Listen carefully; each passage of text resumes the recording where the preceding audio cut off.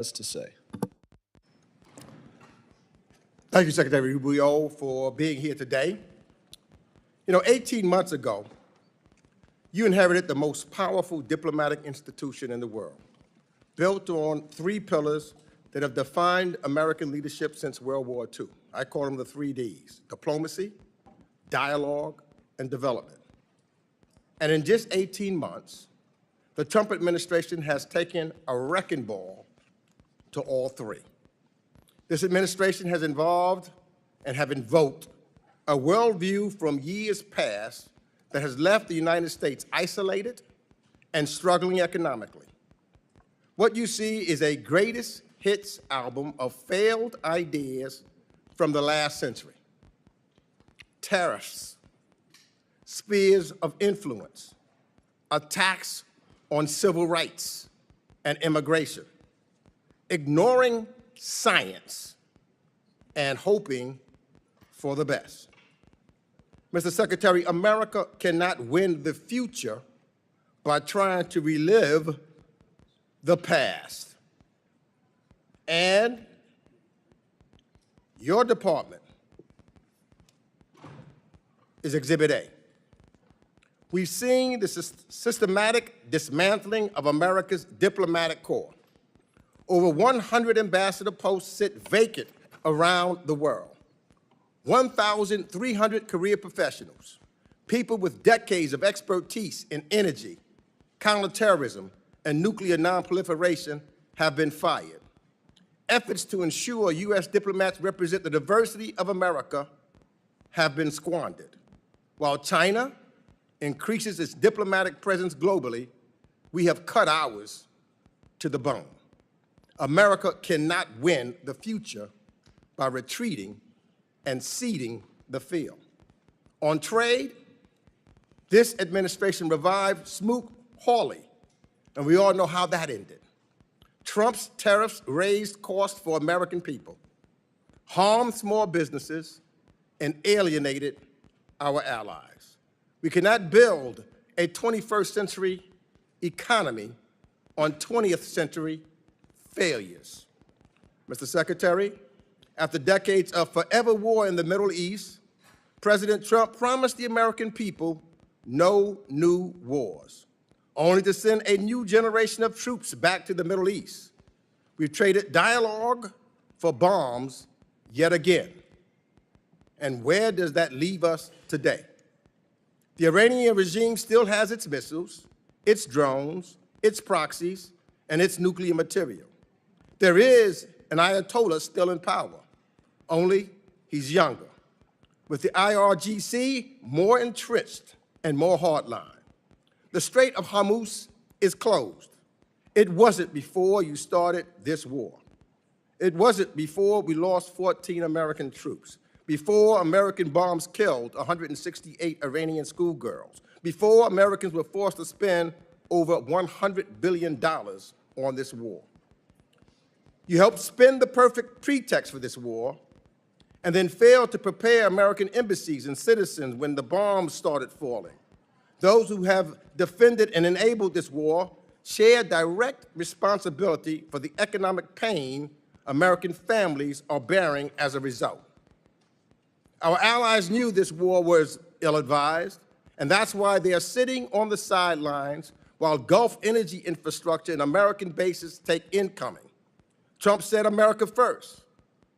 Now America's alone. In our hemisphere, talk of reasserting dominance has meant illegally abducting foreign leaders, installing one autocrat in place of another, bombing boats without due process, and blockading civilian populations. That is not American leadership. Those are not American values. That is behavior we built the rules-based order to prevent. The Trump administration's attack on foreign aid and development efforts remain equally destructive and regressive. This administration's policies have directly contributed to famine in South Sudan and have undermined our ability to respond to the latest Ebola outbreak in real time. HIV rates are rising. Mr. Secretary, these cuts have resulted in the avoidable death of hundreds of thousands of children around the world. And we cannot protect Americans by ignoring science or forgetting what ignoring it cost us before. So, Mr. Secretary, on climate and energy, the story is the same. Ranking member's time has expired. Other members of the committee are reminding that opening statements may be submitted for the record. We're pleased to have Secretary of State Marco Rubio before us today. Your full statements will be made a part of the record. I'll ask you to keep your spoken remarks to 5 minutes in order to allow time for member questions. I now recognize Secretary Rubio for your opening statement. Thank you, Mr. Chairman. Thank you, Mr. Ranking Member, and all the members of the committee for having me. I have a written opening statement. I'll submit it. I'll try to cut the 5 minutes in half if I can. Let's just get right to the point. I think that I would characterize the last 16, 17 months at the State Department as two things: a history of tremendous successes combined with ongoing and difficult challenges. And we will always have ongoing and difficult challenges in the world. Let me walk through them one by one. India and Pakistan were on the verge of an all-out war. The State Department and I personally were involved in de-escalating that conflict and bringing it to an end, a war between two nuclear powers. Thailand and Cambodia were involved in a war. Cambodia, a country we haven't normally had close relations with in a very long time. The U.S., the President personally played a pivotal role, not once, but twice, restoring ceasefires and ending that conflict.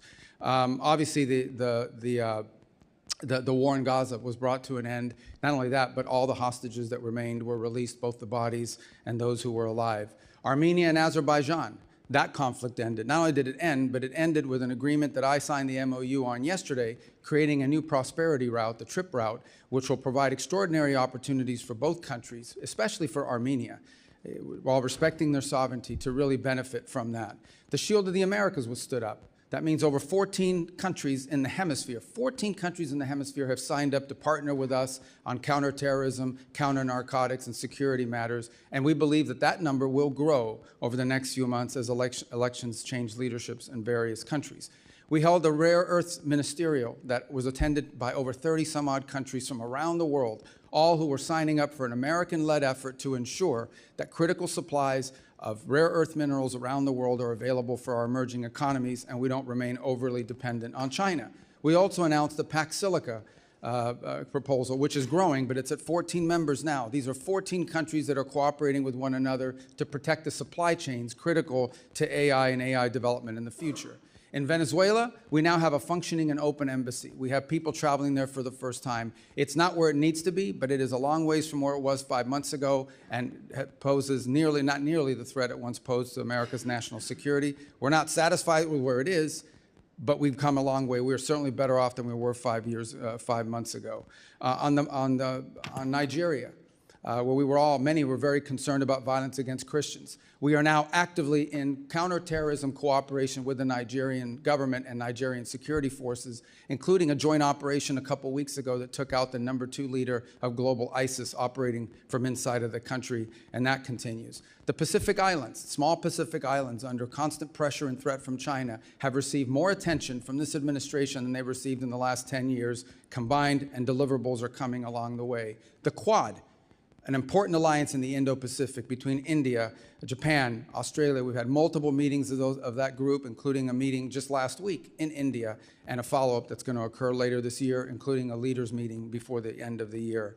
As I speak to you now for the second consecutive day, and for the first time in many, many years, the leaders of the legitimate government of Lebanon and leaders from the government of Israel are seated at the State Department for the second day in a row, and hopefully today we'll produce a joint statement and an action plan on a track for security in that country, independent from Hezbollah, independent from nefarious influence. They had similar meetings last week at the Pentagon at the military level.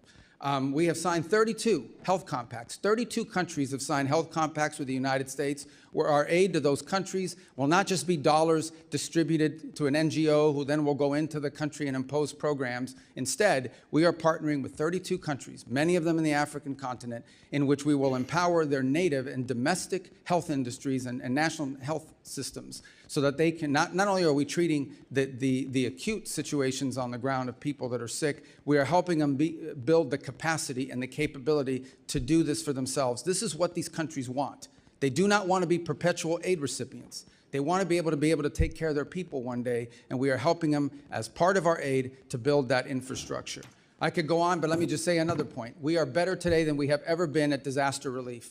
Today, the United States can respond to disasters around the world on a humanitarian basis faster and more effectively than they ever have because of our reorganization. And the proof is our response in Jamaica, our response to 2 typhoons in the Pacific, our ability to quickly deploy within 24 hours and bring aid directly, coordinating with the governments to people, is better than it has ever been because we cut out bureaucracy, we cut out the middleman, and we went right to the point. We still have challenges. On Sudan, remains a very frustrating situation. We remain deeply engaged with the Quad in these negotiations. As many of you are aware, unfortunately, Sudan has turned into a proxy war between multiple countries, and the divisions between the UAE and Saudi Arabia have truly complicated our ability to bring that to an end. What we're focused on there now is identifying 2 cities, or 4 cities, 2 on each side, that will serve as points of distribution for humanitarian aid.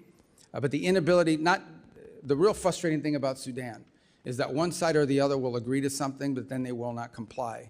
But we remain focused on that, and we have people that work on that full time. We even had a donor conference just about a month and a half ago where hundreds of millions of dollars in pledges for not just humanitarian aid, but reconstruction. We're focused on that. It's an ongoing challenge. On DRC and Rwanda, they signed a peace agreement. Unfortunately, compliance has not been good. We've had to impose a few sanctions on the Rwandan side. We are starting to see some compliance. It's moving, not moving fast enough, but we're hoping to see compliance at some point in the middle part of next month in withdrawing the Rwandan troops from there. Of course, we still have the M23 problem that has to be addressed.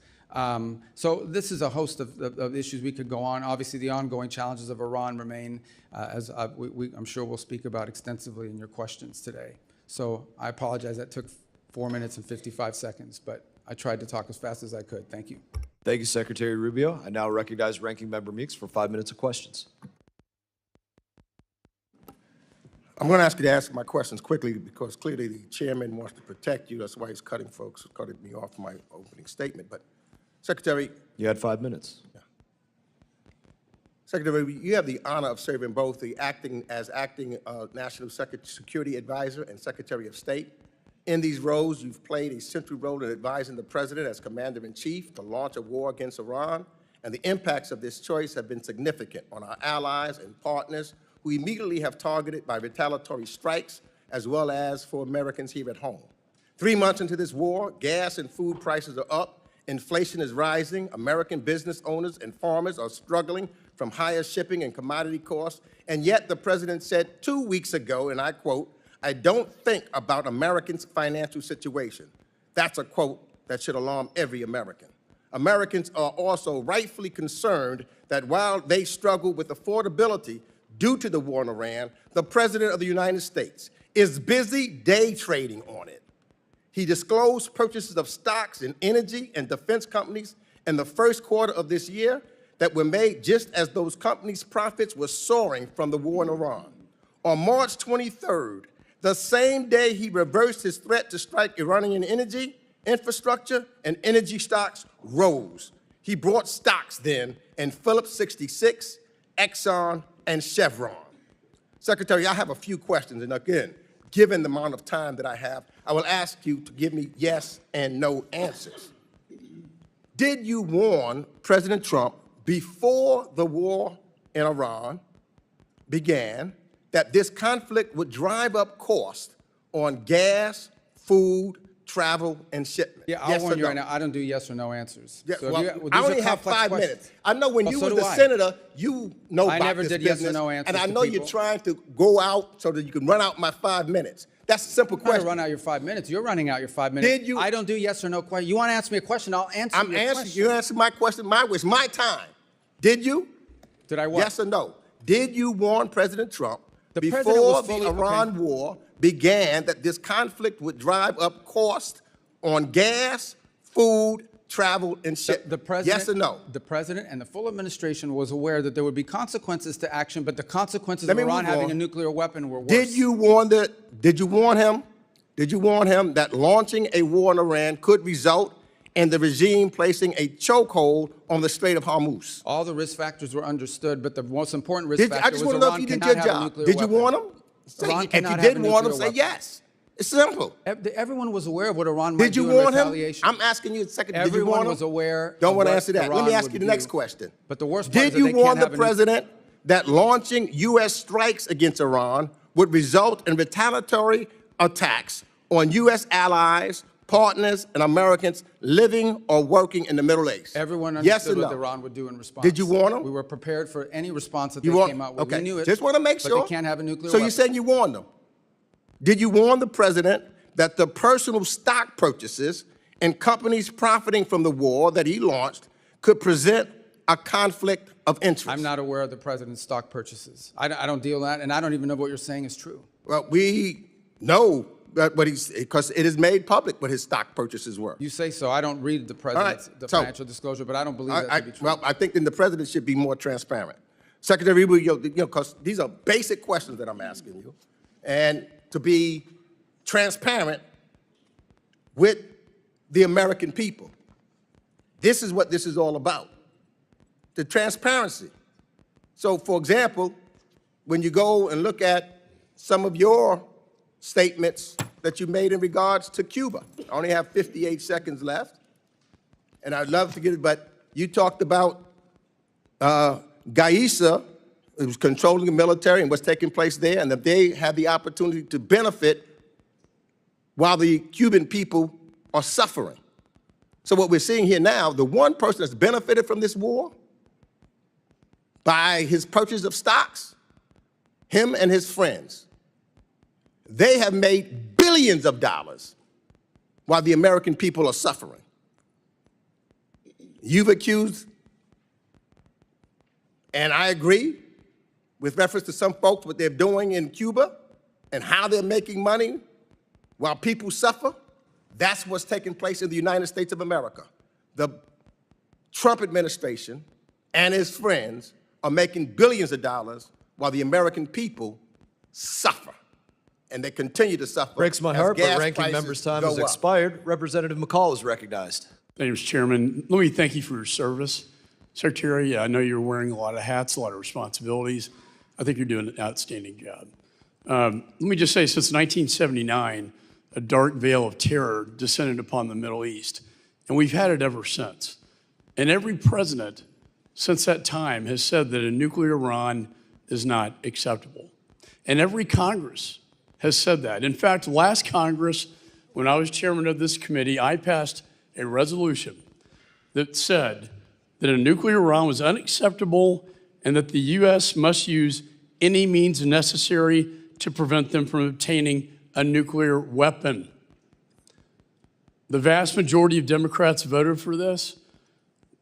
Almost all Republicans. It passed the House floor, a resolution stating that that is not acceptable.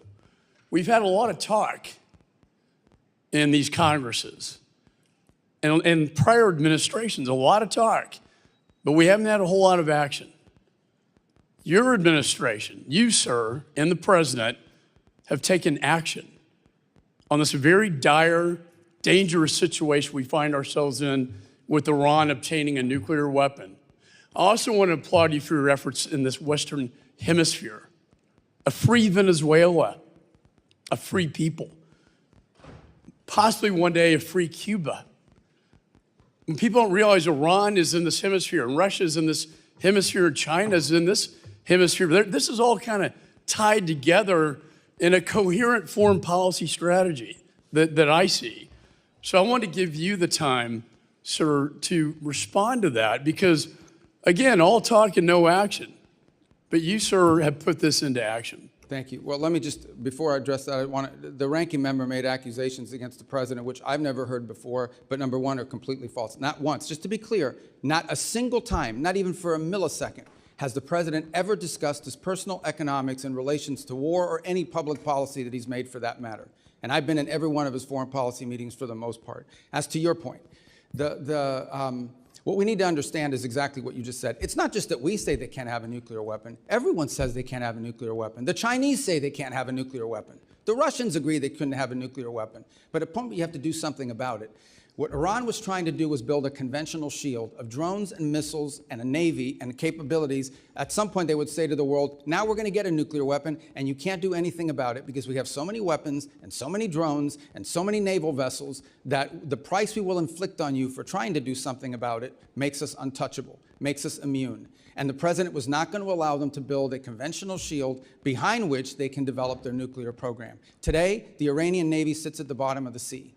They do not have a Navy. It no longer exists. They have no Air Force either. Their missile launchers have been significantly degraded. Their defense industrial base has suffered upwards of 80 to 90% of attrition. It will take years for them to rebuild it. Those are facts. That is the reality. That was the purpose of Epic Fury. It achieved its purpose in degrading that conventional shield. And it has brought them to the negotiation table that hopefully will lead to the point where Iran will give up its enrichment ambitions, will turn over the highly enriched uranium, will stop sponsoring terrorism around the world. You know, and I think the goal should be the fulfillment of the Abraham Accords. We know why October 7th happened, because Israel and Saudi were getting very, very close, and in Iran's perspective, dangerously close to a normalization agreement. And what did Iran do? They lit up their proxies. They lit up their proxies to stop that from happening. I do foresee a free Iran. I do foresee a free Venezuela and a free Cuba, but you have to start somewhere. And I think we're taking the steps so that future generations will thank us for these actions. Look, and on the point of, we would love to see a change in Iran and that they be governed by people, but that was not the goal of our mission. The goal of our mission was to take away their ability to threaten the region with an overwhelming number of missiles and drones that would basically make them immune to any sort of external pressure. And then they could break out to a nuclear weapon. That was the goal. It achieved that from a military perspective. The reality of it remains that it's not just us. The entire world says they can't have a nuclear weapon, but no one wanted to do anything about it. And I can tell you this, they are not going to have a nuclear weapons program, at least as long as President Trump is in the White House. That's been made clear to everyone in the administration from the very top down. It was the motivation behind these actions, and it's the reason why we engaged the way we did. Well, I want to thank you again in the last 10 seconds for your service. I would hope we could unify as a nation behind this. I would hope our allies would unify behind us on this, because they've all said it as we have said it in the past, and yet it was all talk and no action. Representative's time has expired. Representative Keating is recognized. Chairman, for the record, I ask unanimous consent to submit the President's financial disclosure form, which will detail those dealings that were referred to by the ranking member. Without objection. Secretary, thank you for being here. In conjunction with your job, you're also the National Security Advisor with access to the most sensitive intelligence secrets our countries and other countries have in the world. But before this, you had these two positions. You had a distinguished career as a member and a chair for 5 years of the Senate Intelligence Committee up to last year. And you and Senator Warner are some of the most respected and knowledgeable people at that time and voices in the entire intelligence community, earning the trust of Democrats and Republicans alike, Senator and House members, and other countries. So with all your Intelligence Committee experience, and now as Secretary of State and National Security Advisor, and all those years of experience, have you ever, specifically in the context of the intelligence community, heard the name Bill Pulte? In the context of intelligence? That's what I said. No.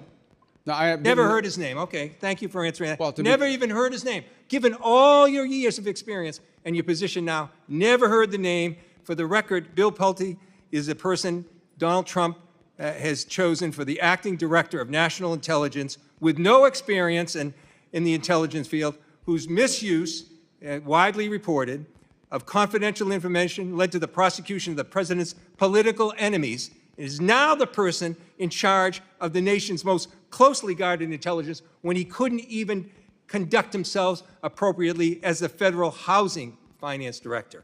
Now, Secretary, have you ever heard of the name Ira Zahari? Who's that? You've never heard the name Ira Zahari? I mean, it doesn't ring a bell off the top. In the context of security? Well, let me tell you.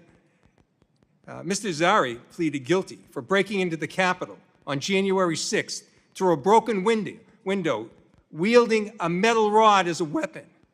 And Donald Trump appointed him to a team at the Pentagon focused on irregular warfare, and of all things, counterterrorism. That's ironic, given that he participated in one of the most significant incidents of domestic terror in our country's history. I think it's shameful, the people that are being appointed, and I think it's also shameful, some of the people that have been fired. Now, I want to move to Iran, because given your nuclear and intelligence background, which is extensive and appreciated and respected, I'm sure you're aware that Ukraine, the country at the time with the third largest nuclear arsenal, peacefully turned over their nuclear weapons in conjunction with the Budapest Memorandum, and in exchange for the U.S. commitment to defend Ukraine if it ever came under threat. The U.S. gave their word to Ukraine they would defend them. And I found this amazing. In your opening remarks, as you took us all over the world, and you mentioned 15 different incidents where you have interceded. 15, the top 15. Not once did you mention Ukraine when you were prioritizing the achievement that's there. Now let me go on. Tried to stay under Let 5 me go minutes. on. Oh, you tried to stay, yeah, please. Well, I It's can not answer funny. that. It's not funny, Secretary. Now, What's not in funny is Iran that- now, Well, you don't. in this Iran you now, can't even I answer reclaim questions my here. time. I reclaim my time, Mr. Chairman. You He's guys make these interrupting me. statements and no one He can is respond. interrupting me. Do something about it. I'm doing it. I'm asking you to reclaim those seconds back. No. Now in Iran, what goes around comes around, Mr. Chairman. Now in Iran, the Trump administration issues a general license to Russia, providing billions in oil profits every month, several billion every month, fueling Putin's war machine. You didn't mention that in your opening remarks. And then this is a war of aggression of Russia attacking Ukraine, which we gave in our agreement. And this is to a country that's assisting us in Iran, Ukraine, and helping a country with a war machine that are aiding Iran against us and putting our service members in jeopardy. Look, we have an opportunity as members just today to vote on the Ukraine Support Act. I hope we do it, and I am confident that we'll have bipartisan support. But I hope this administration will act on its own. They could do things themselves that you didn't mention, like rescind these general licenses, complete a bilateral drone agreement with Ukraine, provide direct military assistance it has access to Ukraine, implement comprehensive sanctions packages, Representative's and condemn time has expired. the aggression. Representative Thank you, Smith Mr. of New Chairman, Jersey for taking is up recognized. my time and squandering it. That's not how a chairman should act. Representative Smith, you're recognized. Thank you, Mr. Chairman. Mr. Secretary, if you need a moment to respond to it. Well, I also didn't mention Cuba because I literally hand wrote what I was going to say to you guys, and I told you I was going to submit the written for the record, and I think everybody understands Cuba's a priority for me. Just on the Ukraine front, I'll address it now if it's okay with your time that I could do so. I think it's well documented that we've been very involved in trying to get the two sides to the table. We've invested a lot of time in it. Unfortunately, so to this point, neither side has been willing to make concessions, particularly on the Russian side, necessary in order to bring peace about. We remain ready to play any role we can in that context of bringing a peace about because we think the war in Ukraine, devastating war, has no military solution. It can only be solved through a diplomatic route, and it's been unfruitful. I would characterize it as the ongoing challenges. That said, let's be clear, we are not, to be fair and to be frank, we are not impartial mediators in that war. Okay? We don't provide weapons to Russia. We only provide weapons to Ukraine. We don't impose sanctions on Ukraine. We only impose sanctions on Russia. So we have clearly taken a side. We continue to sell weapons to Ukraine, by the way, through the Pearl program, unimpeded by what's happened in the Middle East or anywhere else.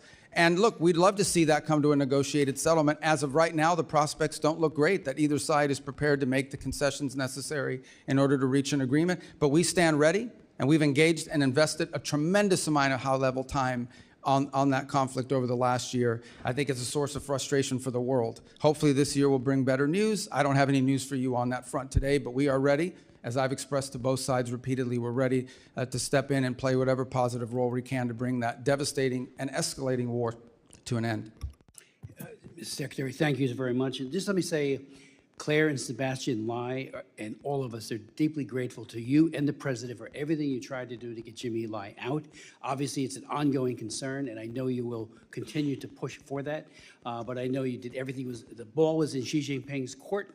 and he unfortunately erred on the side of continued incarceration of that great human rights defender. But thank you for that. Let me say on the Iran deal, I remember sitting right here and on the floor of the House talking about how egregiously flawed the deal was 10 years ago when the Ayatollah was able to get the language dealing with ballistic missiles out of it because he said it would be stupid, his words, and then they built ballistic missiles like never before. On them never having, Iran never having a nuclear weapon, let's not forget that the agreement was in effect until October of this past year. Other nations were still a part of it, and yet they were building a capacity to create nuclear weapons and to use them. And the MAD theory does not apply to them, as we all know. Unlike Russia, Soviet Union in the past, even China, they don't want to be destroyed. With the Iranians, there's this sense of martyrdom that I think is perverse. And so they are not guided by a mutual assured destruction theory that holds both sides in check. Let me just say, too, on the Nigeria, thank you for what you've done there with not just CPC, but the most recent taking out of some of the worst terrorists who are slaughtering Christians, and the numbers continue, but I know you're engaging very, very aggressively there. On the DRC-Rwanda conflict, thank you for sanctioning some of the top people who are committing atrocities, and that just happened a couple of days ago, yesterday, for sure. That shows that commitment there.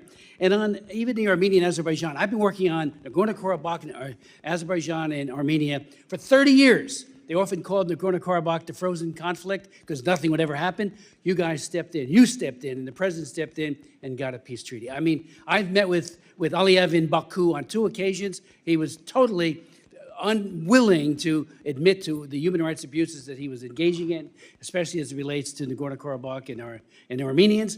You've come up with a solution. Thank you for that. And anything you want to speak to on the DRC or Rwanda or any of these issues, appreciate everything you're doing for this country. There's a full plate of horrible things happening, and we're so grateful you're at the helm. Please. Oh, well, I just on DRC Rwanda, I would say, because just to elaborate on that a little further, as you know, we had an agreement signed and the compliance was not good in that regard. But to be fair, and I know that some other people disagree with this assessment, but we believe it's pretty accurate on the Rwandan side. And so we initiated some sanctions, targeted sanctions on Rwanda. They've come to the table. They've made some commitments.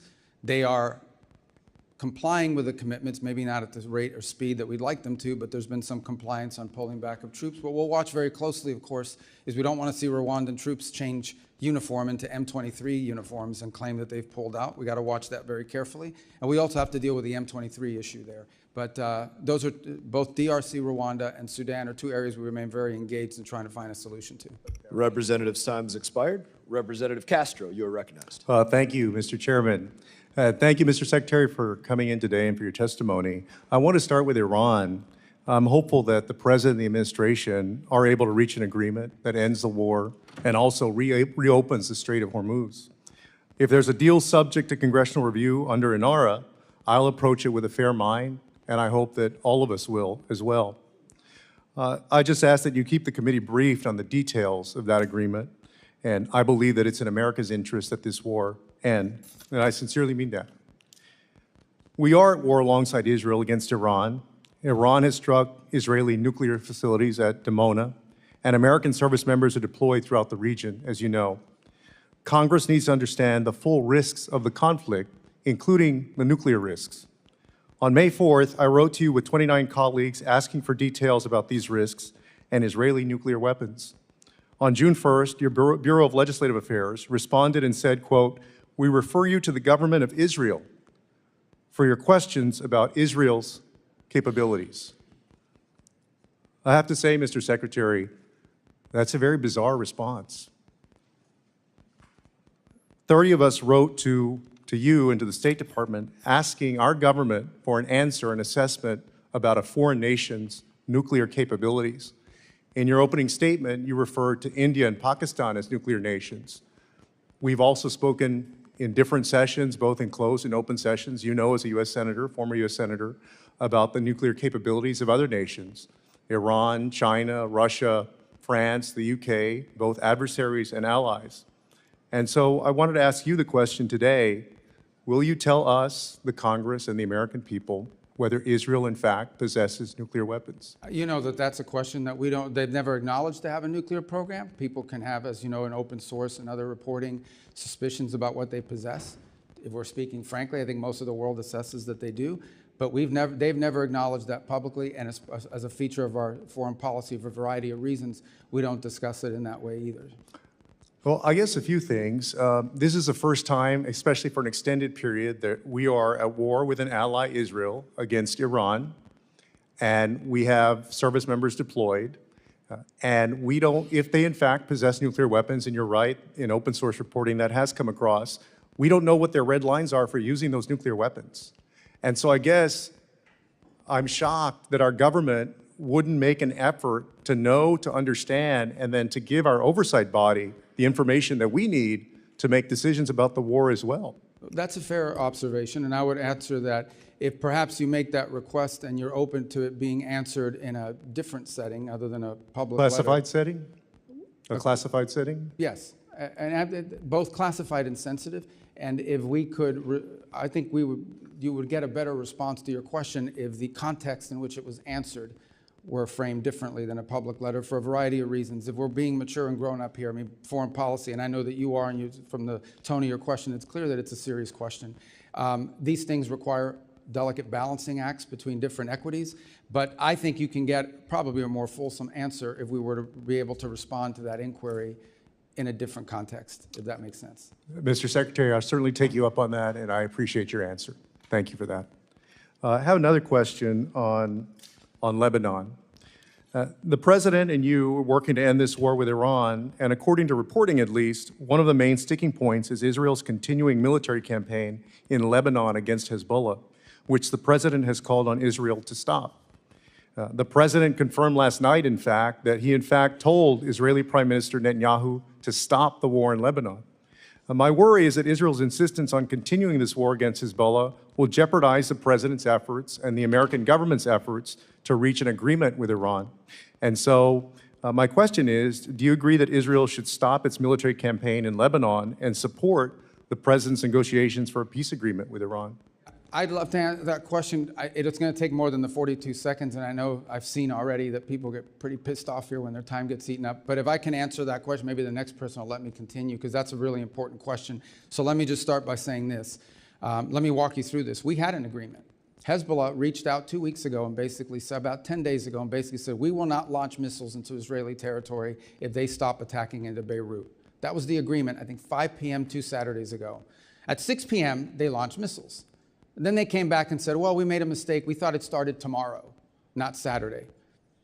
Then they went again and violated it again on Sunday. But also Israel has been bombing and launching throughout. Is that Well, correct? there's two separate things. Actually, Israel has not conducted massive operations in Beirut for some time. What you see them operating is in the south. And what they are, what we've always said, and it's part of the joint statement, we've always said is Israel has a right to act in its defense. So as an example. Well, but so then why did the President have to tell Israel to stop Time has anything? expired. Representative Wilson is recognized. Thank you, Mr. Chairman. Indeed, Mr. Secretary, I want to thank you and recognize that we appreciate the U.S.-Israel alliance, and we appreciate very much the response that's being done against 1,100 missile attacks that have come out of Lebanon, as you've just identified correctly, and they need to know that, and how they don't know that, I don't know. But any attacks that are done by Israel are in response, not initiated. With that in mind, you are serving at a historic time with success of dictators on the run. Dictator Assad of Syria has fled to Moscow. Dictator Maduro of Venezuela is incarcerated in Manhattan. Dictator Khomeini of Iran has been eliminated, joining the 40,000 Iranians he murdered this year. As chairman myself of the Helsinki Commission for Security and Cooperation in Europe, you have achieved unprecedented unity in Latin America, supporting the liberation of Venezuela and soon Cuba. You have achieved historic unity across the Middle East of all countries, supporting American efforts, except for the Republic of Georgia, to oppose Iran and its nuclear capabilities. And in Europe, NATO and the EU are united as never before, promoting defense increases for peace through strength to indeed promote Ukraine victory over war criminal Putin. With that in mind, another region is the South Caucasus, which is critical of the opportunity for the Trump route that you've achieved with Prime Minister Pashinyan of Armenia and President Aliyev of Azerbaijan. What a great achievement that is. With that in mind, though, the pro-Iranian regime and the Chinese Communist Party supported Georgian Dream government, which is illegitimate, threatens American access. There was a rigged election in Georgia. With that in mind, they're facilitating the Islamic Revolutionary Guard and evading sanctions to Tehran. What do you believe should be done to address the rapidly expanding radicalization promoted by the Georgian Dream government in the Republic of Georgia? Let me, if I may, I want to answer the Georgia question. You do And can I all the steal above. 30 seconds of your time to finish the answer to all the Representative above. Castro? So on Georgia, you're right. Everything you've just outlined is our pre-existing concern. Since that time, they have made some steps indicating to us that they want to improve their relations with the United States. We've outlined to them what that would take and what that would require. We've received some positive responses. And so our hope is that we can see a change of trajectory in the case of Georgia from where it is today. We obviously understand all the things you've just laid out as being pre-existing problems for us. They've asked us what will it take to have a better relationship with the United States. We've responded, and hopefully we can build on that basis and perhaps change the trajectory, not just of our relationship with Georgia, but of their behavior. Is it okay if I just take 30 seconds of your time? I apologize.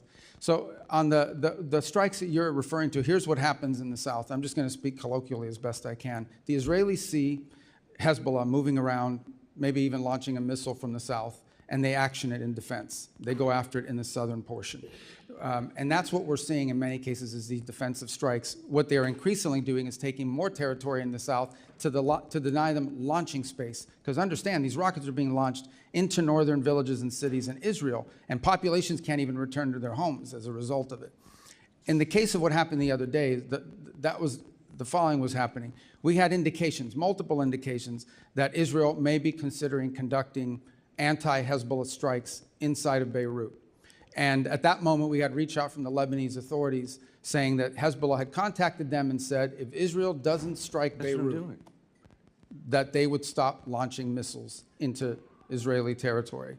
That's the message we got, and that's what the president pursued and said, okay, I had this outreach. If you won't do these strikes in Beirut, they'll stop launching against you in northern Israel. Unfortunately, within an hour or two of that conversation, they launched 2 waves of rockets from Hezbollah against Israel and Israeli territory.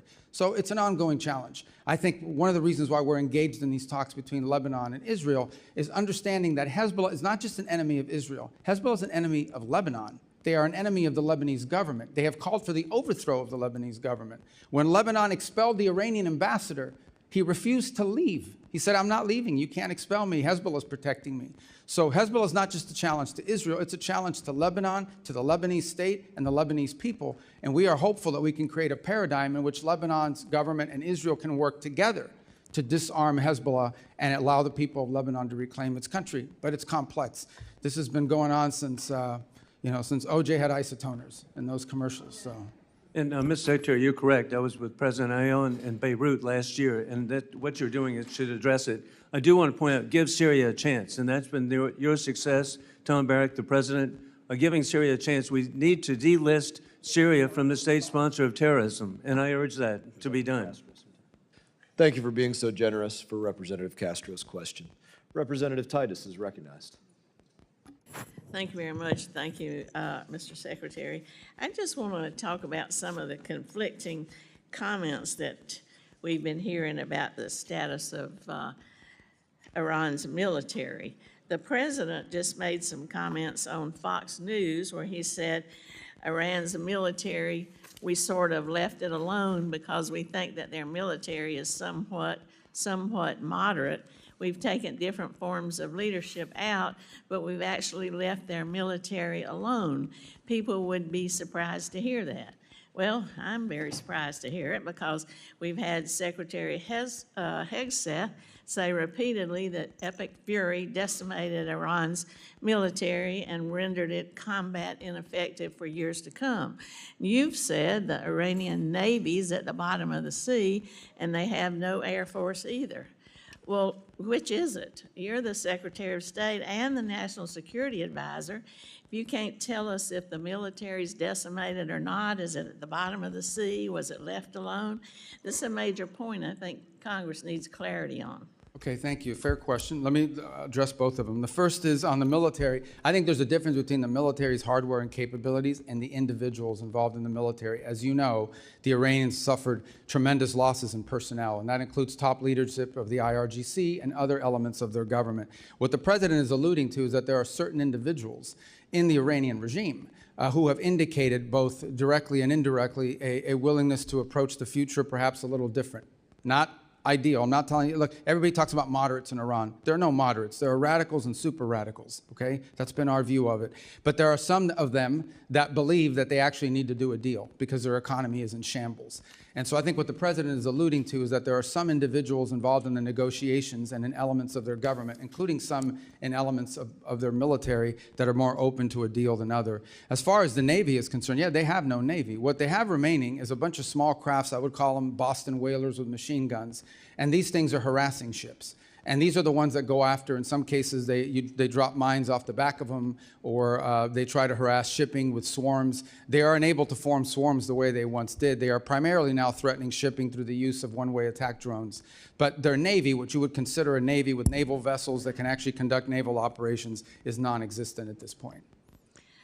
So is the war still on, or is the war off? Well, Epic Fury has concluded. What you're seeing reports of, including last night, is the following. A ship will go through the route, particularly both the northern and southern route of Hormuz. Those ships will come under attack. The U.S. will respond to that attack by shooting down those drones that are trying to sink a commercial civilian vessel illegally and unlawfully. At that point, the Iranians will respond to that by targeting some facility in the region in retribution. On occasion, in order to protect our own forces, we don't just strike the drones, we strike the people who launch those drones. These are completely defensive in nature, but they are happening in response to an Iranian action. If they don't shoot at those ships, we don't shoot. But we have to respond. You have a civilian commercial vessel transiting the straits, and they're being targeted by drones, and these drones are not like highly precise. They could hit any part of that ship, and they could create, including an ecological disaster.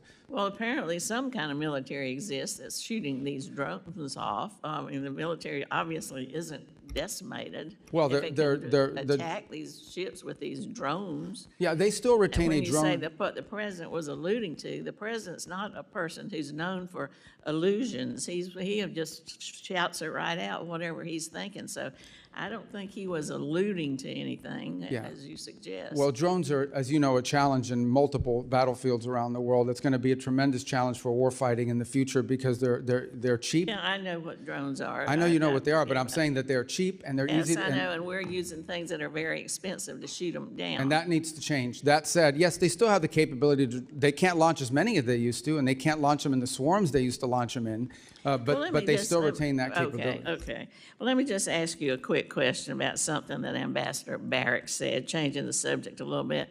He compared Israel to Hezbollah, for one thing. That was a pretty concerning comparison. But also he said Turkey should join the F-35 program. These comments are inconsistent with law and longstanding policy, and I'm just wondering what your position is as Secretary of State. Can Turkey get F-15s and F-35s, or not? We seem to be helping the bad guys and not the good guys. Well, as I'm sure you're aware, Turkey actually was in the F-35 program. The reason why they can't get them is because they purchased the S-400 system That's right. from the They Russians. still have those, and they're still under mandatory sanctions because Correct. of So it. as you know, that's governed by statute. Okay, or not? Well, right now we don't have that choice because it's governed by statute, both provisions of the NDAA and the statute. Out there saying that. Well, Representative's time has expired. Representative Perry is recognized. Thank you, Mr. Secretary. I would give you an opportunity to answer the ranking member, even though he didn't pose it as a question. But I, as an individual, like many on the dais who have served in uniform, thank you for your actions regarding Iran and this administration's action. But if you want to answer it yes or no, you're welcome to. Who started the war between Iran and America 47 years ago? Yeah, remember, these yes or no things I don't like, but I could just tell you Iran has been at war against the United States since the minute the Islamic regime took over. Yeah. And I feel the same way. And again, thank you on behalf and to honor the thousands and 10,000s of Americans who have been murdered or maimed by Iran. Thank you for honoring them. Just moving on to questions, did Pakistan's foreign minister personally deliver a message to you that Iran is prepared to demonstrate a nuclear weapon should the current escalation continue? That's been reported, and I just want to see if I can ferret that out. I've not seen that reporting, and I'm not aware of any such message. Okay, and if there were such a message, would that change anything in America's posture, or not only the message, but the action? Would that change anything regarding our goals Well, I think regarding Iran? the hypothetical question is, if Iran threatened that they're going to test a nuclear device if talks fail, I think it would confirm everything we believe about them anyways. And I think the president then would have to pursue, or at least have to consider various other options that are available to him in that context. But again, I've not heard that message relayed. I don't know the reporting you're referring to. You're talking about a press report? Yeah, I am talking about a press report. I would be surprised if that message had been relayed. I would be aware of it if it was. I would think so. That's why I'm asking, so that's enough on that. I know that the president, look, he's an America First guy. He's concerned about every single American citizen, regardless of their party affiliation or their ideology and affordability. The president is concerned about those things. And I shudder to think what Iran would do if they could, armed with nuclear capability and ballistic missile capability, coupled with that, seeing what they're doing right now, extorting the world economy without those things. So with that in mind, it's been reported that the UAE is building a pipeline to the Gulf of Oman, which would bypass the Strait of Hormuz, essentially doubling their capacity, which would, of course, lower the price and the risk of global fuel transport or oil transport. Do you understand or do you recognize and know what the timeline and a proposed timeline for completion of that pipeline is? Yeah, I'm aware of those efforts. They actually pre-exist the conflict in terms of a desire to do so. These things, I can't tell you specifically. I'm not a pipeline building expert, Right. but I can tell you it certainly is going to take more than a week or a year. I mean, these are complex. I think the broader point, which your question touches on, is I do think you're going to see a reshifting of where the world gets its energy from in the aftermath of this conflict. You're already beginning to see some of it now. I think you're going to see the United States be a bigger energy provider to the Indo-Pacific. We have the capability to do so, but it's going to take some time to build that capability. So I think you're going to see more of that. And I think you're going to see the establishment of more of these alternative routes as a result of this. Remember, only about 20% of global oil goes through the Straits of Hormuz, but it is about 80 to 85% of the oil that goes to the Indo-Pacific. So in those particular countries, I think you're going to most definitely see them buying more from other places, including the United States. And that's going to lower the cost for everybody, which is great. Secretary, just moving on, you're of Cuban descent, of Colombian descent. Can you describe, and Cuba has been a sore... Are you really Colombian? I didn't know that. Yes, oh, wow. Indeed. But Cuba has been sowing the seeds of discord in our hemisphere, inviting China, Russia, North Korea, all manner of communist, oligarch, bad actors into the hemisphere. If you can describe, generally speaking, what the policy where we're headed with Cuba as the United States of America. Where are we headed, and what do you envision being success, and how do we measure that? In 56 seconds, I will tell you what we want for the people of Cuba is to be able to live in a normal country. You're here. I want them to live in a country that looks like the Dominican Republic, like Jamaica, like the Bahamas, like any of these other places where people can own their own business, people can vote for their own leaders. By the way, that's not my desire. That's the policy of the United States. That's enshrined in statute. Here's the problem, and we're willing to do this through a diplomatic means. The problem we have is that country's not controlled by a government. That country's controlled by a military conglomerate that basically controls 70% of the nation's GDP, and none of the profits of that conglomerate goes into the public treasury. None of that money goes to build bridges and roads or to reinvest into their energy infrastructure. All of it goes to build more hotels for tourists that aren't coming and to line the pockets of the people that are involved. So that has to change. My question, I think we all can envision what we want Cuba to look like, and it doesn't have to happen from overnight. Okay, we understand they're not going to go from being what they are now to turning into Belgium or Switzerland in one day to the next. It takes time in these processes. I just don't believe, frankly, at this point, given everything we've seen, that the people in charge of that conglomerate and of that government are capable of making these reforms, at least not yet. Their mindset isn't there. Their incentives aren't there. They have spent, 60-something years waiting us out and holding on, and I think they can still get away with it, and they can't, and they won't be able to. Time has expired. Representative Liu is recognized. Thank you, Secretary Rubio, for being here today. You have been at multiple meetings with President Trump. In a moment, I'm going to show you a video of one of these meetings. It is from last December. It's a cabinet meeting. I'm going to ask you to focus on President Trump, and you will see that he is sleeping while you are talking. Oh, my God. Please show the video. Products they make and what American farmers grow and produce has a fair shot to be sold around the world. On issue after issue, that's been the case. You talk about foreign aid reforms. This is not our money. This is taxpayer money. Secretary Rubio, have Not you sleeping. been at more than one meeting where President Trump has fallen asleep? That's false. That's false. I've never seen him fall asleep. On the contrary, the guy doesn't sleep, which is a big problem because he calls me at 2 in the morning, he calls me at 5 in the morning. And you know, I like to sleep a little bit, maybe not 12 hours, but at least 6. So he works. The other day he was at the Oval Office until Secretary Rubio? 12:30 p.m. 12:30 a.m. I don't know what you're talking about. Secretary Rubio, I'm going to show you in a moment a video that shows you just lied to Congress. Oh, okay. So this is a video of a cabinet meeting literally from last month where Donald Trump is sleeping while you're talking.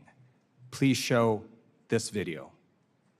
Coalition of countries that line up behind the peace deal, behind the border peace, and it's still every day is a challenge, but it's been driven personally by the president. It's the reason why we're involved in this whole Ukraine-Russia conflict. That's not our war. It's not the president's war. This war started, it never would have happened if you'd been president.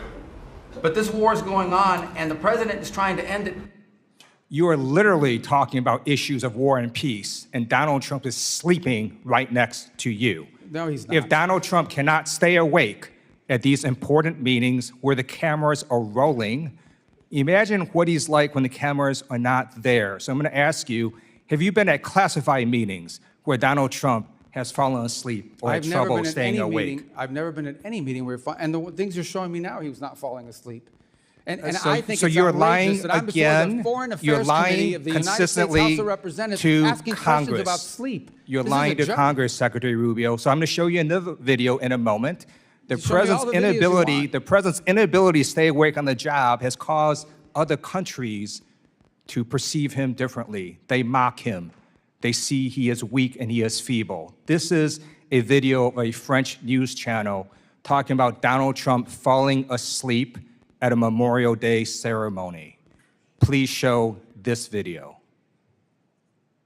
Well, Mark, a video that appears to show Donald Trump falling asleep at a Memorial Day ceremony this Monday has been circulating heavily online. And internet users have a lot to say about it. It's also reignited rumors about the state of the US president's health. Now, in the video, social media users say that Trump is fighting sleep whilst he listens to the speech given by Defense Secretary Pete Hegseth, and that his eyes appear to be closed for a large portion of the ceremony. Now, we need to remember here that this is a ceremony to honor and remember those US military personnel who have died while serving in the armed forces. And the idea that Trump was asleep at a somber ceremony like this, well, that has triggered outrage online. Donald Trump's inability to stay awake on the job shows that there's something very wrong with his health or cognitive abilities. And in fact, on a number of occasions, Donald Trump will contradict himself in literally the same meeting or interview. In this video I'm about to show, it shows that Donald Trump says the Iranian military is both destroyed and not destroyed at the same time, something that Dina Titus alluded to. Please show this video. Of leadership, we've actually left their military alone. People would be surprised to hear that, because mistakes have been made in wars where you wipe out everybody and then you have a country that's, for 40 years can never rebuild. You look at what happened with Iraq. We did so. Iran is in a very bad position. They have no military. All they have is good talk, and they have a fake press. So, Secretary Rubio, instead of holding North Korean-style cabinet meetings where everyone goes around the room kissing Donald Trump's ass, I'm going to ask you to come clean with the American people and the White House as well. There's something wrong with Donald Trump's health or cognitive abilities. There's a reason he keeps going to the hospital and they keep giving him cognitive tests. We have not seen the president in 8 days. The American people deserve the truth. I yield back. I don't even know how to respond to that, other than to tell you that it's absurd and ridiculous. And I can't believe we're in a Foreign Affairs Committee meeting in front of the House, an important time in American foreign policy. Just keep lying, answering Secretary Rubio. questions Just keep from lying. Supposedly someone who thinks he's a medical expert when he's not. The truth of the matter is we had a cognitively impaired president in office a few years ago. That's a cognitively impaired president, but I don't like to talk about that because it weakens America. This president we have, this is a guy that literally doesn't sleep. He works day and night, long hours, every single day. I don't know if you haven't seen him in 8 days. I saw him yesterday. I didn't see him yesterday because I was in Congress the day before. I talked to him at all hours of the day and night. He works inhumane hours. Okay, I've been on foreign trips with the president that he doesn't sleep in the whole flight. And everyone else is sleeping on the plane, and he's, wandering the hallways looking for someone to wake up and talk to that people are. So I don't know what you're referring to, but he has an incredible amount of energy. I'm just telling you, you may not like his policies.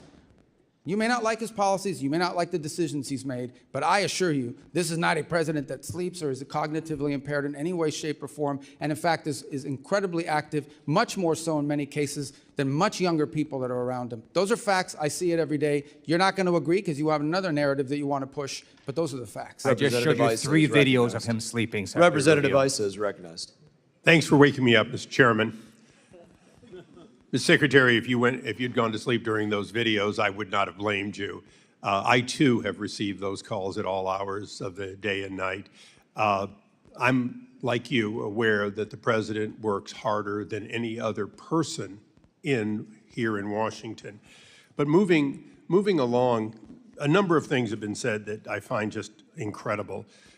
First of all, the whole question on whether or not we support Lebanon and whether or not we support Israel. Is there any real contradiction between what Israel is trying to accomplish and what your aid to the Lebanese armed forces over decades is trying to accomplish? Contradiction? Is there any light between those two efforts? They're aligned. What we would like to see is a Lebanese armed forces with the strength and the capability to disarm Hezbollah and reclaim the entirety of the country on behalf. The country should only have one armed forces. It shouldn't have an armed political party, which is what Hezbollah is, and then the LAF, the Lebanese Armed Forces. So and the Lebanese want that too. And that's what we work very closely with them on, and that's what our engagement with the Lebanese is about. And Mr. Secretary, just for the record, in one of the last times I was in Israel, I asked Prime Minister Netanyahu if we should cut off aid, as some have said, to Lebanon. He said, to Lebanese armed forces, he said, no, give them more. Give them what they need to take back their country. So I do believe that we couldn't be more aligned with the efforts of Israel and the present government of Lebanon. Moving along, you did a great job of going around the world and outlining the mess that was left to you as you pick each of them up. One that you didn't touch on that I'm concerned about is actually a democratic one, which is the democracy of South Korea has taken a strong bent to the left, opening up more avenues toward China and, in fact, beginning to oppress many of our companies, including Meta, Coupon, and others. Can you tell us what can be done and what this committee should do with countries who, through democratic means, are beginning to become anti-U.S.? Right. So there are a couple points I would make. The first is that, and this is the unique aspect of dealing with democracies, and we see it in our hemisphere quite often. Sometimes in a democratic country, they will elect leaders that are friendlier to U.S. national interests, such as what we have now in Japan. And sometimes they will elect leaders that have a different perspective. We respect the sovereign choice of the people of that country. That's a legitimate election. That's who they chose. In those instances in which a democracy and their elected leaders are taking positions that run contrary to the national interests of the United States, it doesn't mean we want to overthrow the government or get rid of the government because it's a democratic government. It simply means we have to engage them in the fact that they are doing things that are irritants to our national interests. You point to some of our companies. Our companies aren't just facing challenges and, I would say targeting in South Korea. They're facing it throughout Europe. And the European Union, as an example, is targeting our technology companies and conducting what we believe is unfair. So I think this becomes a feature of our engagement with South Korea, even as we have things that we're strategically aligned on. These are areas we've expressed and I think have, frankly, impacted our ability to conclude a trade agreement with them because of some of their behavior towards American companies. Iran obviously was going to dominate a part of today, and I'd like to close my questioning with a question for you. In 1979, if my math is correct, you were 8 years old when they took our embassy and then lied about it, claimed it was students doing it. That's 47 years ago, has been said many times. Is it fair to say that President Trump, no matter what the people on the other side of the aisle want to say, is not in the 60th or 70th day of action, but in fact in the 47th year of an ongoing war with Iran that has spread to Yemen, to Lebanon, and even to South and Central America? I think I would start, well, absolutely, first of all, with Hezbollah. Hezbollah is an agent of the Iranians, and they've carried out terrorist operations around the world, including the recent anniversary of what they did in Argentina, the Jewish Center. But let's not forget those IEDs that were used to maim and kill our troops in Iraq were all innovated by Soleimani and the IRGC, which strongly supported that. Let's not forget that we have these Iranian proxy militias operating inside of Iraq that as recently as 2 months ago kidnapped an American journalist. And let's not forget that there are people that are both charged and convicted in the United States for participating in Iranian assassination plots against the president and against other former and current government leaders. So we've been facing this from Iran for 47 years in a variety of ways, some more open than others. Thank you. And Mr. Chairman, I ask unanimous consent that the Wall Street Journal article entitled "South Korea Takes a Hard Left Turn Against America" be placed in the record. So ordered. Thank you. I yield back. Without objection. Representative Jacobs is recognized. Thank you, Mr. Chairman. Mr. Secretary, good to see you. I'd like to talk about the war in Iran. Yesterday, in your Senate testimony, you told Senator Booker that the war in Iran is over. This is news to me. It's also news to my 2,500 constituents, Marines, San Diego Marines in the Middle East off the coast of Iran, the other of my constituents who are deployed there, and the thousands more of my constituents who have 48-hour deployment notices whose families are still very concerned. But okay, I will take you at your word. If the war is over, I have a simple question. Who won? First of all, Epic Fury is over, which is what you would consider the war. That operation is So you agree it's a war, then? No, those are hostilities. They called it a war. Okay. I'm just responding to the Senator Mr. Booker's Secretary, question. you can change the name of the operation. It doesn't change the fact that the strait is still closed and my service members and all of our service members are still in harm's way. The war is not over. But I'm agreeing with you. Okay, fine. We're taking you at your word. The war is over. Who won? Well, first of all, you're not taking me at my word. It's a fact. We're no longer conducting sustained strikes inside of Iran to degrade their military because Epic Fury is over. The second point is on the question of who won, I can tell you this. We defined victory as destroying their defense industrial base, significantly reducing the number of missile launchers that they possess, significantly reducing their stockpile of drones. And we achieved all of those in addition to destroying what they had left of an Air Force and wiping out their entire conventional Navy. Those are all gone. So I consider that victory, and we did too, and that was the purpose of Epic Fury. Okay, well, good. Based on the metrics that you just said, okay, there's actually, our intelligence community has said that Iran is reconstituting its military industrial base faster than we had predicted, and analysts assess it still holds roughly 70% of its missile stockpile and 70% of its mobile launchers. The Strait of Hormuz was open before the war. It is now closed. We have lost 14 brave American service members, over 400 are injured, and the Iranian regime remains largely intact, but now with a more hardline leader who has more incentive to try and get a nuclear weapon. So I guess I have to ask you again, Mr. Secretary, does this actually look like winning or losing to you? Well, first of all, I don't know what intelligence assessments you're referring to. We wouldn't discuss intelligence assessments if they were real. These have been publicly reported. Well, if they're publicly reported, someone committed a crime, and by the way, is also lying. And this happens all the time. People manipulate intelligence and analysis for purposes of furthering a narrative. On your point about the regime is actually deeply fractured, which is why it takes 7 to 10 days to get an answer from them for anything. Meanwhile, they fractured, but still intact. Well, intact in the sense they can't even reach agreements that they can get back to us. So I don't know how intact that is. What they have is people that are afraid to go into the streets. Their repressive operations have held people back, in addition to the fact they've cut off the internet. But this is a country right now, in this regime, that is facing hyperinflation, a completely devalued currency, hundreds of billions of dollars in damage to their military infrastructure. And frankly, all of the pre-existing problems that Iran had in their economy, which is why people were protesting, are worse, not better. Sure, and but they have to deal with that too. Mr. Secretary, so you're saying we're winning because the Iranian economy has inflation, it's cost them millions of dollars a day in lost revenue, and because it's going to cost them billions of dollars to rebuild. Well, we are having inflation. It's already cost us an estimated $100 billion.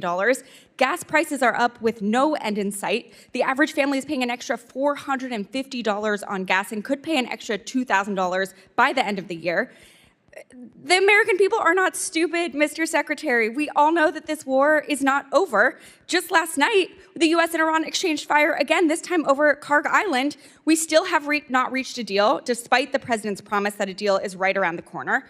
The president even said today the blockade could last until Labor Day. It's now day 97 of the war that the president said he wanted to end quickly. So I have one last question for you.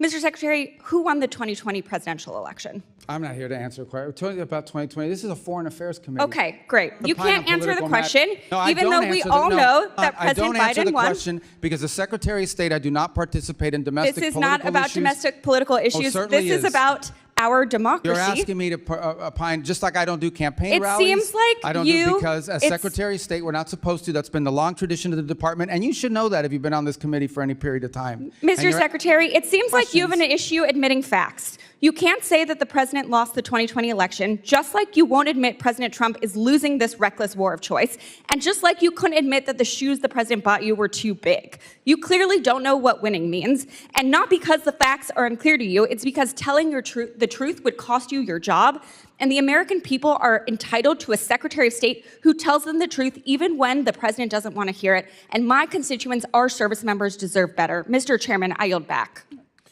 I don't know what shoes she's talking about. What is she talking about? Representative Burchett, you are recognized. Thank you, Mr. Chairman. If you'd like to answer any of that. Yeah, I don't know about the I'll shoes. give I mean, you a he gave me minute. some Florsheim shoes. They're actually pretty good. They fit fine. I don't know what she's talking about, and maybe that's what she's referring to. Your shoes look very nice today, Mr. Secretary. How can you see them? They're way down here. We're talking about shoes. Are you guys kidding me? I mean, is this the Foreign Affairs Committee, or is this like a circus? What is this? I think it's a Let's go. circus, but I appreciate you being here, Mr. Secretary. The United States is NATO's largest financial contributor. Why does NATO consistently ignore our call to share more of the defense burden in Europe? And is it our national interest to continue participating in NATO? Well, I can give you the why, okay? And the why is pretty, and is the following. Especially in Western Europe, for the better part of 20 or 30 years, they have not had to spend on defense because the U.S. security shield has allowed them to instead spend their money on building up a very vast and robust social safety network. In my time as a senator and before that as a state representative, you would hear often from constituents about how come they have this and that in Europe and we don't have it here. Well, one of the reasons why is because these very rich countries were spending their money on social programs instead of defense because we were covering their defense. That paradigm has to shift. It has to shift for two reasons. The first is these are very wealthy countries that should have the ability to spend more to build up their defenses and need to. And this is not unique to President Trump. Multiple American presidents in both parties have complained about NATO burden sharing. This is just the first president that actually is doing something about it. The second point is the United States has global obligations. Just as I can leave a meeting with Europeans that want to talk about NATO, and the next meeting will be with someone from the Indo-Pacific that would like to see a greater U.S. military presence in the Indo-Pacific. And then you can talk to Gulf partners that want to make sure we're still committed to defending and being involved there. And then you can go to Africa and talk to countries that want to see our cooperation on counterterrorism. And then you can go to the Western Hemisphere where they want us to do more with them as well and pay more attention. So the U.S. has global obligations, and while we have vast resources, we do not have unlimited resources. We have to allocate them, and that will include constantly re-examining what our force posture looks like in Europe in comparison to other theaters and potential contingencies around the world. Thank you, Mr. Secretary. I also wanted to thank you in the White House for supporting the bill that I've been pushing to defund the Taliban. You're very kind to me to meet with me, and I appreciate that very much, and the President's support as well. As you know, we're the UN's largest financial contributor, but it consistently pushes liberal policies like abortion and gender ideology in spite of our opposition. And every time there's a new council or whatever, and it's always our enemies that seem to be on there. Why is the U.S. still a member of the United Nations? Of the United Nations? Yes, sir. Well, twofold, I would say. The first is United Nations, of course, is a very frustrating thing for us, primarily because it's been unable to intervene or play a constructive role in most of the major crises around the world. It's lost its purpose, it's lost its mission. I think our UN mission is doing a very good job of driving substantial reforms at the UN and using our fees as leverage to achieve those reforms. Last year, actually, we had some pretty substantial successes, some real reductions in the size, in the bloated budget of the UN. And by the way, this is not just a U.S. position. Multiple countries agree with us that the UN had grown too large and it lost its core mission. On the other hand, there have been instances, and we try to use the UN where possible as a viable forum in which to solve problems. It was helpful as a forum in the Security Council, for example, in standing up the new mission in Haiti, in which the U.S. contribution is dramatically reduced and partner nations around the world, because of the UN approval, are now able to step forward and provide not just money, but actual troops for the gang suppression force.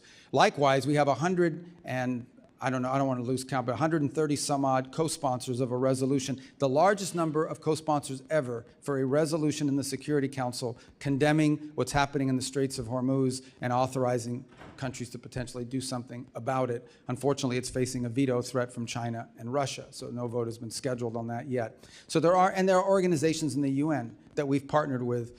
We've been able to partner with them on making contributions to humanitarian relief around the world. And we actually struck a pretty good deal with them in which we can ensure that that money is going to be spent in a way that furthers our national interest, not go to fund the NGO industrial complex, but also provide aid, critical aid to areas that badly need it. So there's been some utility with some of it, but the UN is in need of continued dramatic reform, and we intend to continue to use our fees that they claim we owe as leverage for that.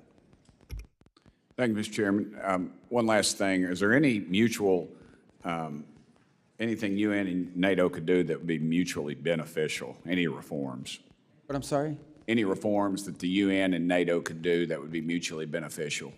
Well, with NATO, it's a much deeper conversation that involves basing rights that have been denied to us by a handful of countries. And I think this is just it's going to feature prominently in the meeting in Turkey, as it did last week in the meeting with the foreign ministers.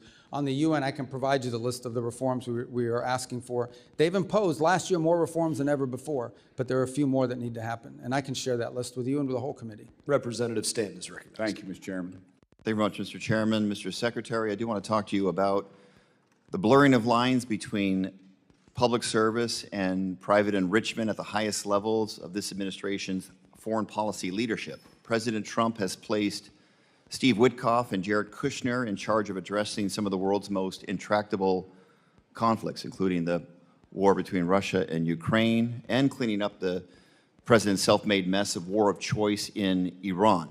Let me start with Mr. Witkoff, Trump's special envoy to the Middle East. He co-founded the cryptocurrency venture firm World Liberty Financial alongside President Trump and President Trump's children. Days before President Trump's inauguration, a firm controlled by a member of the royal family of the United Arab Emirates, Sheikh Takhnoun, bought a 49% stake in the company. That was a $500 million investment. 31 million of that went straight to the Witkoff family.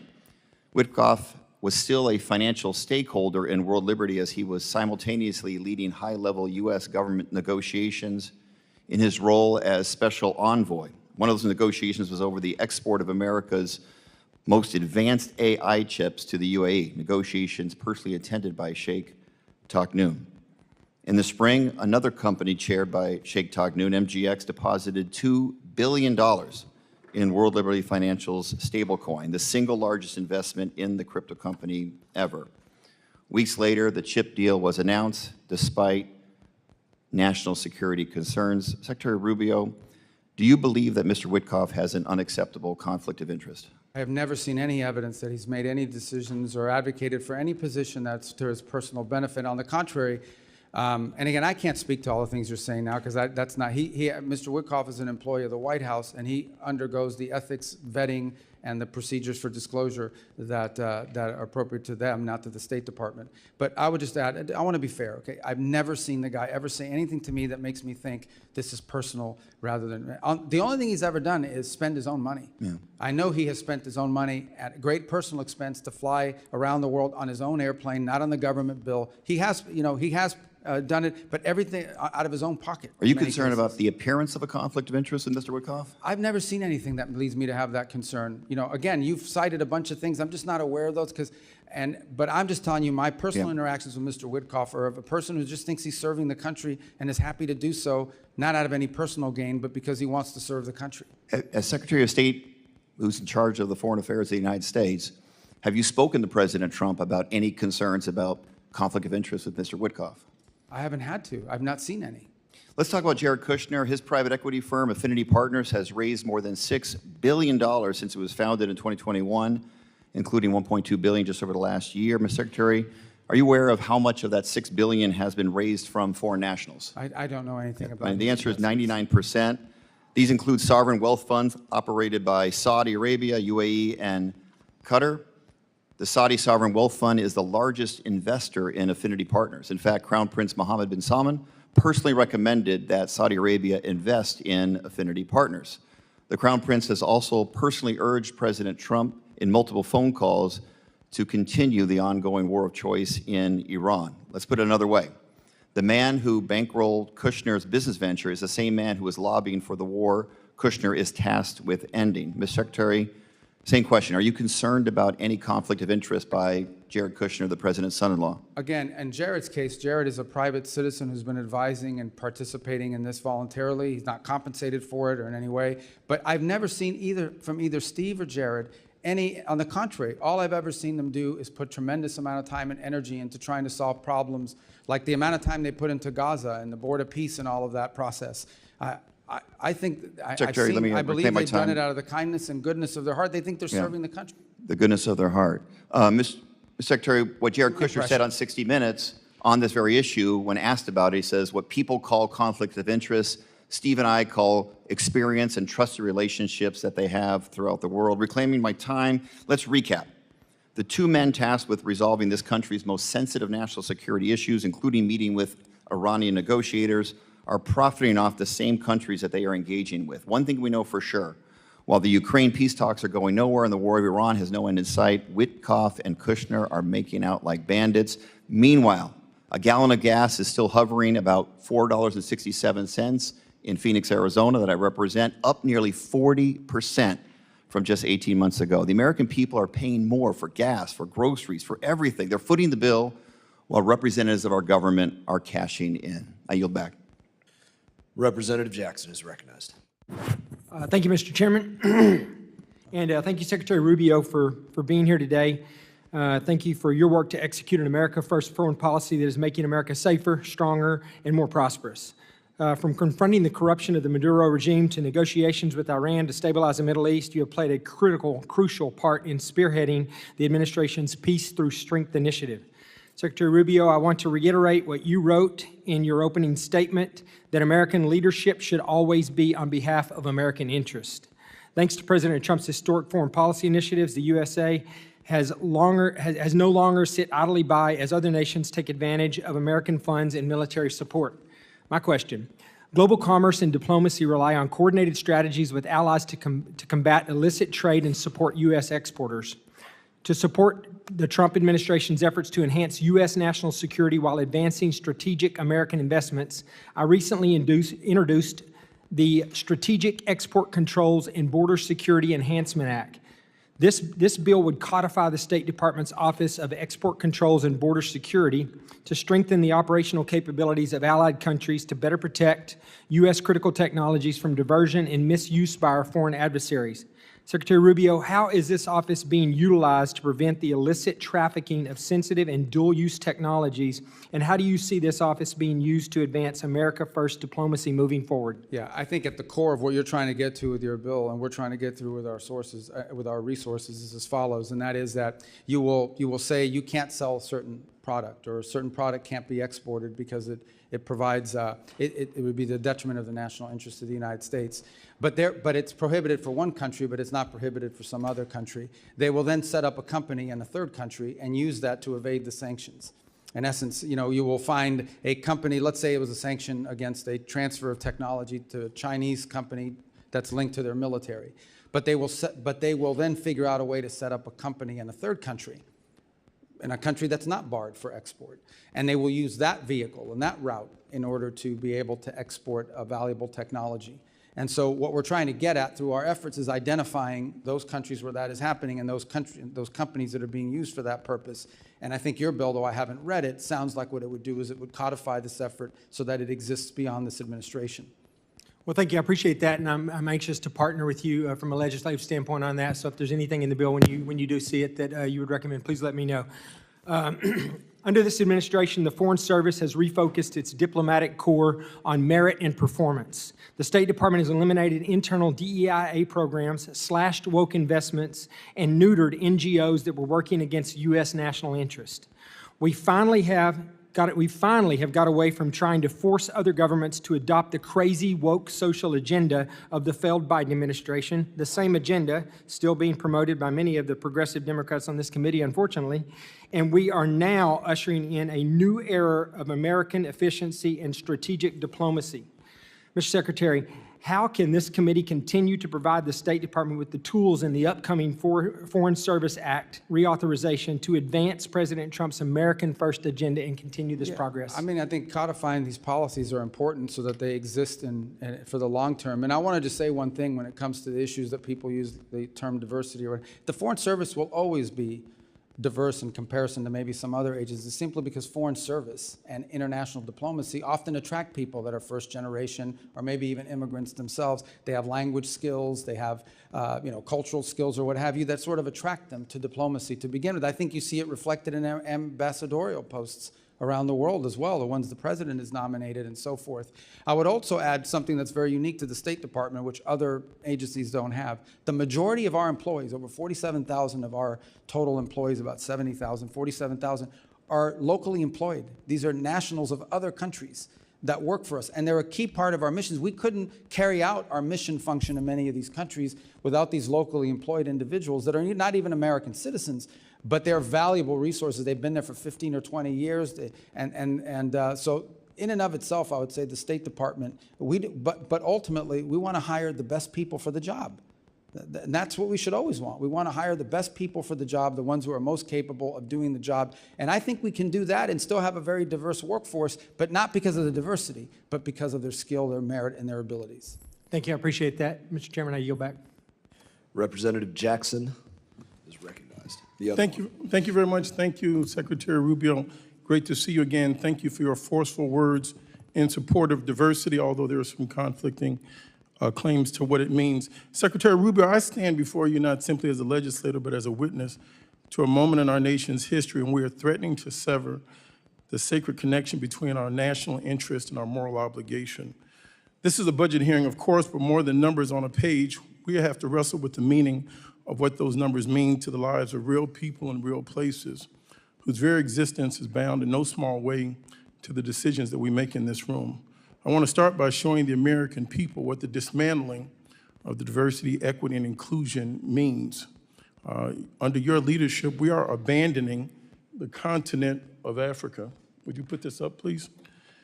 The question is not what can we afford, but what we are willing to become. Under your leadership, the U.S. effectively has closed 31 consular operations across Africa and has 34 ambassadorships vacant. Under your leadership, we froze student, refugee, and valid visa processing to 26 African nations. Under your leadership, we have raised the tariffs on 30 emerging economies. Under your leadership, we have pulled out of the pandemic and healthcare aid for over 40 countries. Our diplomats used to operate in every region, culture, and society on earth. A workforce that reflects the diversity of our country is not a political objective.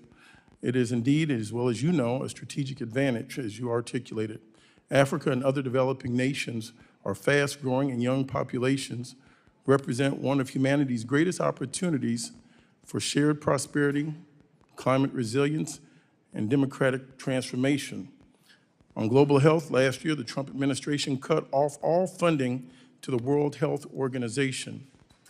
However, to prevent diseases from reaching our shores, the U.S. still needs the global outbreak and disease surveillance functions that the World Health Organization offers. Diseases, as you know, do not need passports or visas.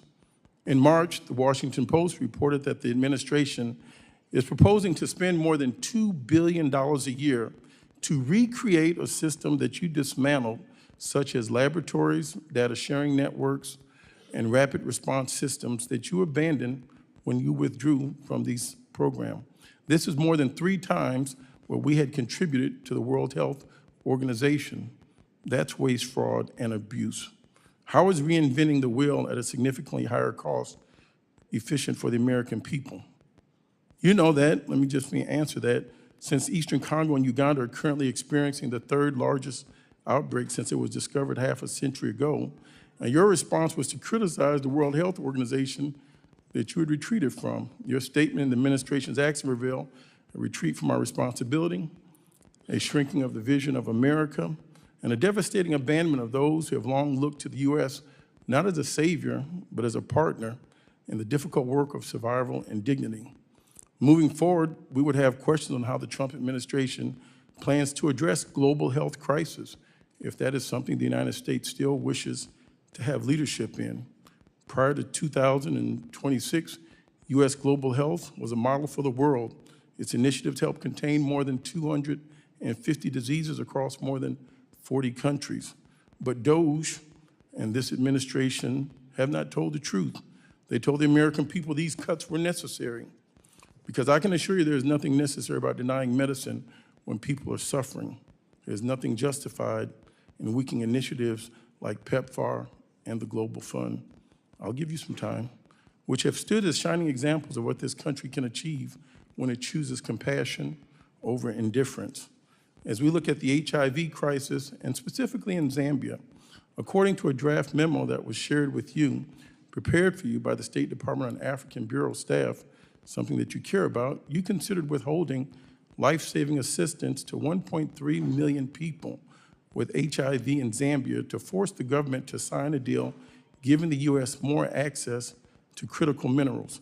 Do you consider it acceptable to use life-saving HIV/AIDS treatment as leverage for economic advantage? And in closing, over the Easter weekend, I was in Cuba doing an oversight to see, and your State Department refused to meet with members of Congress while they were out gallivanting and partying. In closing, I would like to ask you, will you invade Cuba? I yield back. Well, I have 1 second to answer. What do I do? I mean, you guys tell me your rules here. I tried to write down all the Will stuff you invade said, Cuba?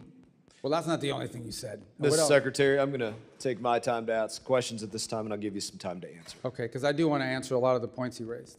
So my questions are going to bear on this. I think there is a significant difference in the State Department today, and since you've taken the reins, versus the State Department under Secretary Blinken and under President Joe Biden. I'd like you to expand upon the changes that have been conducted. I think it's also incumbent for us to speak about things that just not everybody follows these things all day. I spoke about these things a little bit in my opener.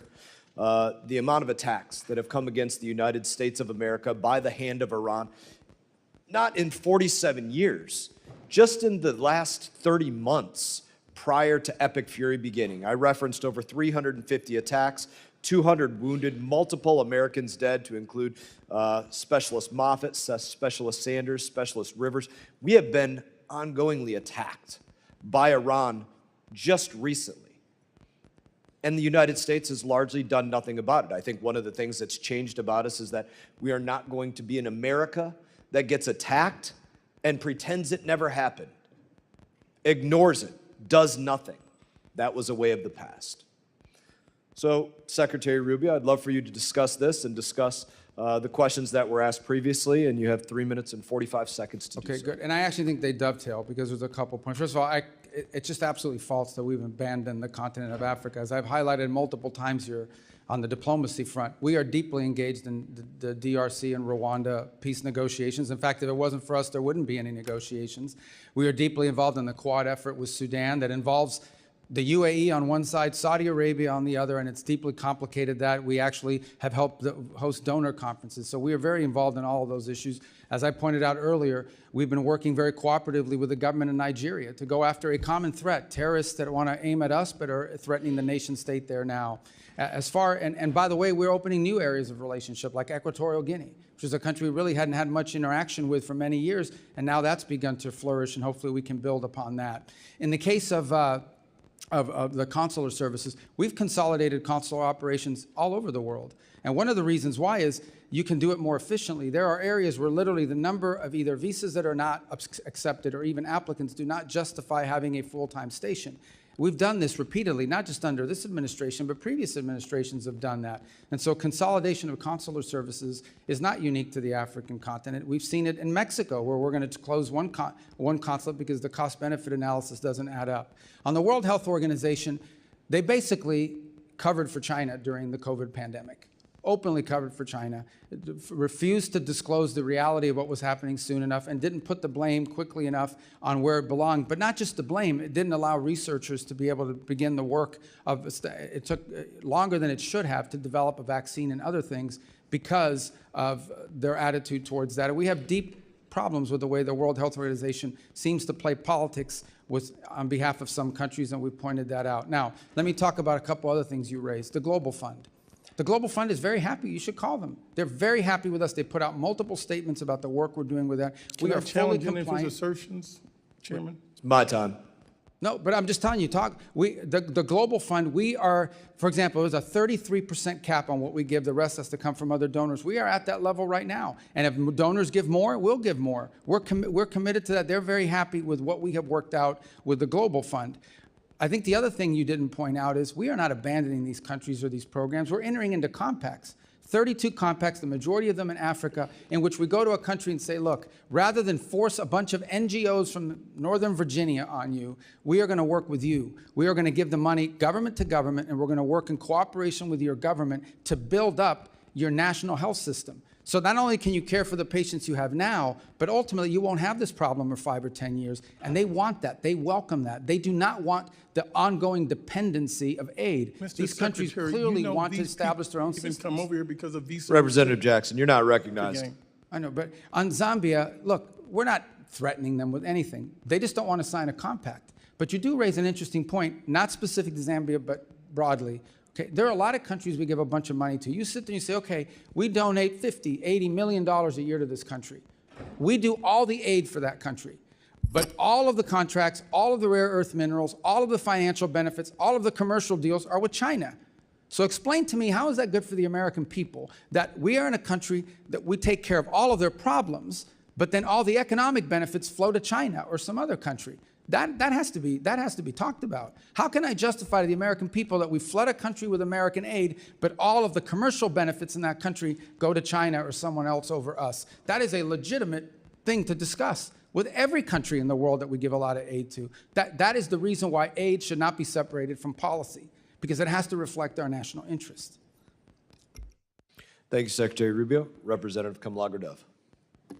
So, Mr. Secretary, 5 months ago, you essentially became the new overlord of Venezuela, taking control of the country's oil revenues and giving foreign companies access to its oil and minerals.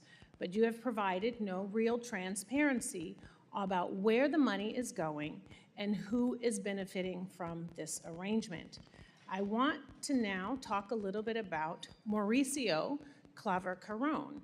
So, Mr. Secretary, you've known Mr. Claver-Carrón for many years, correct? I don't know how many years, but sure. Okay. We know that he was special envoy to Latin America. He's also a former lobbyist who supported your presidential campaign, I think in 2016. And now he runs a private equity firm that is seeking $1 billion in investments in Latin America. Apparently, he is seen as your right-hand man on Venezuela. But he's not a federal employee, and he's not bound by rules about financial disclosures or conflict of interest. According to the Washington Post, he acts like a kingmaker in Venezuela, helping to determine which private companies get contracts and access. And that's concerning because in January, you gave confidential licenses for Venezuelan oil to a company that had been charged with bribery by the Department of Justice and employs a trader who gave $6 million to Trump's campaign.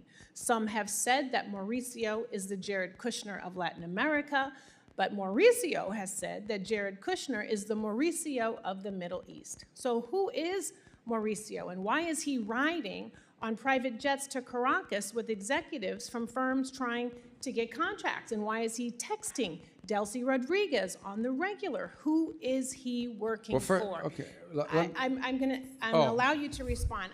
I'm setting this up because it looks unseemly that essentially you are taking Venezuelan oil money and sending it through a network of campaign donors, corrupt politicians, That's and false. lobbyists, and we can't get any documentation on that. We don't have any receipts.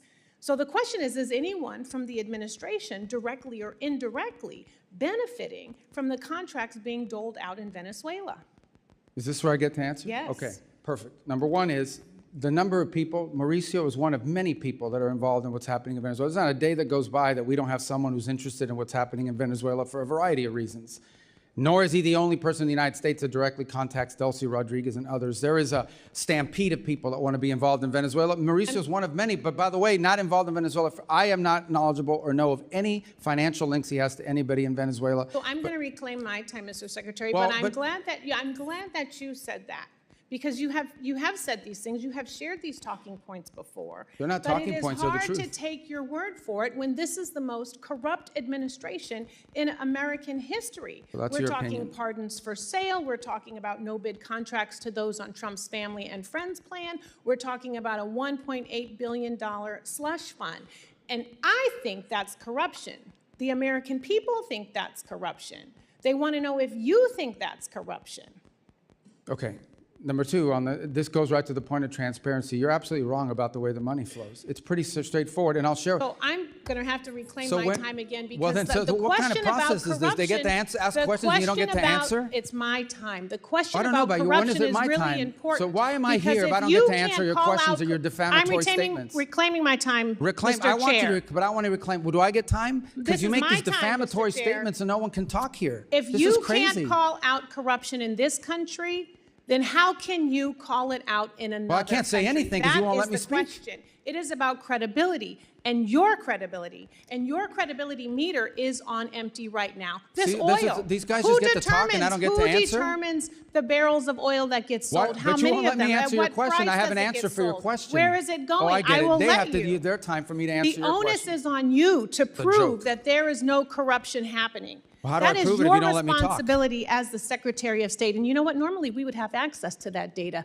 That's the You do. You transparency. just don't know where but to you're look. not showing us any receipt. Well, then show us. But do you you won't. commit? Do you commit to coming back here with whoever the person is who is monitoring the sales of the oil? Bring them before this committee. Can I show the reclaim my receipts. time? Have the documentation. You don't have this time yet. I am talking about your credibility and evidence, not your talking points, because talking points are never a replacement for transparency agree, and but that's what you're documentation. saying. You're saying talking And points we without have an not- answer. We are 5 months into this and no audits. Zero visibility into the 100% contracts that are false. awarded. 100% Zero false. Unfortunately, transparency about where Representative's the time money has is expired. going. Representative Salazar is recognized. And giving contracts with no transparency Can I is borrow your exactly time the to reason answer? why you shut down USAID. So practice what you preach. I yield my Oh, time. she gets to scream now too? Scream Chairman, and can we shout. take down her words? I'll give you some time.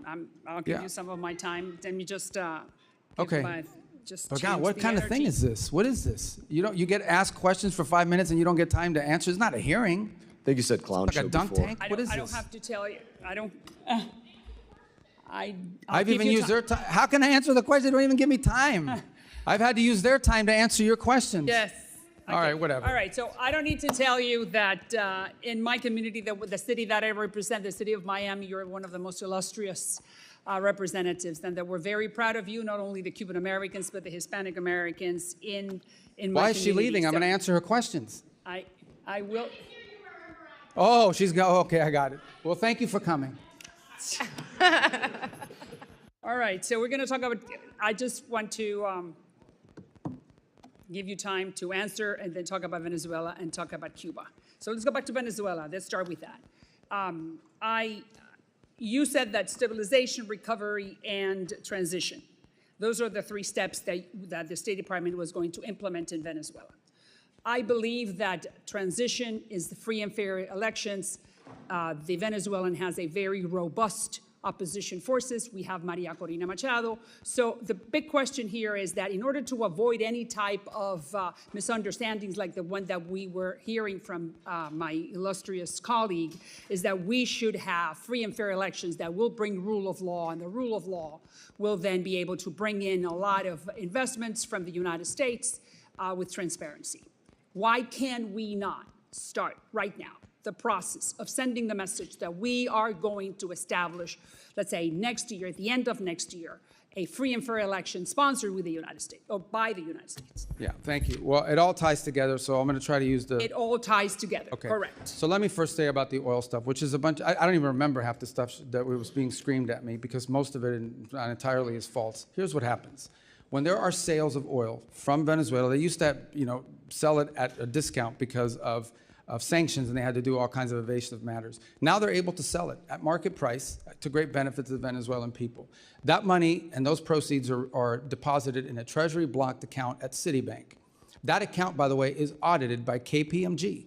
KPMG has been hired and paid by the Venezuelan government out of those funds to audit every single expenditure. There is a list that's been agreed to by both sides, the Venezuelan side and the U.S. side, on what the allowable expenditures are for.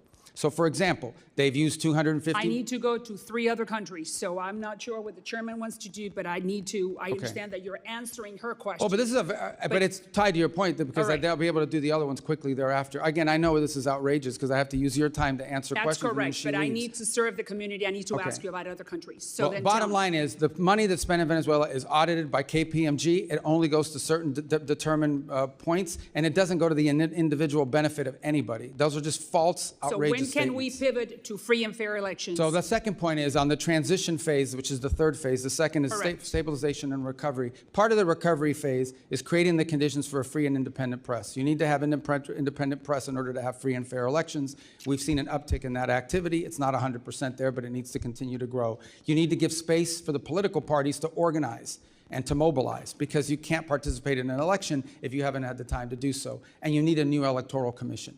We've said that repeatedly. And when that are needs we to happen. starting? Well, we'd like to see it as soon as possible, but the reality, just remember, it's been 5 months, not 5 years, not 50 months, 5 months. 5 months is not a long time for a country that had gone through what that country went through. But clearly, we need to have a new electoral committee, and ultimately, Venezuela's future is free and fair multi-party elections. Correct. Let's go to Cuba. We know that your office is talking to the Castro family, and you're sending the message that the game is over, that they need to open up the democratic game. We know that, all right? So the question is, what's delaying that process?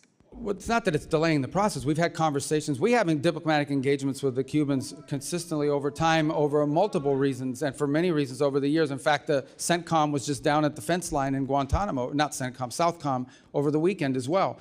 Our message to them has been very clear. If they want a path in which they can recover their country and save it... But we understand that they are not understanding that. So then correct. what's next? So what can we do in order to make them understand that the game is over? Well, we're not going to allow them to benefit from the game that they've been playing, in which they're stealing money from the Cuban people to the benefit of this conglomerate at the expense of the people of Cuba. What we are offering to do is distribute $100 million in humanitarian aid to a non-governmental organization. Well, now they say they've accepted it, but they're creating impediments. It has to do through the Catholic Church, and they're not willing to do that. And other Samaritan Purse. We have a whole host Representatives' of organizations that are prepared to do it.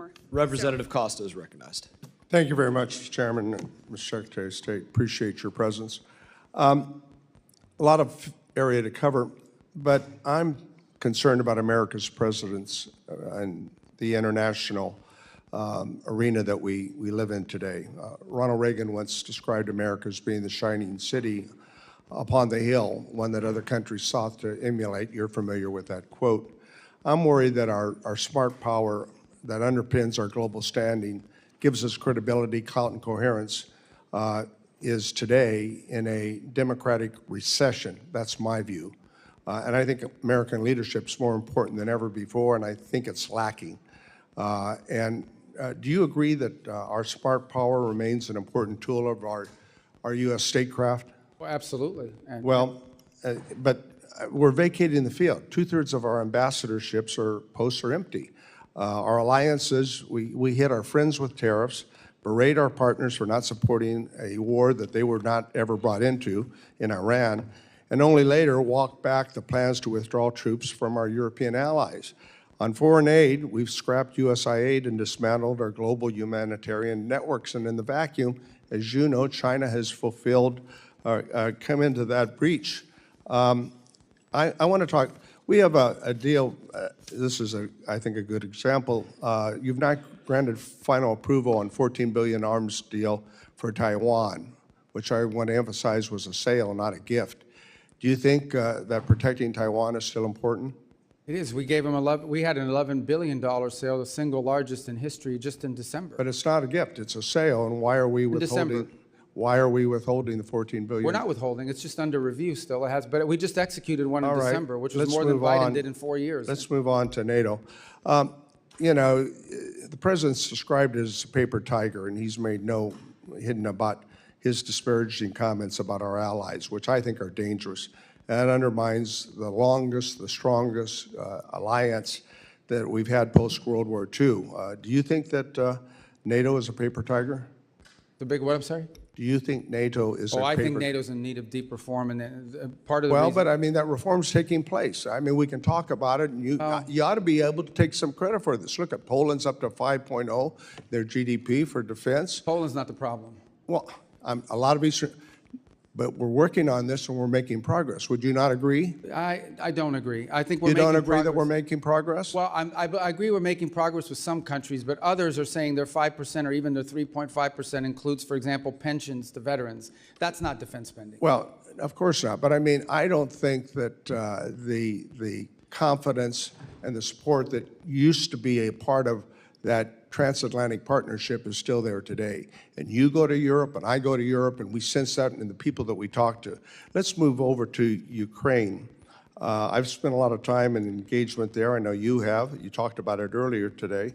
4 years ago, it was seen about good versus evil, right? Russia's invasion of a country that was unprovoked. And there was strong bipartisan perception that that was the case. A year ago, the president indicated that Ukraine had no cards to play anymore. I think that President Putin, today, modern Russia is a syndicate masquerading as a country with a mob boss called Putin. He bombs hospitals, schools, churches, kidnaps over 20,000 Ukrainian children. And yes, we have leverage, but we're backing out of our economic commitment there, our military commitment.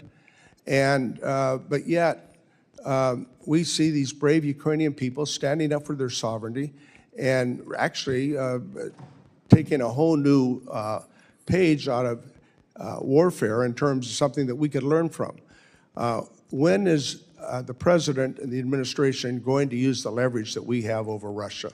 We have, and unfortunately, the talks have not yet borne fruit. But I want to disagree on something. So we continue to sell weapons through the Pearl program, which has been a great success. That's an ongoing program with Ukraine, and we continue to have massive number of sanctions on Russia as we speak.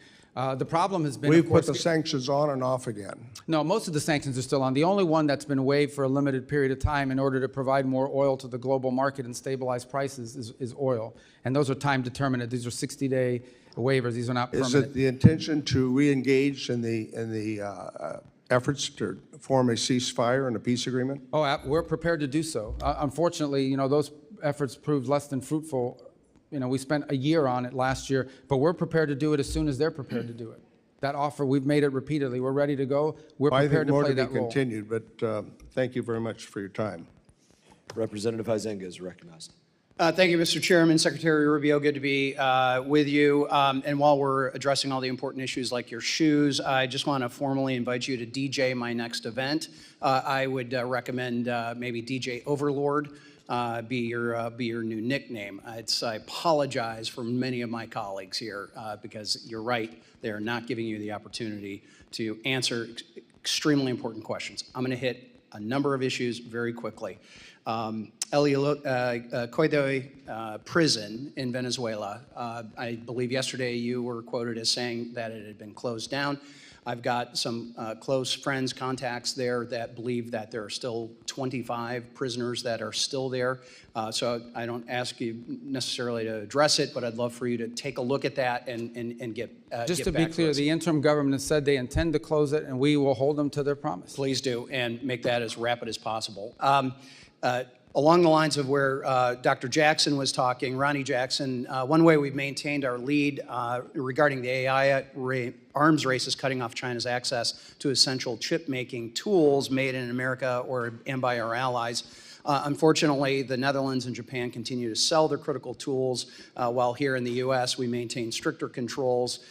Those exemptions continue to be exploited by the allies today. Do you agree that export controls on chip-making equipment play a critical role in constraining the CCP's AI and military ambitions, and that allies should not be allowed to exploit exemptions to those controls? Correct, and that features prominently in all of our engagements with the countries you just mentioned.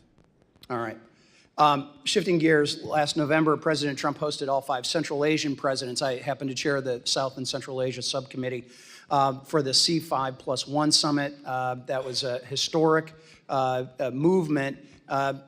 And what I would like to know is, do you recommend that Congress send a strong signal to the of the U.S.'s commitment to Central Asia by repealing the Cold War-era Jackson-Vanik Amendment, which only serves to chill U.S. investment in the region? Absolutely, we want that repeal. We think it would be helpful. And what would be the positive steps? What are those I think next it would steps? signal that these impediments that have existed in the past and being able to deal with these countries commercially are being removed. So this came up in my confirmation hearing, and I don't know what the holdup has been, because every committee I go to, they ask me why. Everybody seems to agree they want to get rid of it, but no one gets rid of it. So you should. And by the way, we intend to have a C5+1 meeting that I'll be attending at some point this year in the region. Wonderful, and they will be thrilled to have that. And then you recently, you recently returned from visiting India. India is a critical economic and security partner for the U.S. across the Indo-Pacific. Could you please share with the committee the outcomes of your recent visit and how the Trump administration is strengthening the partnership while simultaneously addressing longstanding market access issues? Well, so India is an important strategic ally of the United States. We do a lot of things together, and there's tremendous opportunities to do more. The 2 points we focused on are, one, is the hopes that we can wrap up the negotiations on our trade agreement, which we think we're a few weeks away from being able to conclude. Obviously, I don't negotiate those. That's a USTR function. So I refer you to them as to the timing of it, but we think we're pretty close in getting that done, and both sides want to see it done. The other reason I was there was, in addition to the bilateral meetings, we were able to host a meeting once again of the foreign ministers of the Quad, which is the cooperation between the United States, Australia, Japan, and India. And there are a number of things we're working on, and now we have actionable items that we're beginning to focus on. There'll be a new port facility in the region that we're going to work together on for one of the small Pacific islands. I think that is an important show. Can you name which one? Well, I think we're talking to Fiji right now about the ability to be involved with them. And then the second is, I hope I didn't misspeak on that, but I believe that's the case. And on the second one that we are working together on Trust me, somebody in the media will hold you accountable. Well, we'll get but the second one that I would tell you is that one of the things we've agreed to work on is domain awareness, working together and pooling our resources so we can have domain awareness about what's happening out in the sea. Is there someone out there trying to impede traffic? Is there someone messing with undersea cables? Is there, sanctioned ships that are moving through? This domain awareness is critically important. If we can pool the resources of these 4 countries, it would be a benefit to the region writ large. Thank you. And I'll just leave one last comment. It's been my observation, going back to whether it's Russia, Iran, other places that have been bad actors, sanctions are only as good as your willingness to enforce them. And we are finally seeing this administration, with your advocacy and others, and Treasury, to enforce those sanctions. Anthony Blinken sat there where you are not that long ago, and I had to remind him he had a problem on his hands because I'm vice chair of the Financial Services Committee. There's a number of Financial Services Committee members who are on this committee. We actually write the sanctions, and he basically would come in and say, don't worry your pretty little head about all these confusing sanction-y things. We got a handle on it. You finally do. Thank you. Representative Almo. Secretary Rubio, welcome back. I want to start where we left off last year. You told me, quote, we're going to do more food aid than any country on the planet times 10. That was your promise. but the facts tell a different story. America might still be the world's largest food aid donor, but we certainly don't provide 10 times more food aid than our peers. In fact, under your watch, America's food aid contributions have been cut by more than half to roughly $2 billion. It should be very clear that America's strength has never come solely from our might. It comes from our alliances, our credibility, and our values. You didn't just eliminate programs, you created vacuums. Vacuums where violence and instability are rising, that extremist groups are filling, that competitors like China are exploiting, and vacuums that are making Americans less safe and less prosperous. And you heard Americans here at home with your policy decisions. Shuttering USAID wiped out more than 23,000 American jobs, while Donald Trump and his billionaire buddies got rich off of corrupt deals. Peanut farmers in Texas and sugar farmers in your home state of Florida lost market access because of your cuts. So Secretary Rubio, before slashing food aid programs, did you conduct any analysis whatsoever on how many American jobs would be lost, how many farms would be hurt, and how much damage would be done to local economies and small businesses? Well, because we know all of those will still be part of the new programs we've created and are creating. But the second point I would make, American foreign aid programs are not a jobs program. Although they employ Americans, and we want it to be helpful to Americans, and that's why. So you're okay hurting the farmers in your home state? The World Food for Peace program, for example, now we've transferred it to U.S. The Agriculture Department. They're in a better position. Well, you're to be talking able about to a execute hypothetical on it. future where you fix past mistakes, but farmers have been These aren't past struggling over mistakes. the That's last where it year. belonged in the first place, because it's helpful. The farmers have more direct input there than they would at the State Department. As to your point about us cutting aid, not only are we we donate more than the next 4 countries combined.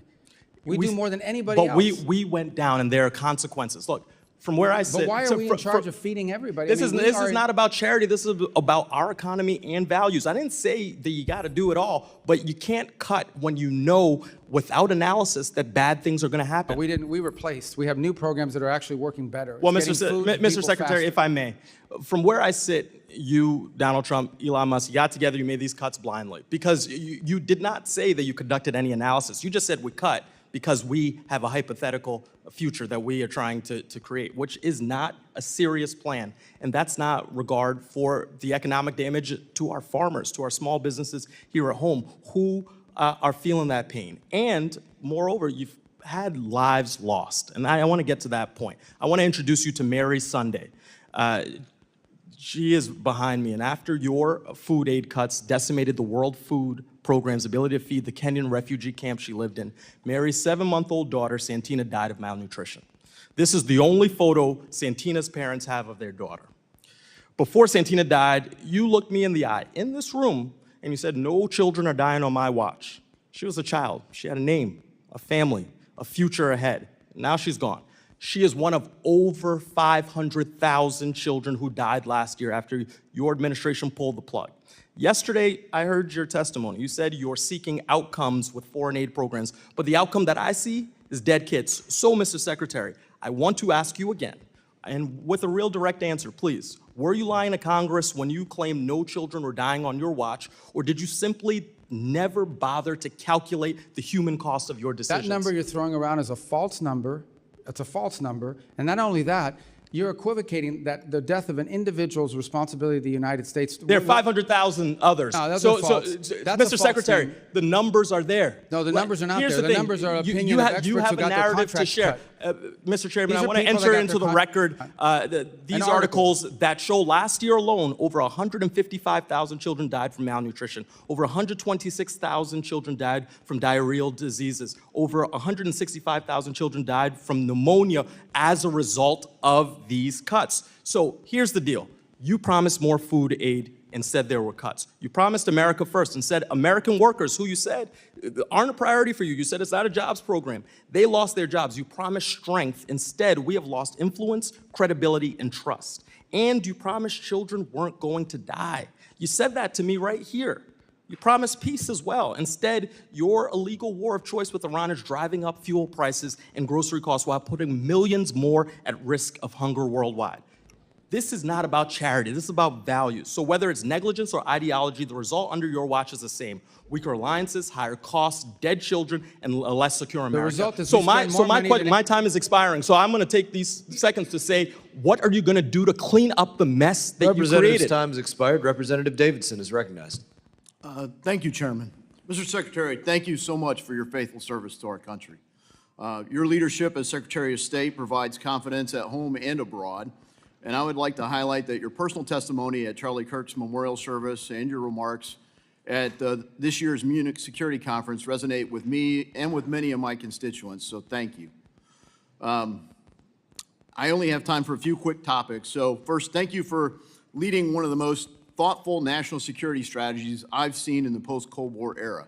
I thought last year's national security strategy was well done, and the national security strategy opposes, quote, the cynical manipulation of our immigration system to build up voting blocs loyal to foreign interests within our country. The State Department has also made it clear that we object to the UN's efforts to advocate and facilitate replacement migration across the United States and broader across Western countries. Immigration was a driving issue behind President Trump and Republican electoral victories, and I commend your department for making this a priority. Could you please highlight your approach beginning at our own borders and extended especially through the Western Hemisphere to addressing this as part of the national security strategy? In terms of migration? Yes. Yeah. Look, mass migration is a national security threat to any country that experiences it. It's bad for the transit countries too, by the way, because it fuels and feeds these transnational groups that traffic not just in human beings, they traffic in drugs, they traffic in weapons and anything else you can imagine. So I think one of the biggest threats specific to the Western Hemisphere, but be true throughout the world, is these transnational, they call them criminal groups, they're really transnational terrorist groups, that among many of the things they do is traffic in human beings. So mass migration is not good for any country that has to absorb it, and Europe is now facing the consequences of that, but mass migration is also not good for the migrant, because they're abused along the way, and it's destructive and disruptive to all the countries in the region that have to experience it. So today we do not have a mass migration event, and every country along that route in Central America is grateful for it, because that's less money that they have to spend and less resources that are being taxed and less of a burden that they're having to carry. Thank you for that. And frankly, thank you for demonstrating that we just needed leadership to apply the laws to secure our own borders with this administration. I'm a former infantry officer. The oath our military swears is similar to the oath we swear in the House or the Senate or for cabinet members. It's to support and defend our Constitution. You know, generally we say, first define the mission, second authorize the mission, and then execute the mission. So I'd like to call your attention to the 2001 AUMF. It was, I think, the 01 AUMF and the 02 AUMF that I thought brought justice to Qasem Soleimani. As you highlighted previously in dialogue today, you know, the IEDs and efforts of the Quds Force killed many Americans in Iraq. And he's, you know, Iran has been the biggest state sponsor of terror. Unfortunately, the 01 AUMF, which still survives, doesn't, it authorizes a war on terror for Al-Qaeda and their affiliates. Hezbollah, Hamas, Houthis, and numerous other proxy forces for Iran aren't affiliates of Al-Qaeda. Would your administration support a modernization of an authorization of military force so that we could have a full authorization to provide full authority for our military to carry out these operations? Yeah, twofold. The first is we haven't asked for one. Obviously, anything that allows or provides congressional support for the president's efforts to take on Hezbollah, Hamas, the threats they pose to the United States and ultimately Iran, it would be a positive, but we haven't asked for it because we believe every operation that's been conducted is well within the law as it exists. Well, Article 1 gives Congress a duty to do something about authorizing force. And I've tried the whole 10 years I've been here to modernize it, so maybe next year will be the magic year. But I think it'd be due that we actually authorize these things because our military needs it. They need to know that the American people have their backs, and particularly when you look at people like the seditious six making threats to our military, I don't want them to have a second thought ever about their cover for the authority for the things we ask them to engage in.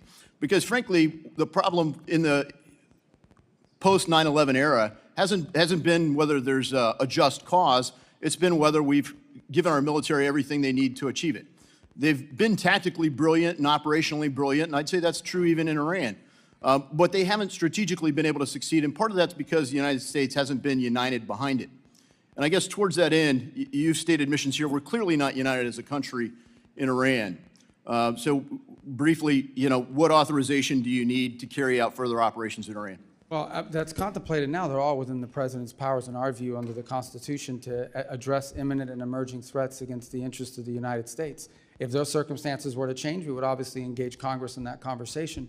We would always welcome congressional support. We'd like congressional support, but that's not going to stand in the way of the president addressing an immediate threat to the United States or an emerging threat to the United States that requires him as commander-in-chief to protect our people and our country. Well, the cause is just. and I yield. Representative Mfume is recognized. Thank you, Mr. Chairman. Mr. Secretary, good afternoon. I was going to say good morning, but it's starting to run past us. We all obviously sit here in America in what has been known as the greatest deliberative body in this democracy, and in a nation that is the strongest, the wealthiest, the most powerful, the most influential nation that the world has ever seen. America's military might has no rival. However, America's moral obligation continues to be called into question. And I want to talk a little differently about something that doesn't get the attention that it should get, and I want to associate myself with the remarks from my colleague from Rhode Island. Globally, over 122 million people are forcibly displaced all over the globe due to conflict, due to persecution, due to human rights violations. They are in the Sudan, they're in Syria, they're in the Ukraine, they're in Myanmar, they're in the Congo, and they are in Gaza. And so I want to take the time that I have to talk about Gaza, since no one seems to want to talk about it anymore, now that there is a tentative ceasefire. But there's also a number of children, teenagers, seniors, and others that are living in Walla. They have no real medical care that is sufficient for their needs. They are displaced because of this humanitarian crisis that we see. And for months, the issue was that Hamas was not allowing people in. Well, that's not the case right now. And we see what was supposed to have been tens of trucks going in each day down to a trickle, not carrying food, but carrying a lot of commercial supplies. More than 6 months into the ceasefire, about 1.7 million Gazans, Palestinians, are still living in tent camps. They're facing a surge, as you probably know, in rodent-borne disease, with reports of more than 70,000 cases of parasite infections, related illnesses, since the beginning of this year alone. Many, if not most of them, are children, young children, who are trying to find a way to survive, who are also growing up with memories of what happened to their parents, with a great deal of hatred in their heart towards America, towards Israel, toward anybody that they thought may have been a part of that. I just want to point out two things. When the 20-point peace plan was enacted and talked about by President Trump, it included point number 7, which doesn't get a lot of attention, and that is that the mandate that a full amount of aid would be sent into Gaza and into the Gaza Strip at a quantity of 600 trucks a day. It also included another point, point 8, that entry and distribution of this aid would proceed without any interference from any outside or internal force. So if we are, in fact, the strongest, the powerful, the most wealthy, the most influential nation on the face of the earth, it would seem to me that while we are doing all these other things around the globe, Mr. Secretary, that we ought to have a humane reaction and response to what we helped to create there. I mean, it is not just war-torn, it's ravished, and people are dying every day, even as this hearing takes place, because they can't get medical attention. And so Gaza is not over with. That chapter and page is not turned. Those persons, the Palestinians that live there, really need help. And I would strongly urge the State Department, in addition to what you may be doing, to have someone and to have a process to come up with ways through UNRWA and other organizations to meet the need. Many of the international organizations are facing a monetary crisis, and so they don't have the ability to do what they are empowered to do. But this is still the United States of America, and we still have an obligation. And we cannot let children die en masse because we think that a ceasefire has created a new reality. The reality is still the same on the ground there. So I would urgently ask that when you come back before the committee, that you try to address that, or even before then, or if you want to share some information, please do, because time is of the essence. I yield back. Representative Lawler. Mr. Secretary, as chairman of this committee's Middle East and North Africa subcommittee, I've been monitoring closely the administration's operations in Iran and appreciate the many conversations that we have had. I commend both you and President Trump for your decisive actions against the regime and that of our military. Last summer, we significantly set back their nuclear objectives, and in the past few months, we have systemically decimated their military infrastructure, including their naval fleet and ballistic missiles program and drone capacity. And we eliminated the Ayatollah, the clerics, and much of the leadership of the IRGC. And now you are working to get the Strait of Hormuz reopened. And to my colleagues, I would say to you, imagine what this regime would do if it actually had a nuclear weapon and tried to extract and extort by shutting down the strait. They didn't just think of this as a result of this operation. This is something that they had been planning for years. We are working to diminish their nuclear capabilities for good and to expand the Abraham Accords across the Middle East and actually ensure peace, stability, and economic prosperity. It is bold, it is innovative, and for the first time in 47 years, somebody actually followed through on the bipartisan threat that Iran could not have a nuclear weapon. So I applaud you for the work that you have done during your tenure and wanted to ask you a few questions. Specifically, would the president sign a deal that doesn't deal with the nuclear threat and Iran's enrichment capabilities? Well, that would be what the deal is about. So it would be impossible to sign a deal that doesn't deal with enrichment and the highly enriched uranium. Right. And would you say that Iran, for the first time, is finally willing to at least discuss these issues? Well, I can tell you a few months ago, they refused to discuss the issues of both enrichment and the highly enriched uranium. I think now in some of the papers that have been exchanged back and forth, it's clearly addressed, but we still don't have final sign-off from their system as of this morning. And there have been reports that sanctions relief and release of frozen assets are on the table. As I understand it, you shut down those rumors yesterday in your testimony. Can you confirm that's the case? Well, first of all, there are sanctions that are specifically related to their nuclear program. Sanctions because they enrich, sanctions because they have highly enriched uranium. And so none of this would be done at the front end. There's no signing bonuses here. But ultimately, it would all be conditions-based. The sanctions that are directly related to the nuclear program would be discussed as if, in fact, they go through all the way on the things that we're asking them to do. But that would be part of the negotiation. It wouldn't be at the front end. Now, as you and I well know, during your time in the Senate, we worked together to pass the SHIP Act. And it was the Biden administration that not only released billions in frozen Iranian oil revenue, but it was the Biden administration that eased sanctions on the illicit oil trade between China and Iran. And that's what allowed the Iranian regime to finance terrorism, Hamas, Hezbollah, the Houthis. That's what allowed them to finance their ballistic missiles program. And it's what allowed them to finance their nuclear capabilities.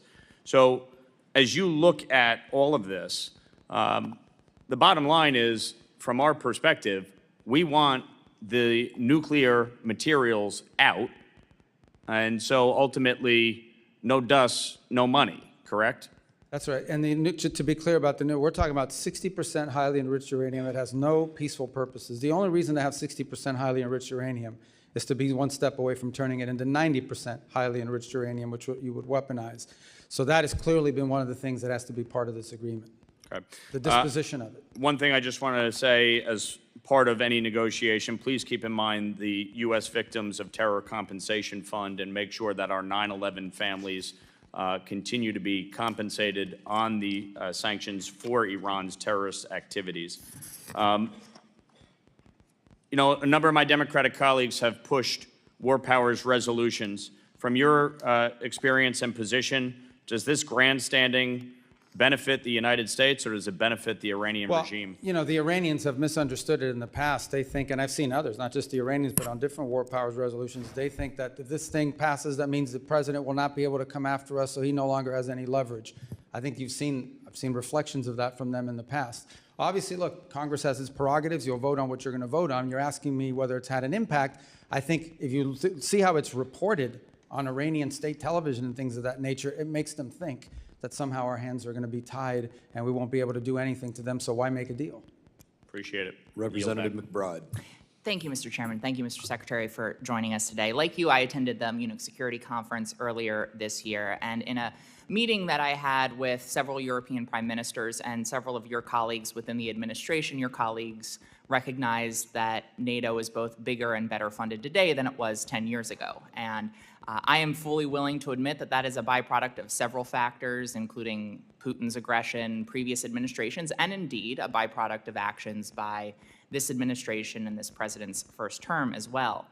But I want to focus in today on statements and actions that I believe go beyond pressuring and leverage and actually fundamentally undermine the foundation of NATO.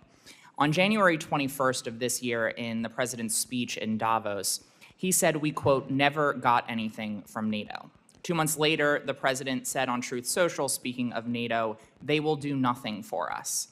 Mr. Secretary, do you share the president's assessment that we, quote, never got anything from NATO? Well, I think what the president was speaking to at that moment, and was what I'll speak to you about now, is one of the reasons why I've been such a strong supporter of NATO is because they allow us to use these bases, because it allows us in a time of contingency, like the one in Germany and others. And for the first time, we see NATO countries denying us the use of their bases, which undermines the purpose of our involvement. These statements, including the one we never got anything from NATO, happened before the war in Iran, which falls outside of the Article 5 invocation. It falls outside of a war of defense. Do you share the president's assessment that we, quote, never got anything from NATO? I share the president's assessment that on issues that are a priority to the United States. I'll take that as you disagree with his assessment that we never got anything from NATO, because, Mr. Secretary, let me reclaiming my time, Mr. Chairman. Mr. Secretary, I'm asking very specifically about a specific quote. I'm not asking whether NATO can be better or reformed. I'm asking if we never got anything from NATO. And I want to specifically ask you, Mr. Secretary. Well, why are you asking me if I can't answer? You're not answering the question that I'm asking. You're answering a different question about whether NATO can be better or reformed. And so I'm going to move on, Mr. Secretary. Are you aware that the only time Article 5 has ever been invoked is after 9/11 in defense of the United States? Of course I'm aware of that. Okay. Yeah. And are you aware that more than 1,000 Europeans died in the subsequent war on terror that was invoked after? They participated in the Middle East, correct. And I assume you're aware that the NATO ally that lost more service members per capita is Denmark?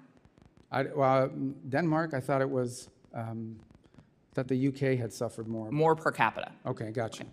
And I assume you're aware that Greenland is indeed part of Denmark? For now. Okay. Well, I want to focus in on Greenland.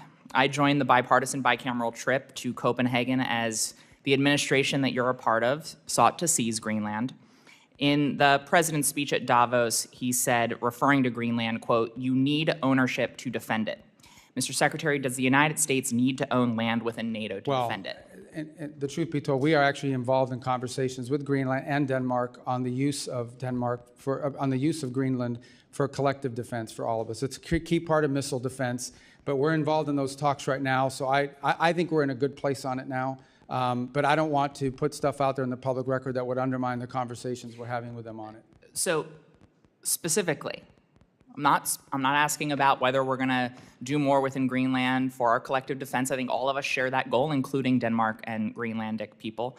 But does the United States need to own land within NATO to defend it. That's what the president said, and that was the justification for those statements and the attempt to seize Greenland several months ago. The president's view is that it's a lot easier to defend it when you have control and complete control of it. We are obviously having conversations with both Denmark and Greenland. They're ongoing on a monthly basis now. I think we'll have pretty good news on it at some point. I take that as you disagree with the literal words of the president of the United States, and I want to put I think a finer he's right. If point. we owned it, it would be easier to defend it. But That's there not would what be he said. another- He said you need to own it to defend it, which fundamentally undermines the central tenet of Article 5 of NATO, which states that the parties agree that an armed attack against one or more of them in Europe or North America shall be considered an attack against all of them, and if such an armed attack occurs, each of them will assist the party or parties attacked. So sitting here with, I'm sure, many leaders across Europe within NATO and many leaders beyond, including Vladimir Putin, potentially watching the words and listening to the words that you are saying, can you reassure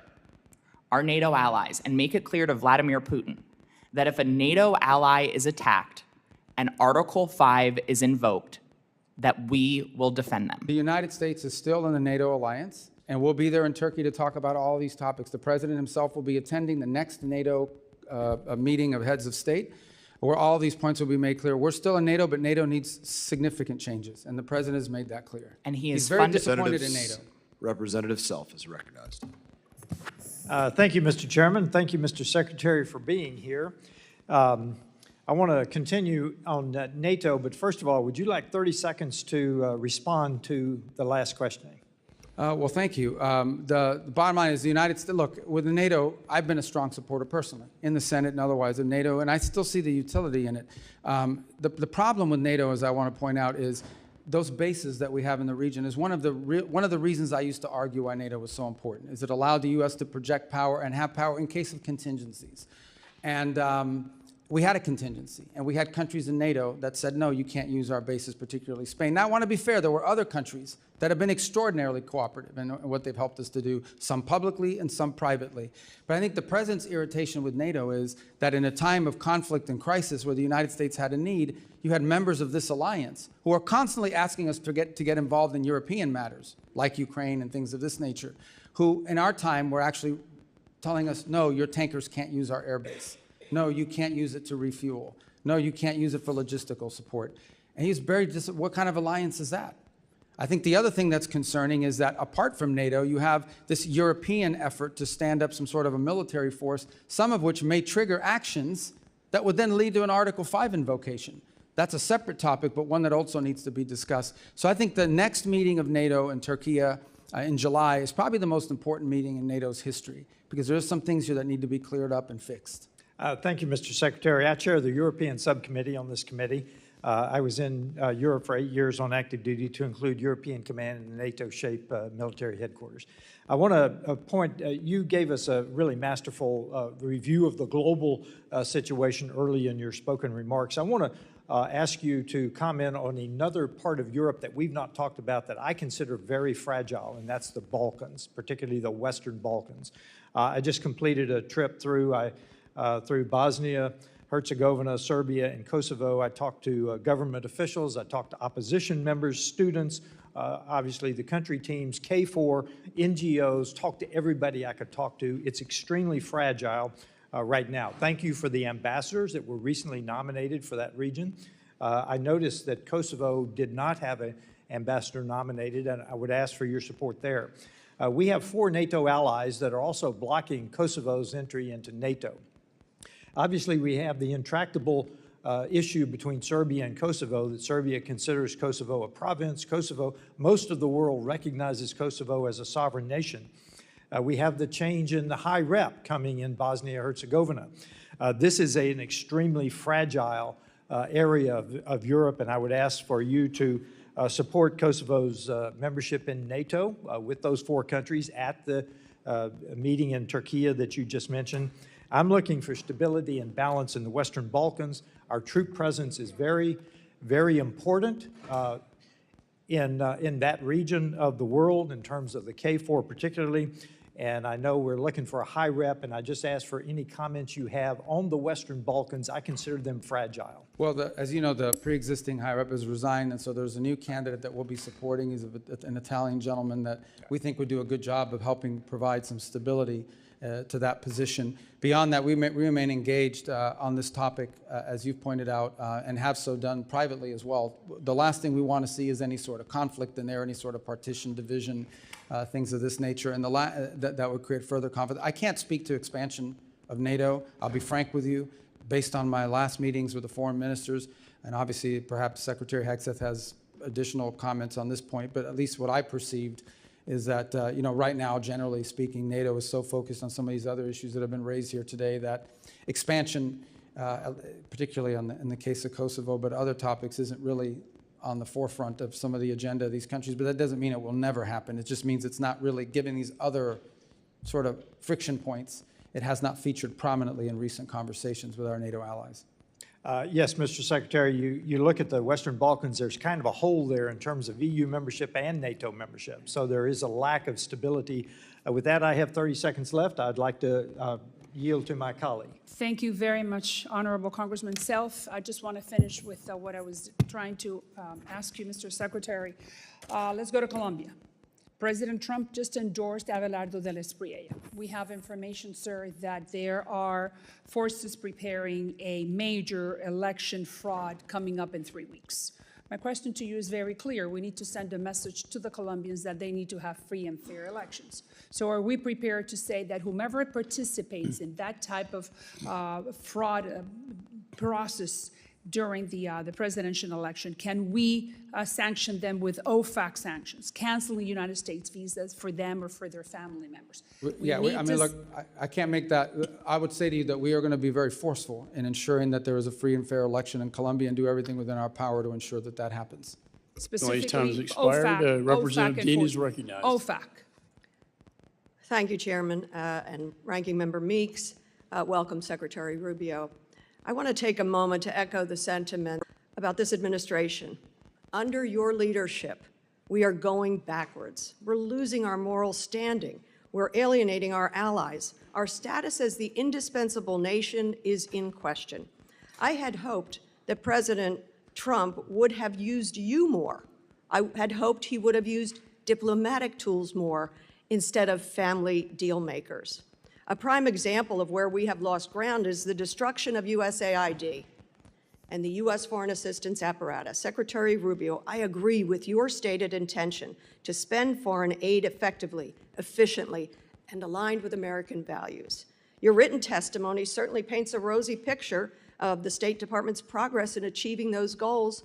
I quote you when you say, "Every dollar we spend today is 100 times more effective, efficient, and aligned with the American interest than it was when President Trump took office." We know such huckstering is not the reality. Last year, a new and untested organization called Gaza Humanitarian Foundation was set up by Israel and the United States within a few short months to take over distribution of emergency food assistance amid catastrophic food insecurity and famine in Gaza. GHF had no track record of providing humanitarian assistance, and it relied on private subcontractors to transport the food, to provide food distribution sites, and then you saw the reporting. Hundreds of Palestinians, including women and children, were killed just trying to get to those sites. Secretary Rubio, can you tell us, can you tell the world how many people were killed simply trying to access those sites? Well, since Hamas killed them, you should ask what Hamas's role was. IDF soldiers shot some of them. No. Yes. Let me tell you the reason why food wasn't going in there is because the convoys were being hijacked by Hamas. I reclaim my time because propaganda ain't going to work with me. Well, it isn't going to work with me either, and what you're saying is propaganda. Nearly 1,400 people were killed, and that was as of last March. Secretary Rubio, why did the State Department approve the $30 million to GHF at a time when other well-tested agencies were there and able to provide distribution? Well, because one of those were in cahoots with Hamas. and we saw an incredible Again, amount of the aid flow into Hamas's hands. Reclaiming my time, the aid was Here we held go with the up at reclaiming the our border time by thing. Israel, and You you guys got to know fix it. your rules here. You can't even answer a question. You're not following the rules. You're very familiar with how this works. No, The I time don't. I is- never served in the House. time This is a weird rule. the Will you time ask is a question mine. and I can't answer? Would you please add time to the clock? Nope. He's a comedy show over there. I'd say on the This left. is serious stuff. I agree. That's Mr. why I shouldn't have to Rubio, answer a question Mr. about Rubio, shoes. according to public reporting, 9 counterterrorism and anti-fraud safeguards were waived to approve this. I wonder who specifically made the decision. I wonder, were you aware of this decision? I'm not asking you a question. And was there any written justification? I don't want an answer. You know why? Because now GHF is closed. It was abysmal. It was a legacy of disaster. Nothing about our investment, our taxpayers' investment, seems to have been effective or efficient or in the interest of the American people. I would call that waste, fraud, and abuse. Moving on. I'm a member of the Appropriations Committee. I'm concerned that you're flouting Congress's constitutional power of the purse when it comes to foreign aid. For FY25, Congress appropriated and the President signed into law more than $690 million for international basic education.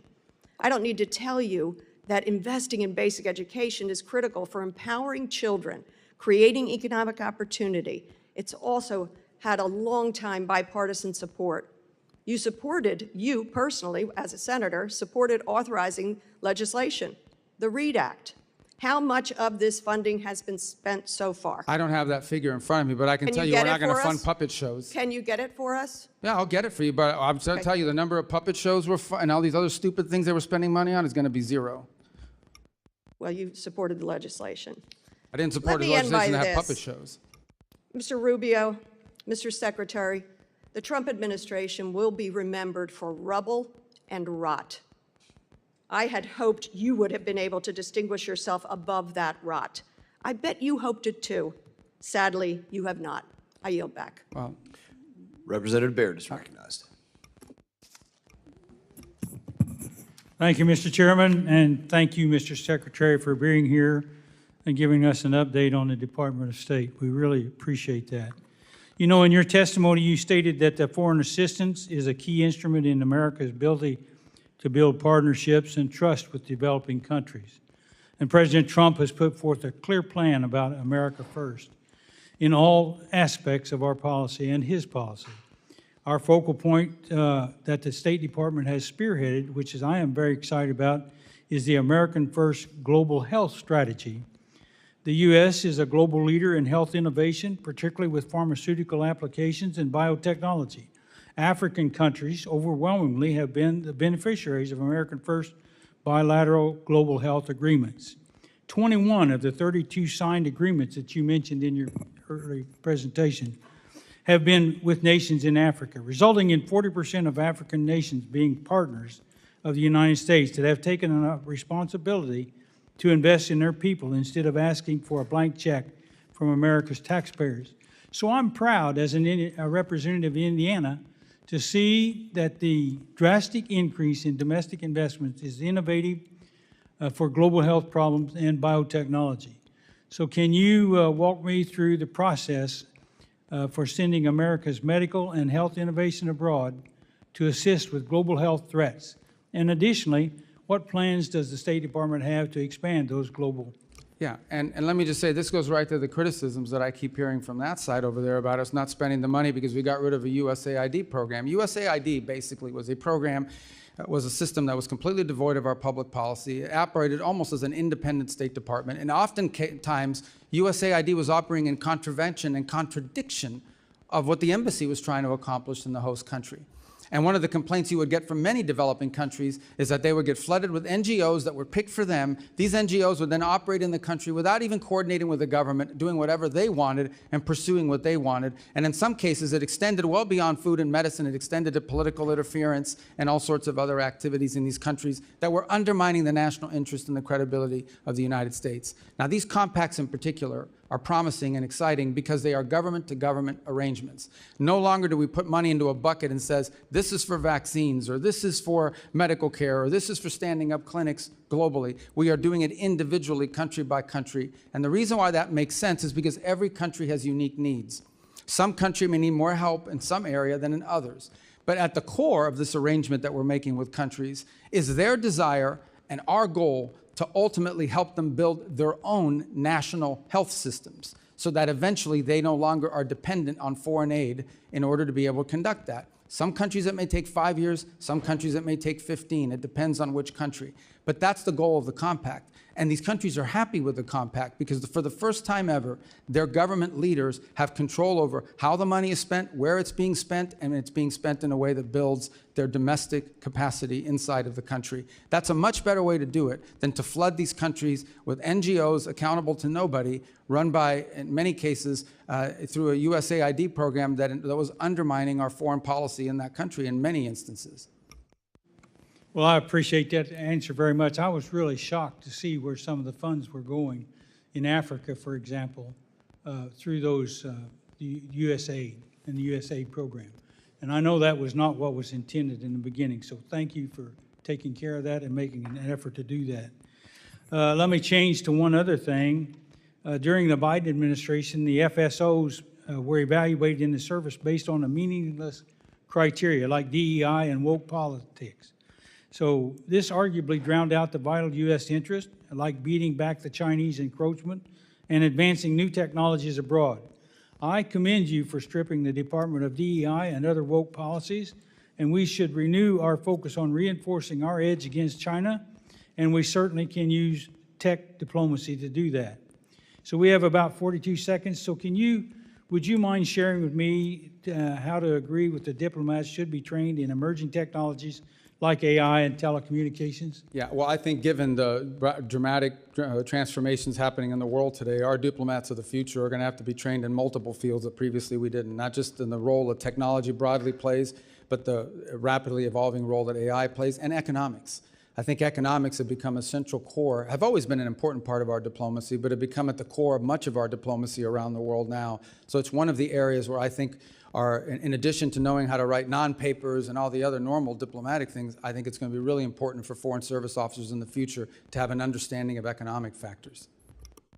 Thank you very much. I yield back. Representative Schneider is recognized. Thank you, Chair. And Mr. Secretary, thank you for being here today. I'm going to talk about areas on which we both agree, specifically addressing the threats from Iran and seeking stability, prosperity, and peace for all the peoples of the Middle East, including our Arab Muslim allies and the Jewish Democratic State of Israel. Like you, I've spent much of the past 2 decades working to block and ultimately permanently close any path Iran might pursue to acquire nuclear weapons capability. And like you, I've argued that the international community must work together to eliminate Iran's conventional weapons threat, including ballistic missiles, cruise missiles, and now drones.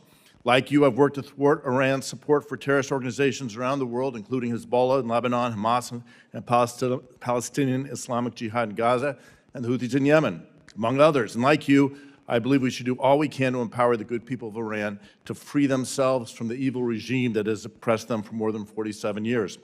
And now we can add the imperative to reestablish freedom of navigation in the Strait of Hormuz. I know you and this administration are working to reopen that strait.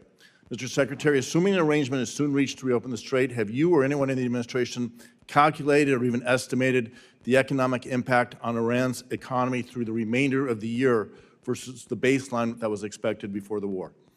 Yeah, I'm sorry, but I want to understand your question. Are you saying if the straits are open, how much have they lost? If an agreement is achieved, do you have an expectation of what's going to happen in Iran's economy going forward? How much money will come in with the straits Well, I can open? tell you, so for example, with the blockade now, their inability to get ships out is costing them hundreds of millions. Right, so if it's costing them hundreds of millions of dollars a day now not be able to get their ships out, that would be theoretically what they could gain back, except that they still face sanctions.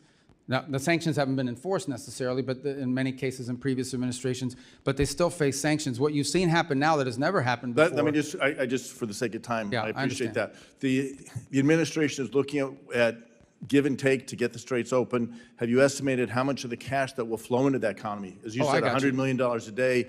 will make its way ultimately to Iran proxies like Hezbollah, Hamas, or Palestinian? Well, Islamic obviously, Jihad? we assume a lot of it, but they also have significant reconstruction costs. But let me be clear, I don't think that's what you're asking me. No, the Straits are not in exchange for sanctions relief. The Straits are in No, I exchange understand for the it's not sanctions. blockade. That's not what I'm No, asking. I just wanted to be Yeah, clear on but, that point. But there will be economic inflows to the regime and Yeah, unfortunately, that's the case, and that continues to be the case. That will have to change as well as part of this negotiation. So, and just because time is so tight, my request is, can you commit to giving this committee a classified briefing to share what the administration is doing to thwart the efforts to get money to Hezbollah, Islamic Jihad, and Hamas? Yes, and I think you'd also benefit from hearing from Treasury on that topic as well. We will ask that I asked the chairman to do that.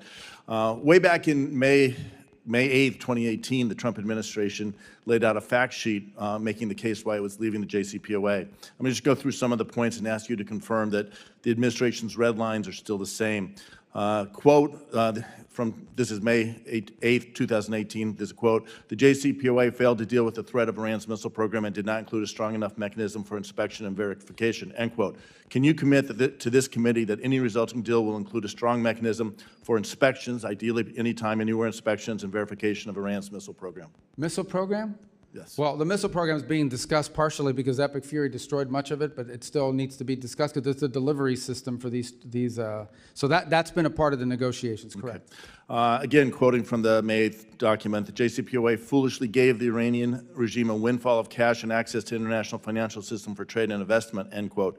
Can you commit to this committee that any resulting deal will not foolishly give the Iranian regime a windfall of cash and access to the international financial system for trade and investment? Yes, because they're not going to get any sanctions relief of any kind unless they get rid of enrichment and they get rid of the highly enriched uranium. Thank you.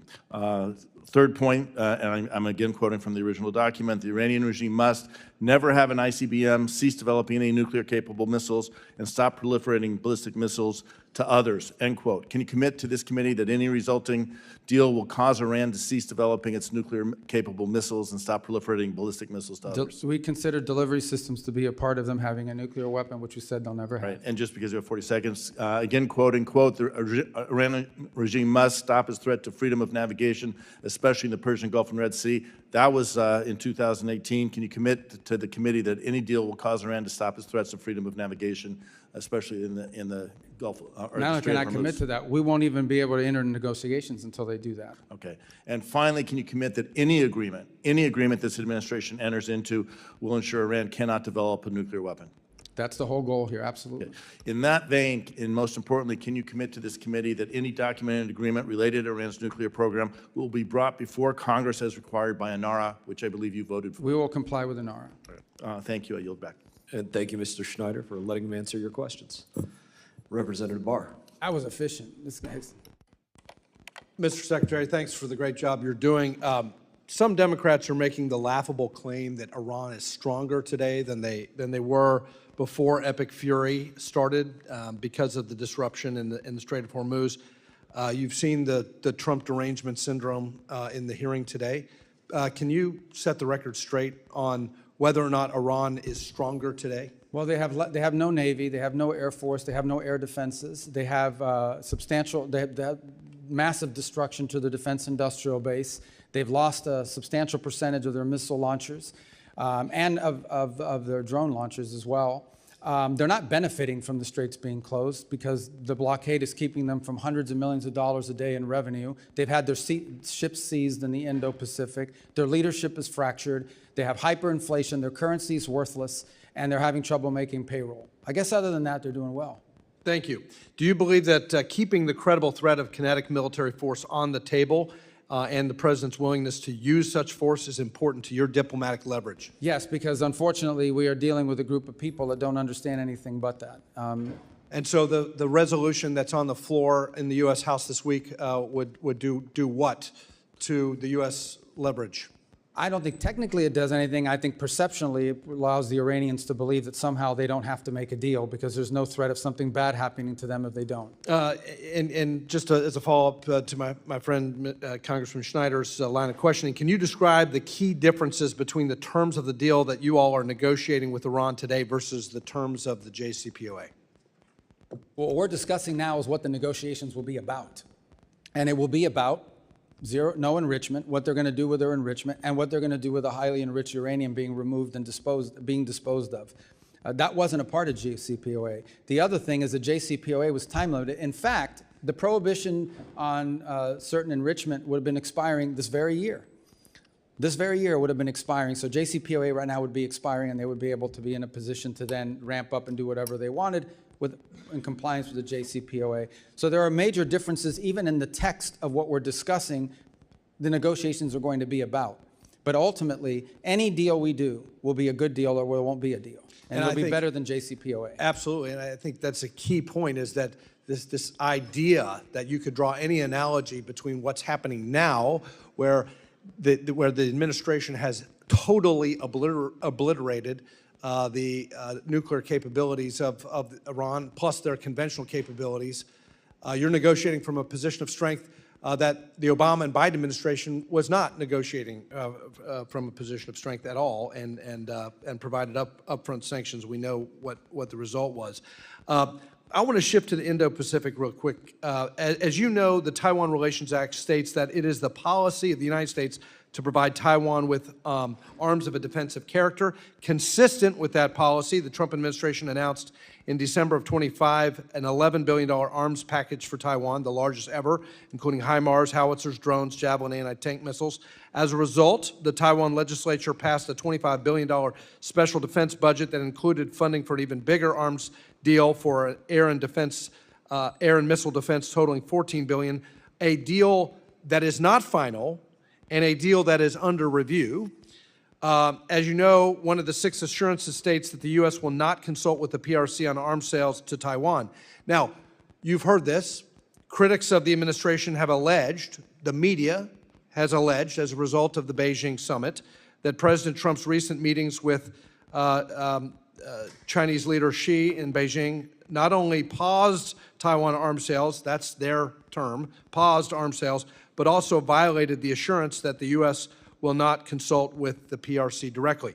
Can you clear the air on this? First of all, the $11 million in December was the single largest arms sales ever to Taiwan. It was more than happened cumulatively under 4 years of President Biden. And in fact, I recall that for 6 years, President Obama offered $0 to Taiwan during his presidency.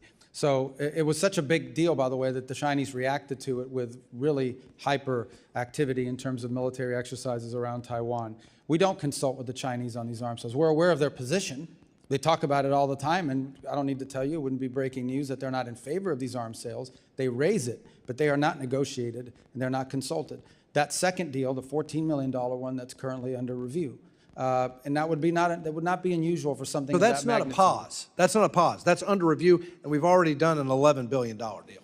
Just did one in December. Right. So I think the mischaracterization of this as a pause doesn't reflect the administration's commitment that they've already made on the $11 billion deal. I yield back. Yeah, correct. Representative Barra is recognized. Thank you, Mr. Chairman. Thank you, Secretary, for being here. I'll admit that I was hesitant and skeptical and did not support the actions that took place in Venezuela. I also will admit that thus far it's working out better than I would have expected. And long-term stability, if we can create a better life for the Venezuelan people, is a good thing. If we can reduce that threat in our hemisphere, that's a good thing as well. To the line of questioning that Ms. Kamala-Gordeev asked, I think it would go a long way. You mentioned that there's a KPMG audit of the Venezuelan funds, how the revenue is being used, how it's being reinvested in Venezuela. Would you publicly commit to providing that audit to this committee? And again, I think it would go a long way to... It's an ongoing audit, so it's not a once-a-year audit. It's on every expenditure. Every single disbursement is audited by KPMG. I would also add one more point. There's a second layer of control here, and that is Citibank itself, because they hold the account. They also do the Know Your Customer regulations on it, which, by the way, has slowed down the disbursement in ways that have been problematic. Would you commit to providing all that information to the committee? No, absolutely, and that's why we're doing the audit. We want people to see that it's not being stolen or pilfered. We think that's part of this recovery is so critical. Again, I think that would go a long way to assuaging some of the concerns.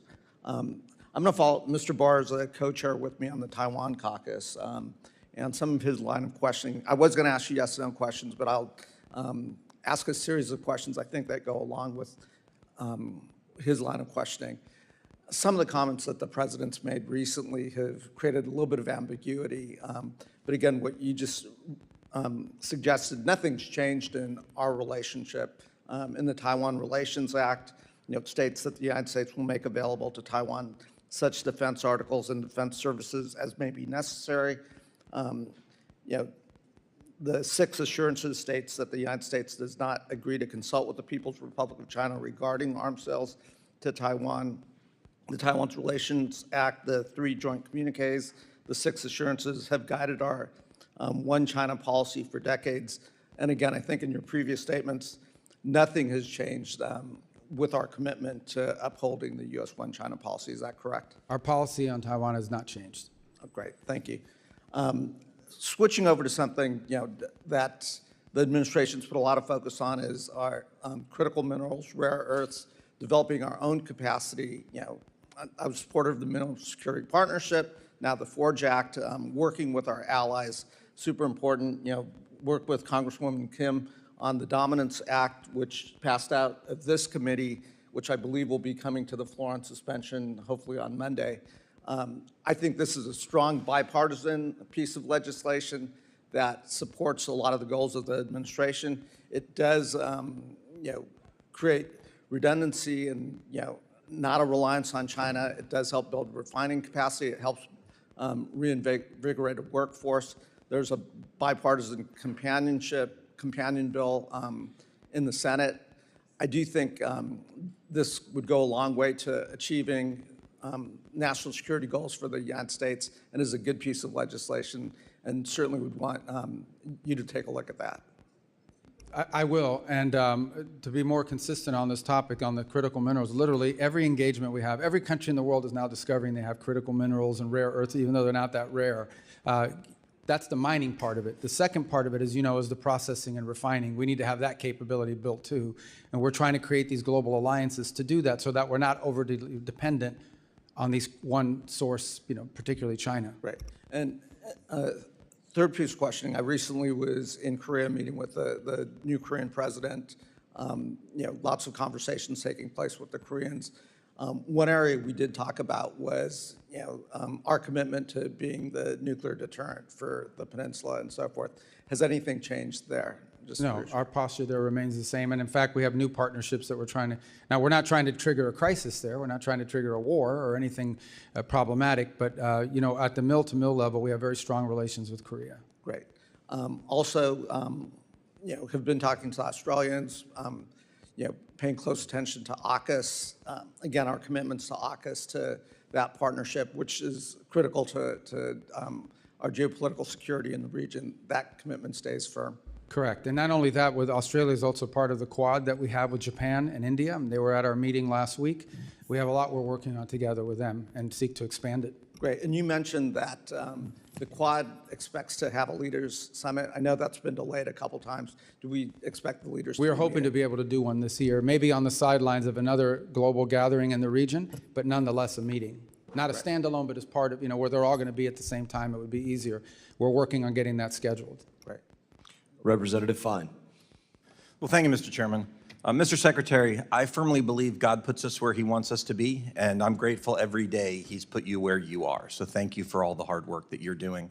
I want to read you a couple statements and see if you agree with them. I suspect that you will.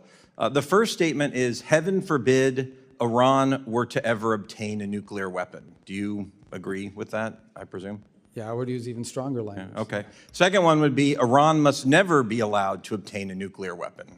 Would you agree with that? Baseline policy. Okay. And then the third is, the Iranian regime must not gain nuclear weapons.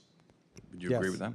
These are statements, these are actual quotes from 3 members on the other side of the aisle who today gave you a whole lot of grief about what you're doing and what the president is doing to make sure those statements don't come to pass. Representatives Meeks, Liu, and Sherman.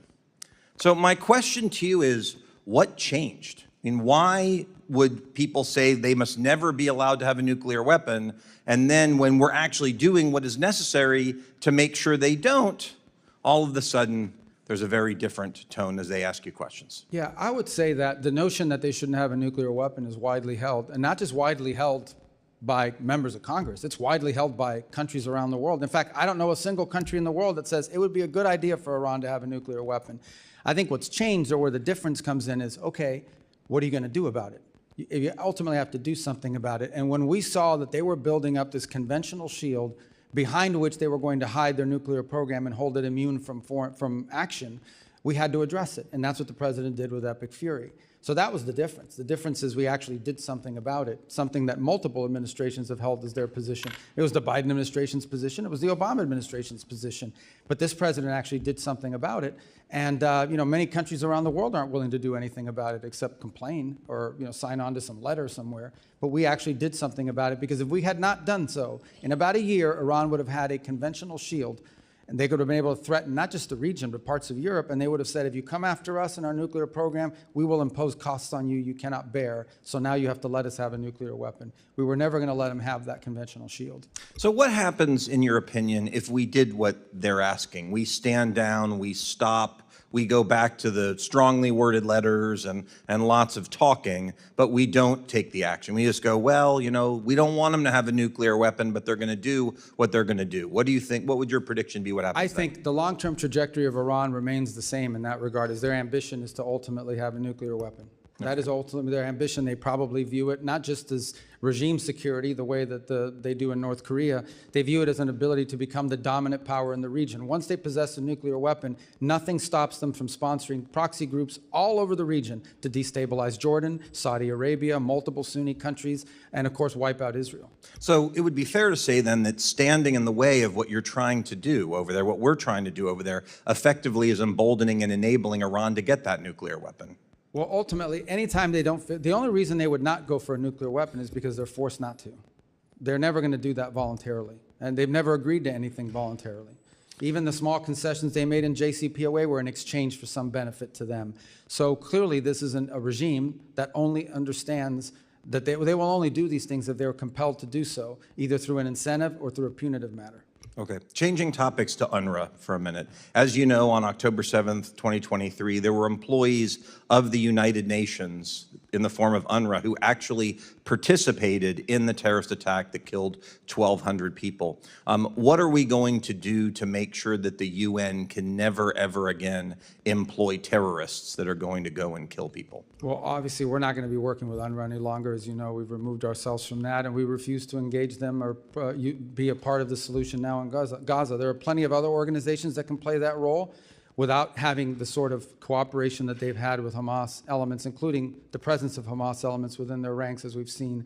And it's part of the thing that was being talked about earlier in Gaza. What they don't tell you is a significant percentage of the aid, even the non-UNRWA aid that was entering, was winding up in the hands of Hamas, and they were reselling it in the black market and, of course, keeping it for themselves. That was not the purpose of the aid. What they're also not telling you is that one of the reasons why the World Food Program would not go in or could not go in is because their trucks were being hijacked, and their truckers would not go because they were putting their lives in danger. And this was all being systemized, weaponized, and manipulated by Hamas to their benefit. Well, thank you again for everything you've done. Everyone in Florida is very proud of you, and we're cheering for the work that you do every day. Thank you, Mr. Secretary. Thank you, Mr. Chairman. Representative Ocheski. Thank you, Mr. Chairman. First, Secretary Rubio's earlier testimony referenced the president's son-in-law, Jared Kushner, as a private citizen. But in President Trump's own words, Kushner is an envoy of peace alongside Steve Witkoff. So I ask unanimous consent to submit for the record a political article from February 19th detailing the president's announcement, which makes clear Kushner is more than a private citizen. It's ordered.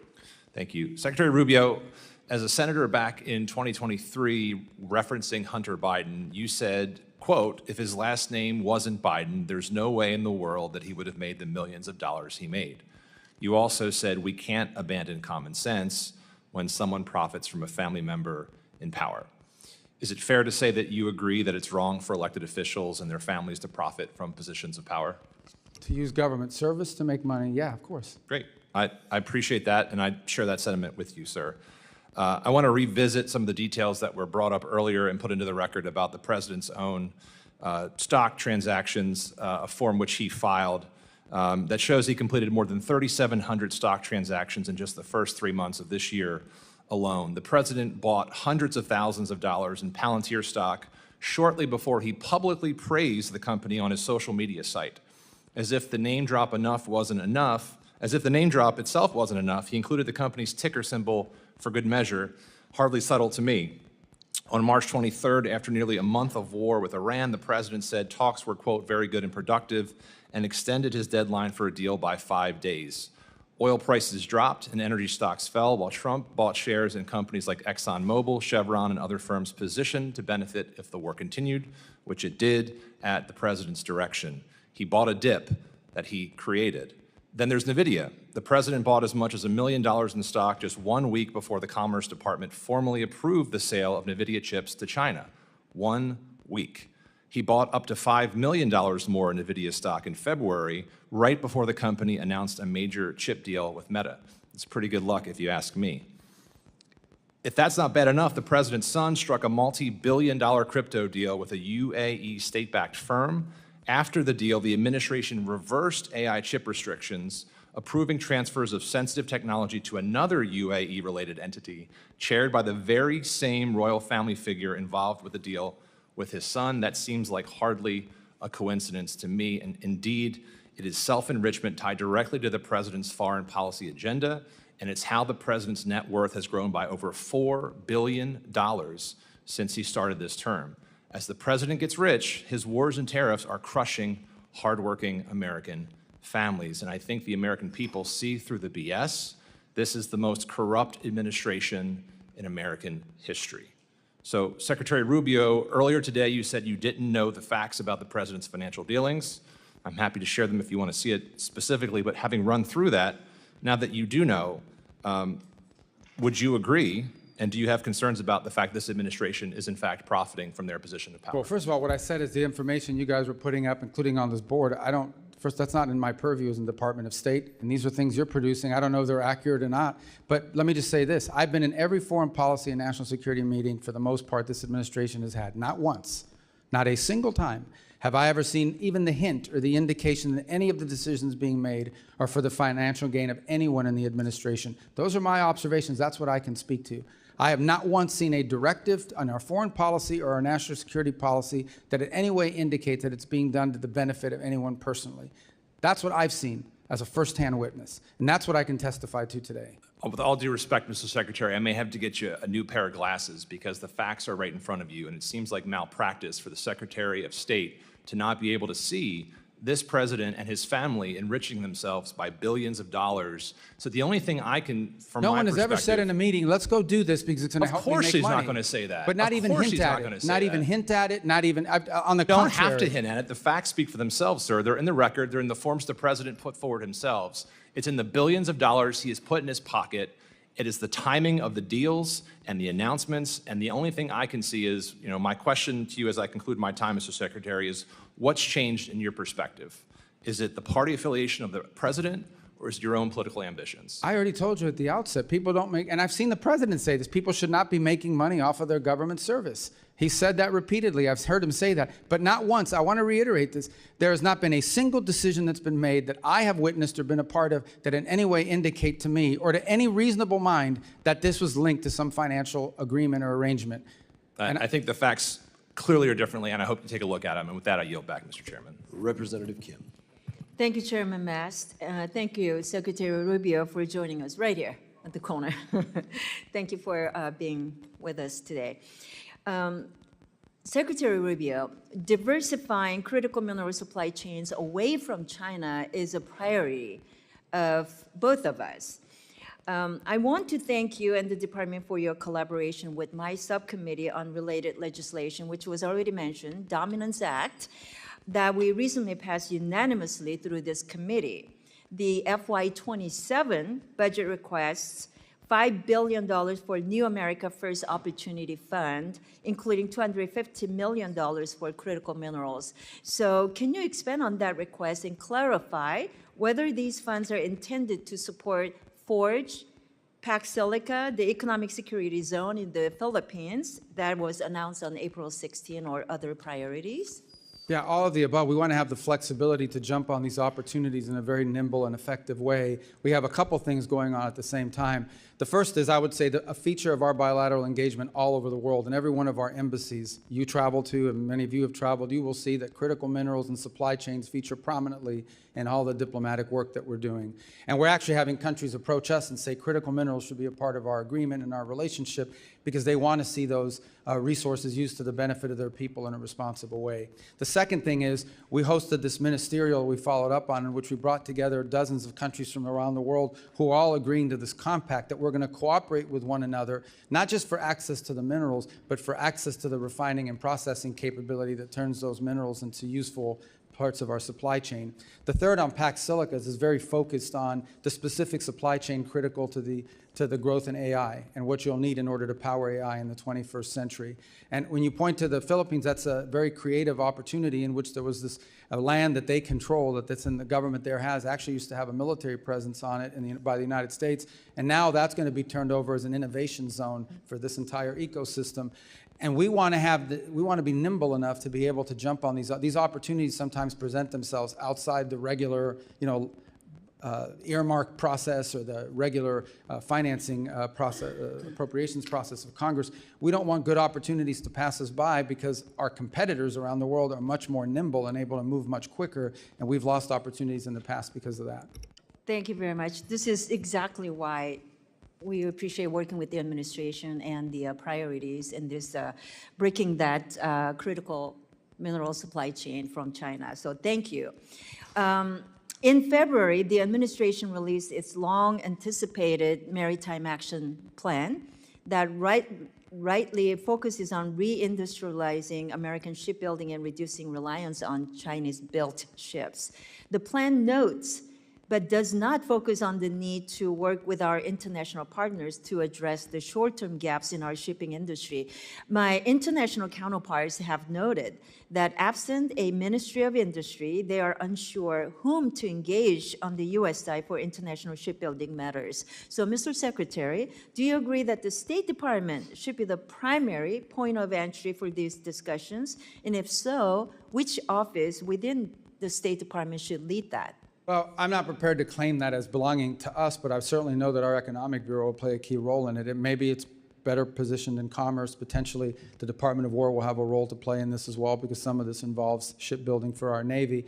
I can say that in the case of Finland, we're entering into that agreement on the icebreakers, which will help. They'll help us, and they're very good at the construction of that. I know with South Korea, there's been part of our agreement with them is the ability to not just build ships here in the United States, but they may be able to build a few in South Korea as well that would be helpful to us. So we are looking to this. Unfortunately, what has happened in the world is that the capacity of other than China, very few countries have invested heavily in their shipbuilding for a long time. That's an industrial capacity that's been lost because they've been subsidizing their industry and producing it at such a high rate. So that's one more thing that we need to reindustrialize to the broader world and ultimately, hopefully, to the United States and our shipyards here as well. Thank you. Very quickly, on the Taiwan arms sales, it's already been addressed many times, but given the growing PRC threats against Taiwan, there is a strong bipartisan consensus here in Congress that Taiwan must receive the defensive system it has already purchased and paid for without undue delay. So can you provide an update on the current status of these deliveries and the administration's plan to expedite them? Well, the first tranche, which was the single largest sale to Taiwan ever, was the $11 billion in December. That was approved and is moving. The second is, I think, the $14 billion one that is still under review. And it's under review for a variety of reasons that don't necessarily just include Taiwan. It includes the availability of the stocks in the short term. We have to balance that with our own procurement process. So it's a normal to review it's a large sale. I mean, it's not small. It would be the biggest one ever. And I just remind everybody, the $11 billion we did in December, I believe, was more than was sold to Taiwan the entirety of the Biden presidency, and that just happened 5 months ago. Representative Moskowitz. Thank you. Thank you, Mr. Chairman. Thank you, Mr. Secretary, for being here today, and also thank you for staying until the end so all members can ask questions. A lot of secretaries don't do that, so thank you for doing that. Tell me that was an option.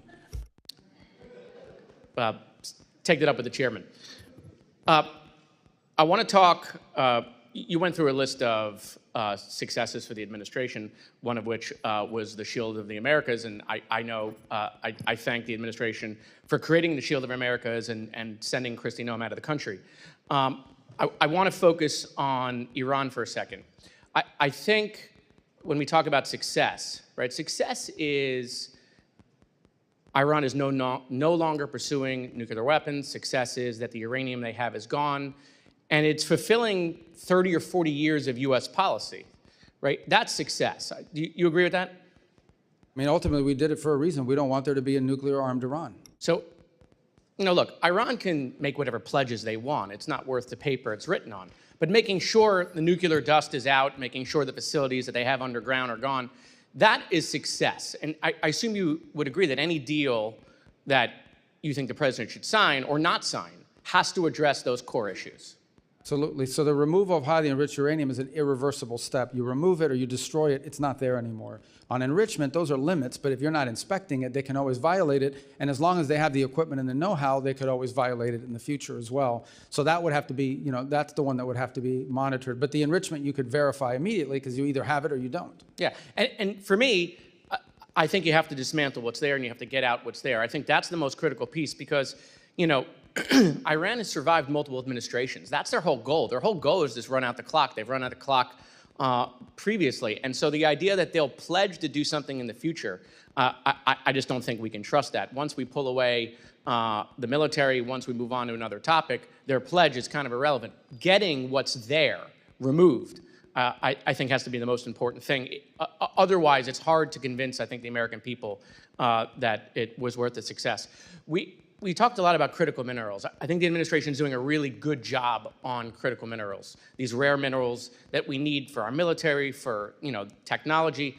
But I don't think the American people understand how important it really is and what China is doing around the world. I mean, do you think the administration could do a slightly better job on educating the American people why this is so important and why they should care about that? Yeah, I think we all need to do a better job. And I started talking about this issue when I was in the U.S. Senate, but frankly, it's not sexy. You have to explain it to people because they have to understand that you can build the greatest car in the world. You can build the greatest plane in the world. You can build the greatest weapons system in the world, and you can build the greatest technology and infrastructure in the world. If it's missing one little thing, one chip, one element that you need to build it, if it's missing that, the whole thing doesn't work. You can't do it. Yeah. I think back to the magnets that are critical to the cars, and when the Chinese cut us off and the world off of those magnets that they were producing for cars, no, I wasn't even that conversant in the issue before it happened. So I think there are vulnerabilities like that. We've mapped out those vulnerabilities. I would agree. I think this is going to require a sustained public campaign to tell people when we talk about critical minerals, what we're actually talking about and why it's important. And I think that's right. And I think people don't understand exactly the long game that China is playing. And I think it's important for U.S. foreign policy around the world. Mr. Secretary, the war in Gaza is all over my algorithm, all over my feed every day. But you know what's not on my algorithm or anyone else's algorithm here or the kids in college? There's nothing about the Ukraine-Russia war, about the hundreds of thousands of people that are dead in that war, or the 25,000 people that were kids that were kidnapped, or all the kids that were killed in that war, the terrible images that exist in a real war. Why is it, do you think, and is it the Chinese again, that the algorithm is full of what's going on in the Middle East, but the Ukraine-Russia war, nothing, no images, no stories about the kids, no stories about the hundreds of thousands of people that are dead? Yeah, I can't speak to the algorithms and what those systems are doing with regards to that. I can tell you that in addition to what you've just mentioned, I do think that, this is my observation, this war has now lasted longer than the Second World War. I don't want to use the term stalemate, but clearly both sides are trading a kilometer for a kilometer, an incredible death rate. The Russians are losing 5,000 soldiers a week, which is a crazy number. And the Ukrainians are losing people too, but not nearly as many are at the rate. It's sort of a stalemated, stagnated fight that now I think threatens to escalate because we're seeing these deep strikes into Russia and deep strikes into Kyiv. And I don't want to cut you off, Mr. Chairman. Mr. Secretary, I have only 9 seconds left. Cuba, real quick. Thank you guys for indicting Raul Castro. I wish it would have happened years ago. The Cuban people deserve to be free. The time has come. I'd love just to give you a minute or to talk about what you see for that island in the coming years. And just to be clear, we didn't indict Raul Castro. A grand jury in South Florida indicted him, and then the Well, Americans indicted. Yeah, no, but I know what you meant. I'm just saying I want to be clear. It was done through a grand jury. It wasn't. Yeah, I've spoken to this a few moments ago as well. We'd like to see a better future in Cuba, one in which the Cuban people have something that looks like the way other people, every other country in the Caribbean lives. The impediment there, unfortunately, is this military conglomerate that controls 70% of their GDP, and none of its revenue translates to the Treasury, and therefore doesn't translate to the benefit of the Cuban people.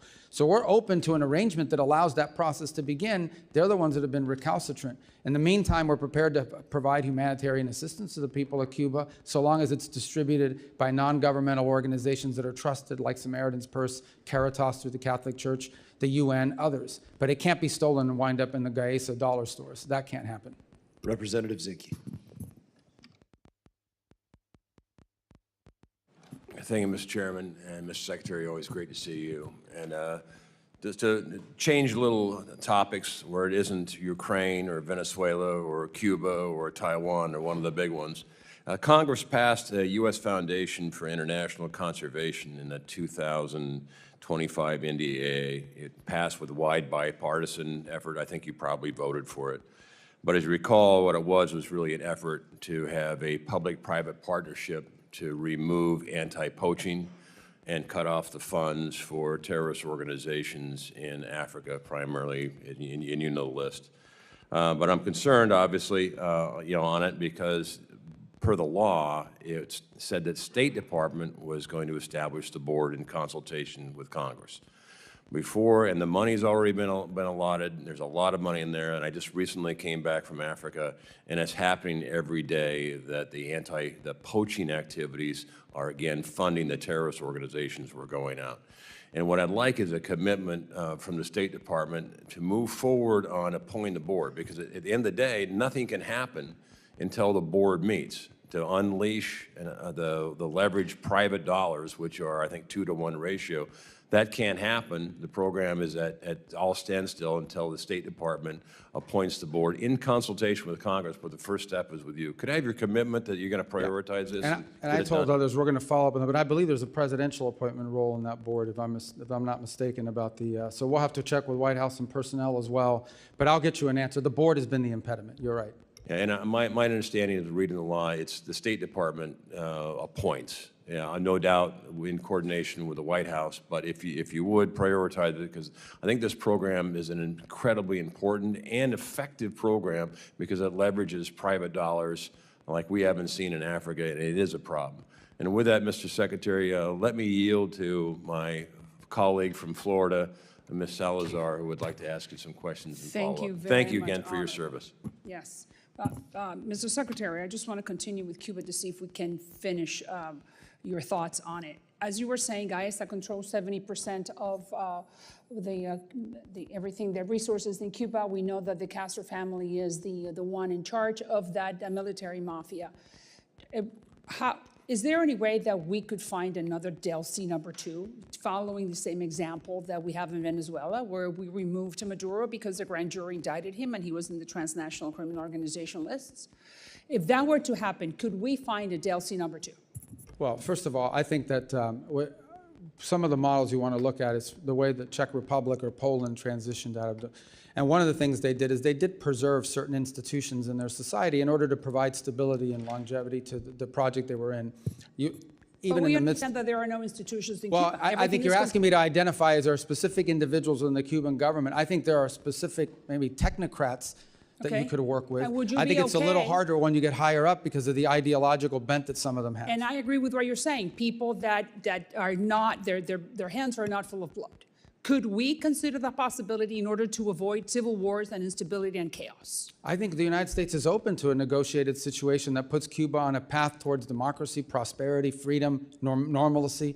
We would be open to that, and we would work with whoever is open to doing it. Obviously, it'll be challenging, and that system is all I've said. I mean, some of these people have committed 67 years to this viewpoint. It isn't hard, it's not going to be easy for them to pivot away from it. But have we identified, we know that very well in our community, but have we been able to identify someone that could fill that role? Well, I wouldn't say that we've identified a specific individual that could play that role. I think there are clearly people within the technocratic realm of the government that could play some role in all of this. But ultimately, if you're asking me, is there a singular individual right now that we would trust and rely on to lead this transition from start to finish, I can't give you that name right now. I understand. Now, we know that today Raul turns 95 years old. At 95, you're pretty old, and making decisions is very hard. We know that El Cangrejo is his grandson, he's younger, 41 years old.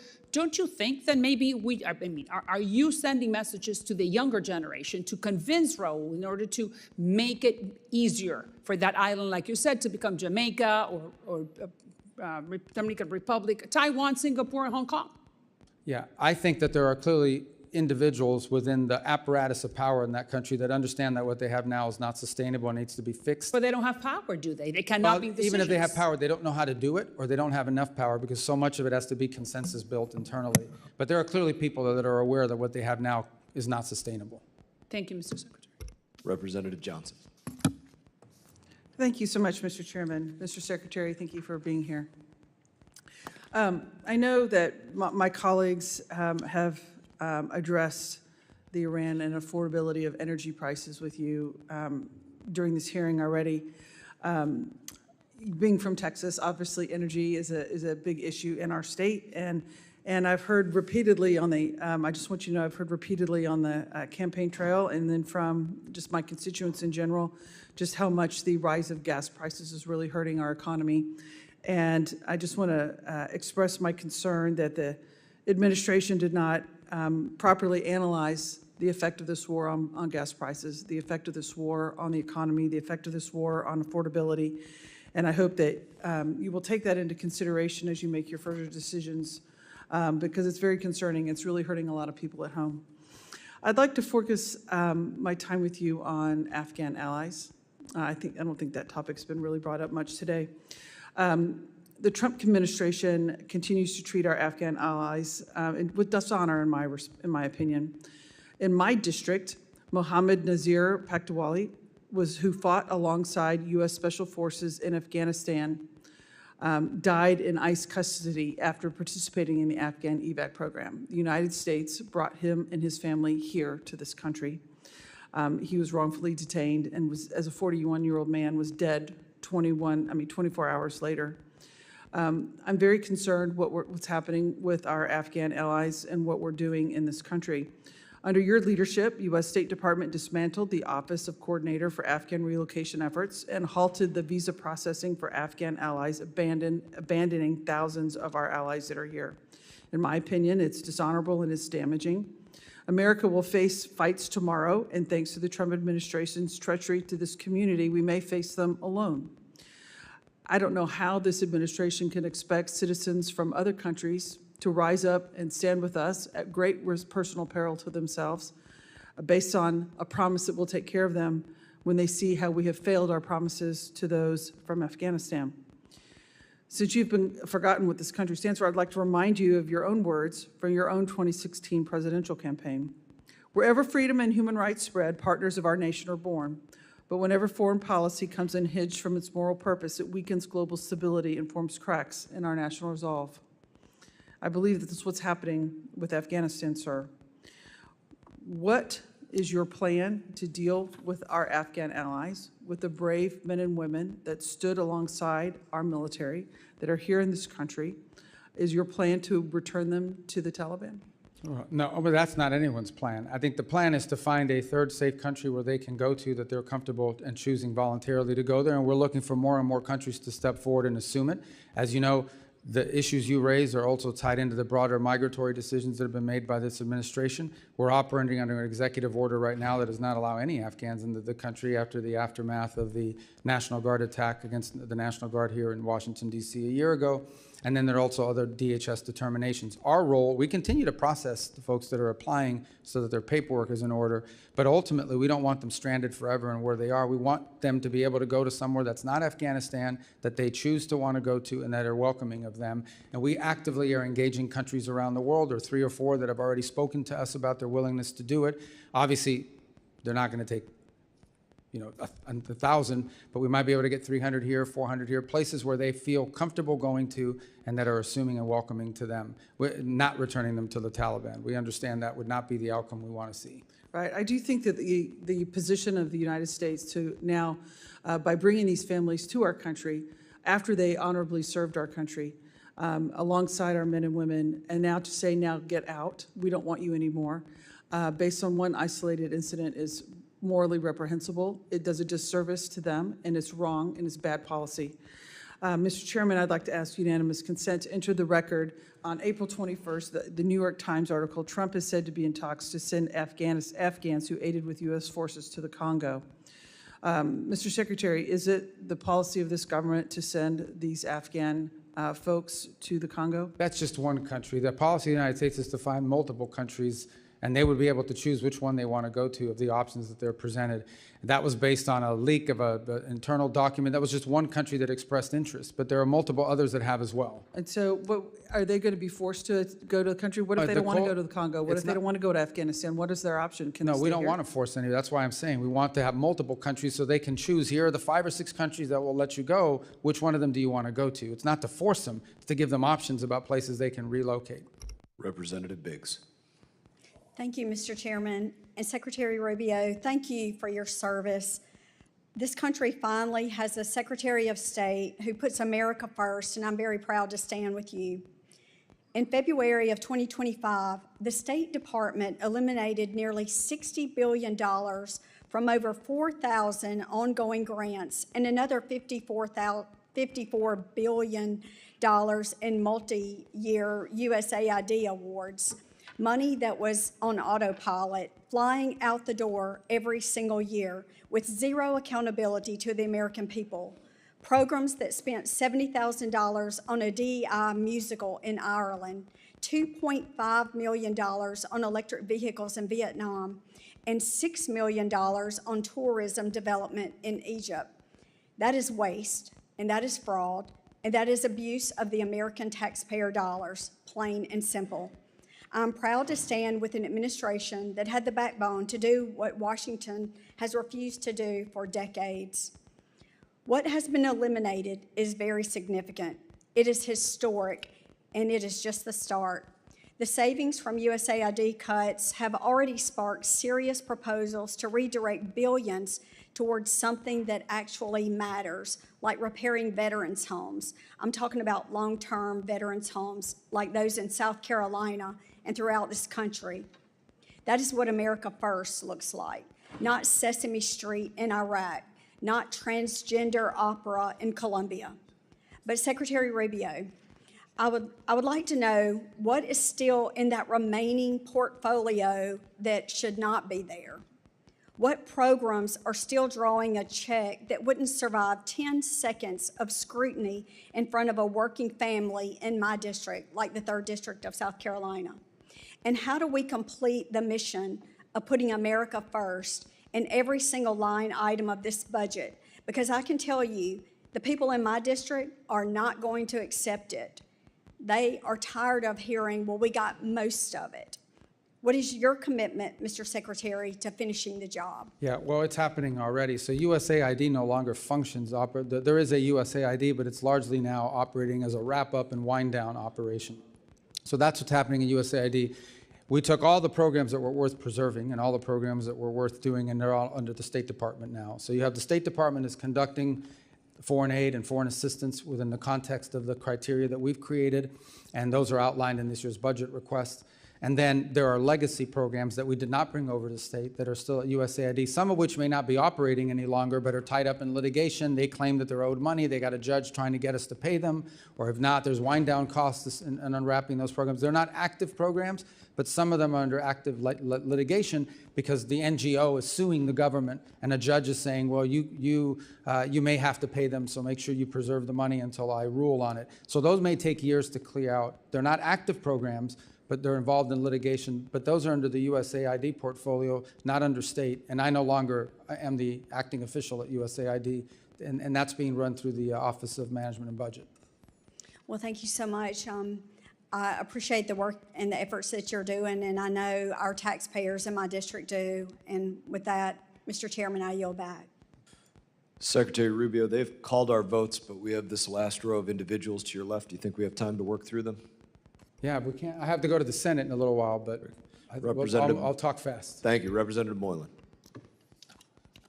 Thank you, Mr. Chairman. Secretary, thank you very much. We've been talking regularly. I appreciate all your interest into the Indo-PACOM. And last time we were out here at the hearing, we spoke about the importance of establishing a passport issuance office in Guam. And as you know, residents in Guam must have their passports issued from Honolulu, which creates a huge barriers in emergency situations. So I want to thank you again, your staff, for working with us on this issue. And can you briefly say, touch on where we're at with this process of establishing the passport issuance office in Guam, please? We are on the status of it? Yes. I think we're working on trying to do it. We'd like to do it. I think there's, we may have news for you on that in a couple weeks as we're going through our review of our visa offices around the world. And it's part of our consolidation efforts is to free up resources for other places where it may be more useful. So I think we'll have news for you in a couple weeks if you just bear with us. It's quite exciting. Thank you, Secretary. And last year, I introduced a bipartisan Clean Pacific Act with Rep. Case, Radaragan, and King Hines to establish Pacific Islands Counter-Narcotics Initiative to assist partner nations with counter-drug interdiction efforts. This year's budget request contains strong support for INCLE and outlines the strategic priority disrupting U.S. inbound illicit drug flows, especially fentanyl, meth, and cocaine, and expanding U.S. advantage and access in regions critical to the national security like Indo-PACOM. Can you speak how the State Department is working with partner nations in the Pacific to combat narcotic trafficking in the region? Absolutely, and our Department of War partners and our DHS partners are also involved in that effort. And it involves two things. Number one is allowing us, in some cases, to cooperate with them, to work alongside them in this work. And the other is building their domestic capacity so they can have better awareness. Some of it is domain awareness, radar systems. In other cases, we're providing that to them, the intelligence that they need to action. The third is training and equipping, which obviously is a key part of being able to take on these groups. The challenge with these transnational groups is that in some cases, they have more money and better weapons than the actual host government. It's been a problem in place after place. But as you've seen more recently, Guatemala's now entered an agreement with us. We're cooperating very closely with Ecuador. El Salvador has been there from the beginning. We're hopeful that we can increase our cooperation under the new administration in Honduras. So I think we've made good progress in that regard. Thank you, Mr. Secretary. And how do you believe Guam and the other territories can leverage their strategic location for promoting foreign policy interests in the Indo-Pacific? Well, a couple of points. Obviously, number one is many of these, as a domain awareness, just from a geographic perspective, the ability to be there allows you from the military side to be able to station forces, but also allows you to do more activities regarding the safety of navigation, the freedom of navigation, domain awareness to control, to support that, the safety of undersea cables that are increasingly under threat from being disrupted. And there's a whole host of areas, illegal fishing. There's a whole host of things of cooperation that we could reach, and that the Pacific Islands are geographically prime located to really help us. And we've given them more attention. We've been more engaged at a bilateral level than we've ever been with Pacific Islands. Thank you, Mr. Secretary. And final question. In the recent years, we've seen malign influence grow in the Indo-Pacific and threatening the stability of the region. How is the State Department responding to the increased CCP-related funding and police training across the Pacific? Again, it's a topic that we're raising with our partners, but first on awareness. It's not just in the Pacific. We've seen extrajudicial, extraterritorial efforts on the part of the CCP in multiple places around the world. And so in all of our diplomatic engagements, we raise these issues with these countries. The opening of police stations, the sending of individuals to harass Chinese nationals that are abroad, who they view as a threat or what have you. It's become a feature of much of our engagement in many countries around the world. Mr. Secretary, and Mr. Chairman, I'd like to yield my last minutes to Rep. Salazar, please.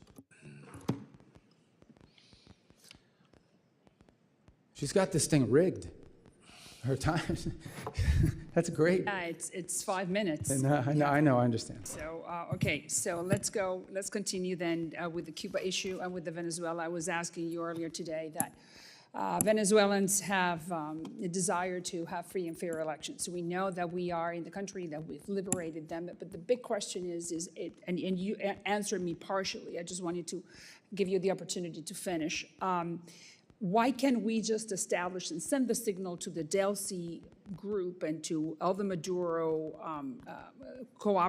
people that were cooperating with the Maduro regime that are still in power because of Delcy. Why can't we just send a clear message that elections will be coming, let's say, December of 27, beginning of 28? In that way, I think the rule of law will start. They will have the impression that the rule of law will be established. Yeah, I think that impression's been clear. I mean, the Venezuela that everyone wants for the future is not possible without free and fair elections. They have to understand that it's been a feature of all of our engagements with them, and it continues to be. I'm not sure it would serve that purpose to announce a date certain, in a public forum, because the conditions have to be in place. It's not just about saying I'm going to call elections in December or January. It's about, is there a free press? Are political parties able to organize and operate? That has to happen too. And we agree, Mr. Secretary. Your time's expired. All right, your time's expired. Mr. Chair, we do want to get through multiple members and get to Mr. Miller, so if you could go as quickly as you can we before do. votes Thank you. cause a scene. You spoke about the 60% enriched uranium. Iran also has significant amounts of 20% enriched uranium. The more difficult part is to go from 5% to 20%. What is your view in negotiations of the 20% uranium? Well, I've used the term highly 60% because that's the one that clearly has. I mean, even 20%, you could argue, not that I claim that they are, but you could argue they're being used for medical isotopes and things of this nature. But 60%, there's no reason for it. The only way you get to 60 is because you're on your way to 90. But the term we actually use in the talks and in everything is highly enriched uranium. So it would be correct. That would cover the 20, correct. Okay, very good. Thank you. Well, listen, I want to congratulate you for the impressive job you're doing for the American people. My only critique would be that we need to hear more from Marco Rubio. President Trump is obviously in a class by himself, but you're the best communicator in the administration on complex foreign policy issues. I was in the room with you in Munich, so I know you wear a lot of hats. There's a lot of memes about you, but please continue to be as vocal and upfront as you can. A question I have about is expeditionary diplomacy. I had the privilege of serving as a State Department officer in Iraq during the Iraq surge. I had twice passed A100 classes and had offers to be FSO, but I actually came in as a 3161 hire at the time because the State Department did not have a capability for expeditionary counterinsurgency. This is something I've been working on with former Ambassador Ryan Crocker to both develop this capability, look at something like a State Department Reserve Corps, and also as a legacy of Benghazi, there has been, because of the politics around it, there has been sort of this mindset set in that we can't take any casualties amongst State Department officers. We need to have people in the State Department that can push out and conserve. And I wish if you could speak to the American people and to State Department officers about what your view is about a more expeditionary function. It's a concept we're very interested in, and I know you're interested in it as well. And just so I can put it in simple terms, it's basically the ability to deploy diplomats in a place where we may not have an embassy and we may not have all the trappings. Obviously, diplomatic security and others get concerned because in their mindset, the risk factor should be zero. They don't want anyone being harmed. But I think the point you're raising is there are some instances in which you will take some risks. People know they're signing up for a risky proposition, but it's a high reward for the country if, in fact, they're successful. So we're interested in the concept. We obviously have to work through our system to make sure we can align it and create something that's functional. And I'd love to work with you on it because I see the promise in the concept for sure. And it's a concept that's existed in the past. And thank you. Just finally, and being mindful of our time considerations, I think you guys have done an amazing job of needed reforms of bringing USAID under the province of the State Department and certainly de-wokifying some of the nonsense that was going on. We still do have a lot of great State Department officers out there that are very proud to serve our country and under your leadership. I do talk to some of them from time to time, and they do have some worry and some questions about the overall direction of the institution. So I'd just like to give the ability in the context of this budget request you're making to Congress to sort of sum up your thoughts, the vision of our current State Department officers for the future. Yeah, I think for the future is we're trying to empower our we're trying to empower our embassies through our regional bureaus around the world. We want them to be the center focus of how we conduct foreign policy because they're on the ground. Too often in the past, foreign policy was mixed between, or diplomacy was mixed between the regional bureaus, and then you had these functional bureaus that had a worldwide mandate on a topic, and they ended up crashing into each other. Now what we want is to truly empower our ambassadors and the people in the field in these embassies that are on the ground every single day. We want decisions to be driven from the bottom up, not from the top down. Some of our best ideas come from the cables that are coming out of the field and back to us, and we want regional bureaus that are empowered as well. to be able to coordinate all this when the lines cross between different countries in the same region. We're also encouraging greater regional integration. So, for example, our Western Hemisphere ambassadors are now all are about to start a monthly conference call so that they're all coordinating with each other on regional affairs. These are the kinds of things that we're trying to encourage, but ultimately what we want is a State Department whose foreign policy is driven by the national interest and understands that first and foremost, you have to define what's in the national interest and you have to pursue it in a pragmatic and effective way. That's what we want our diplomacy to be about, and I think some of that mission had been lost. And that's why multiple secretaries of states before me had tried or wanted to reorganize the State Department and weren't able to do it. I'm glad we did, and I think it's going to get stronger every year under this new organizational scheme. Thank you very much, Mr. Chair. Yield back. Representative Luna. Secretary Rubio, thank you for being here today. I was wondering if you could let me know if you are familiar with the name of Neville Roysingham. Yeah, he's I think an American millionaire living in China who's funding all of these left-wing radical loons. Correct. When you were on Senate Intelligence, you had actually sent a letter encouraging the Department of Justice to look into him for a FARA violation.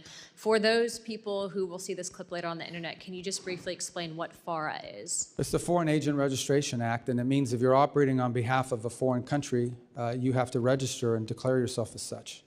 To provide some context for those looking at this, Mr. Singham's in total given $1.3 million to an organization called Code Pink, as well as over $278 million to various nonprofits since 2017. Secretary Rubio, it's in my opinion, observing what's been happening on both sides, really contributing to the political divide in this country, that many countries are engaging in influencer operations to include psychological operations on the American people with the intent to undermine not just our foreign policy from the administration's perspective, but also to pit us against one another. Would you concur with that statement? There's no doubt, absolutely. Are you aware of any countries in particular that are currently engaging in this? Well, I don't think there's any doubt that we see evidence of it from the CCP. We've historically seen some of it as well from Russia historically in the past in a different way. I think you're starting to see some of it from Cuba, and I think some of these are linked with one another. In fact, that group that you just mentioned actually traveled to Cuba, stayed at a very fancy and expensive hotel that is sanctioned, and I think are now being looked at by the appropriate officials to see if they violated U.S. law in the trips that they're taking. But there's no doubt that when you have people showing up with pre-printed signs 24 hours after Nicolas Maduro was arrested and extradited to the United States, that's not an organic movement. Someone's paying for that. I think one of those organizations would be the National Network on Cuba, which is a pro-communist, anti-American organization comprised of dozens of member organizations to include Code Pink, the Communist Party USA, Democrat Socialists of America, Socialist Worker Parties, and various organizations to include Armed Queers of Salt Lake City, which Tyler Robinson, the individual who murdered our friend Charlie Kirk, has loose ties to and association with at the time of the assassination. I just want to point out that from my perspective and in talking with you personally, I can see that you are very much of the mindset of peace through strength, but also pursuing peace first before you hit people with a big stick. So I appreciate that perspective because it is refreshing and not common in Washington, D.C. But with that being said, I heard a lot of talk today on Russia specifically. I understand that peace talks are very much so alive and well, and that the United States, for the first time ever, at least with this administration and you heading as the Secretary of State, have been instrumental in those talks. I would like to, though, ask you, for the first time in 20 years, recently, we had the Russian Duma come here to meet with members of Congress. What is the end result when Congress fails to open up dialogue and at least maintains communications with another superpower like Russia? Well, I think there's two things to discuss. One is the war in Ukraine, which we'd like to see end through a negotiated settlement. And separate from that is a bilateral relationship with a country that possesses, if not the largest, the second largest nuclear arsenal in the world. At a minimum, we have to have relations and conversations with Russians. We just do, whether we like what they're doing or not, because given those factors that I just pointed to. I've had multiple conversations with the Foreign Minister Lavrov, and we have to, because that's mature diplomacy and it's important. It's the same with China. We have to have communication with them, and there are issues in our bilateral relations that have nothing to do with Ukraine. So now, I think our relations with them will be friendlier and easier to pursue once the war in Ukraine is wrapped up, and we've made that point in this engagement. But I think what we've learned, and certainly I think has been affirmed to us in the last year and a half, is you're much better off having someone to talk to on the other side than not. And this is a president who's willing to meet with and talk to anybody. He doesn't view talks and engaging a foreign counterpart as a concession, the way it's been treated in the past. Sometimes it leads to something, sometimes it leads to nothing. Sometimes that vehicle of communication proves incredibly valuable in a potential conflict or crisis. I'd like to end by saying this. I completely agree with you. I think that it is our job and responsibility in Congress to maintain open dialogue and discussion. But I do think that you guys will be successful in this peace deal. And so I want to be the first to congratulate you on that, because I think that sometimes in this instance, having the courage to step up and do the right thing and lead by example is a big thing. So with that, Chairman, I yield the rest of my time. Representative Miller. Thank you, Mr. Chairman. Mr. Secretary, it's good to see you. You were the first person I worked for when I started in politics, and this is very unique for me. But first and foremost, I just want to say thank you for the job that you've been doing.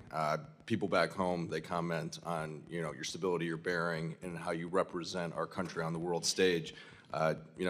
Thank you for doing that. And look, you're sitting here today and for several hours, and our colleagues on the left, for the vast majority of them, they want to get a political stunt. They don't want to hear your answers, and that's why they wouldn't let you and afford you the ability to speak, because they know that you would school them in every which way possible and actually tell them that 2 + 2 = 4.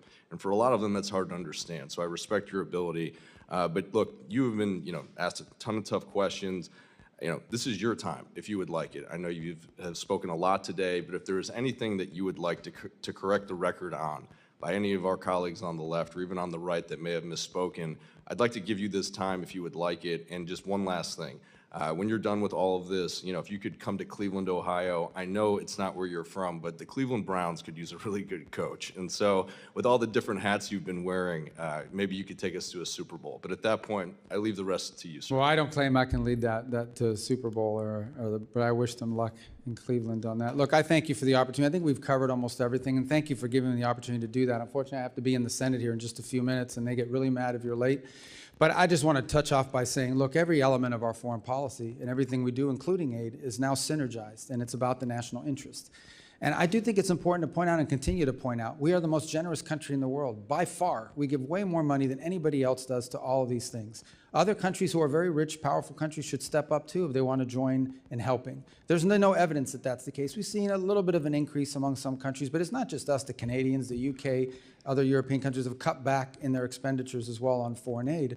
Not timed with us, it just happens to be they have those domestic considerations to take into account. This is the most generous country in the world. This year alone, there will be millions of people around the world that will receive food and medicine and medical care and in a way that furthers our national interest, but is also good for them. And we do that more than anyone on the planet. Foreign aid and what this country does to help people around the world is something we should be proud of, but it has to be done the right way.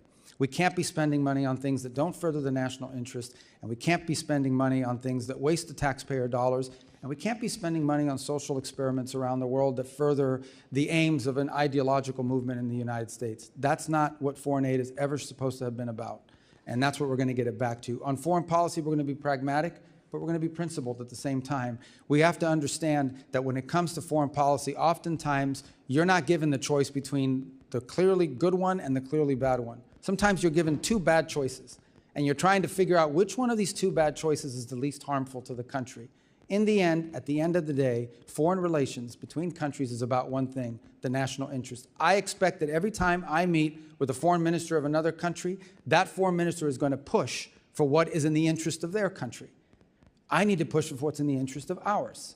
Not what's in the interest of the world, not so what's in the interest of ours. In those cases where where our national interests align, that's where cooperation happens. That's where alliances are formed. In those instances where our interests don't align, that's where you hope that diplomacy and cooperation can find a way through. But in the end, our foreign policy must always be about what is best for America before anything else. This is not a novel concept. It is a classic concept and one that was lost for a long time in American foreign policy, and I'm happy and honored to be a part of trying to restore it. Thank you, Mr. Secretary. Mr. Chairman, you're back. Final member, Representative McKenzie. Thank you. Thank you, Mr. Chairman. Thank you, Secretary Rubio, for joining us today. I have the pleasure of representing Allentown, Pennsylvania. It's home to one of the largest Syrian-American populations in the country. And obviously, there have been a number of atrocities in that country during the ongoing conflict there, some of them targeting the Christian population. On June 22nd of last year, the Mar Elias bombing happened at a church. and we are coming up on that one-year anniversary. I'd like to just ask you very briefly if you can give us an update on what's going on in Syria, what we're doing to achieve stability in that country with the leadership that is now in place, and also any updates on religious minority protections. Well, we talked a lot today about Venezuela and other places. Syria is far more complicated. First of all, Assad deliberately divided groups in that country against each other. And some of those frictions and some of those resentments exist. It wasn't always the case in Syria. It's one of the few places in the Middle East where you actually had Sunni, Shia, Christian, Druze, and other communities living, and Kurds living alongside one another. But Assad, and especially during the civil war period, pitted these groups against each other. So in many cases, when you're seeing these atrocities, what you're seeing is some unit of some fighting group from one side going after and seeking retribution against a group in another. And it's a real challenge. I think you've seen a diminution in this, but nonetheless it exists, and it's already happened too much. The second is, the core here, and our goal is to have a nationalistic government in Damascus that seeks not to expand power or not to turn Syria into a base of operations for a foreign power, but to build a Syrian state that's inclusive of all of the elements in it. That's what we have engaged with the interim government there on. That's what and we've given them and tried to give them every opportunity possible to succeed. We've had some successes. As an example, when we had some fighting break out, especially in the Northeast, and we had these ISIS prisons. This is an underreported story, but we had these ISIS prisoners there. They agreed and were very cooperative in getting those prisoners transferred out of Syria and into Iraqi prisons before there would be a jailbreak that could threaten them and also threaten the region. I think we've seen significant progress in the relationship between Kurds and the central government. There's more work to be done, but some of that tension has now been downplayed. Down in the south, there's more complexity, of course. There are different Druze elements and Bedouin elements that have been more difficult to deal with. But we're trying to give the Syrian government there that's in place every opportunity to succeed. And obviously, there's a trust but verify component to this. I will say this, and I want to be, everything we've asked them to do, they have tried to do or have done, including counterterrorism cooperation. But they have some capability gaps. They still have individuals within their armed forces, quote unquote, that are members of radical groups and have certain ideologies and are necessarily neatly disciplined. I think they're working through that, but there's a challenge again because of capacity. So this is a long-term project, one that I think is going to exist long after this administration. I hope the next administration will pick up the baton. But I remind everybody that just 2 years ago, Syria was an operating base for the Iranian regime and all of its proxies. And had Syria stood on the table for them, it's interestingly enough, in the midst of epic fear and everything that's happening in the region, the one country that didn't see any of this. You saw it in Lebanon, you saw it in Iraq, you didn't see it in Syria. And I think that alone is a sign of why what's happening there has been good, but not good enough. We have a long ways to go. Well, thank you. Appreciate that detailed answer and your continued focus on Syria and improving stability in the country. The Syrians I know and the Syrian Americans say that they don't see those differences along religious lines. That is, as you pointed out, divisions that were created by somebody else. So what we can do to heal those divisions, protect religious minorities in the country, and ultimately get back to a stable and safe Syria for all those individuals is a We agree great goal. 100%. The future that the government in place now claims to want is impossible unless every element of Syrian society is incorporated in power sharing and has a voice and influence over its own future, and of course isn't being killed. Thank you again and look forward to working with you as we move forward. I yield back.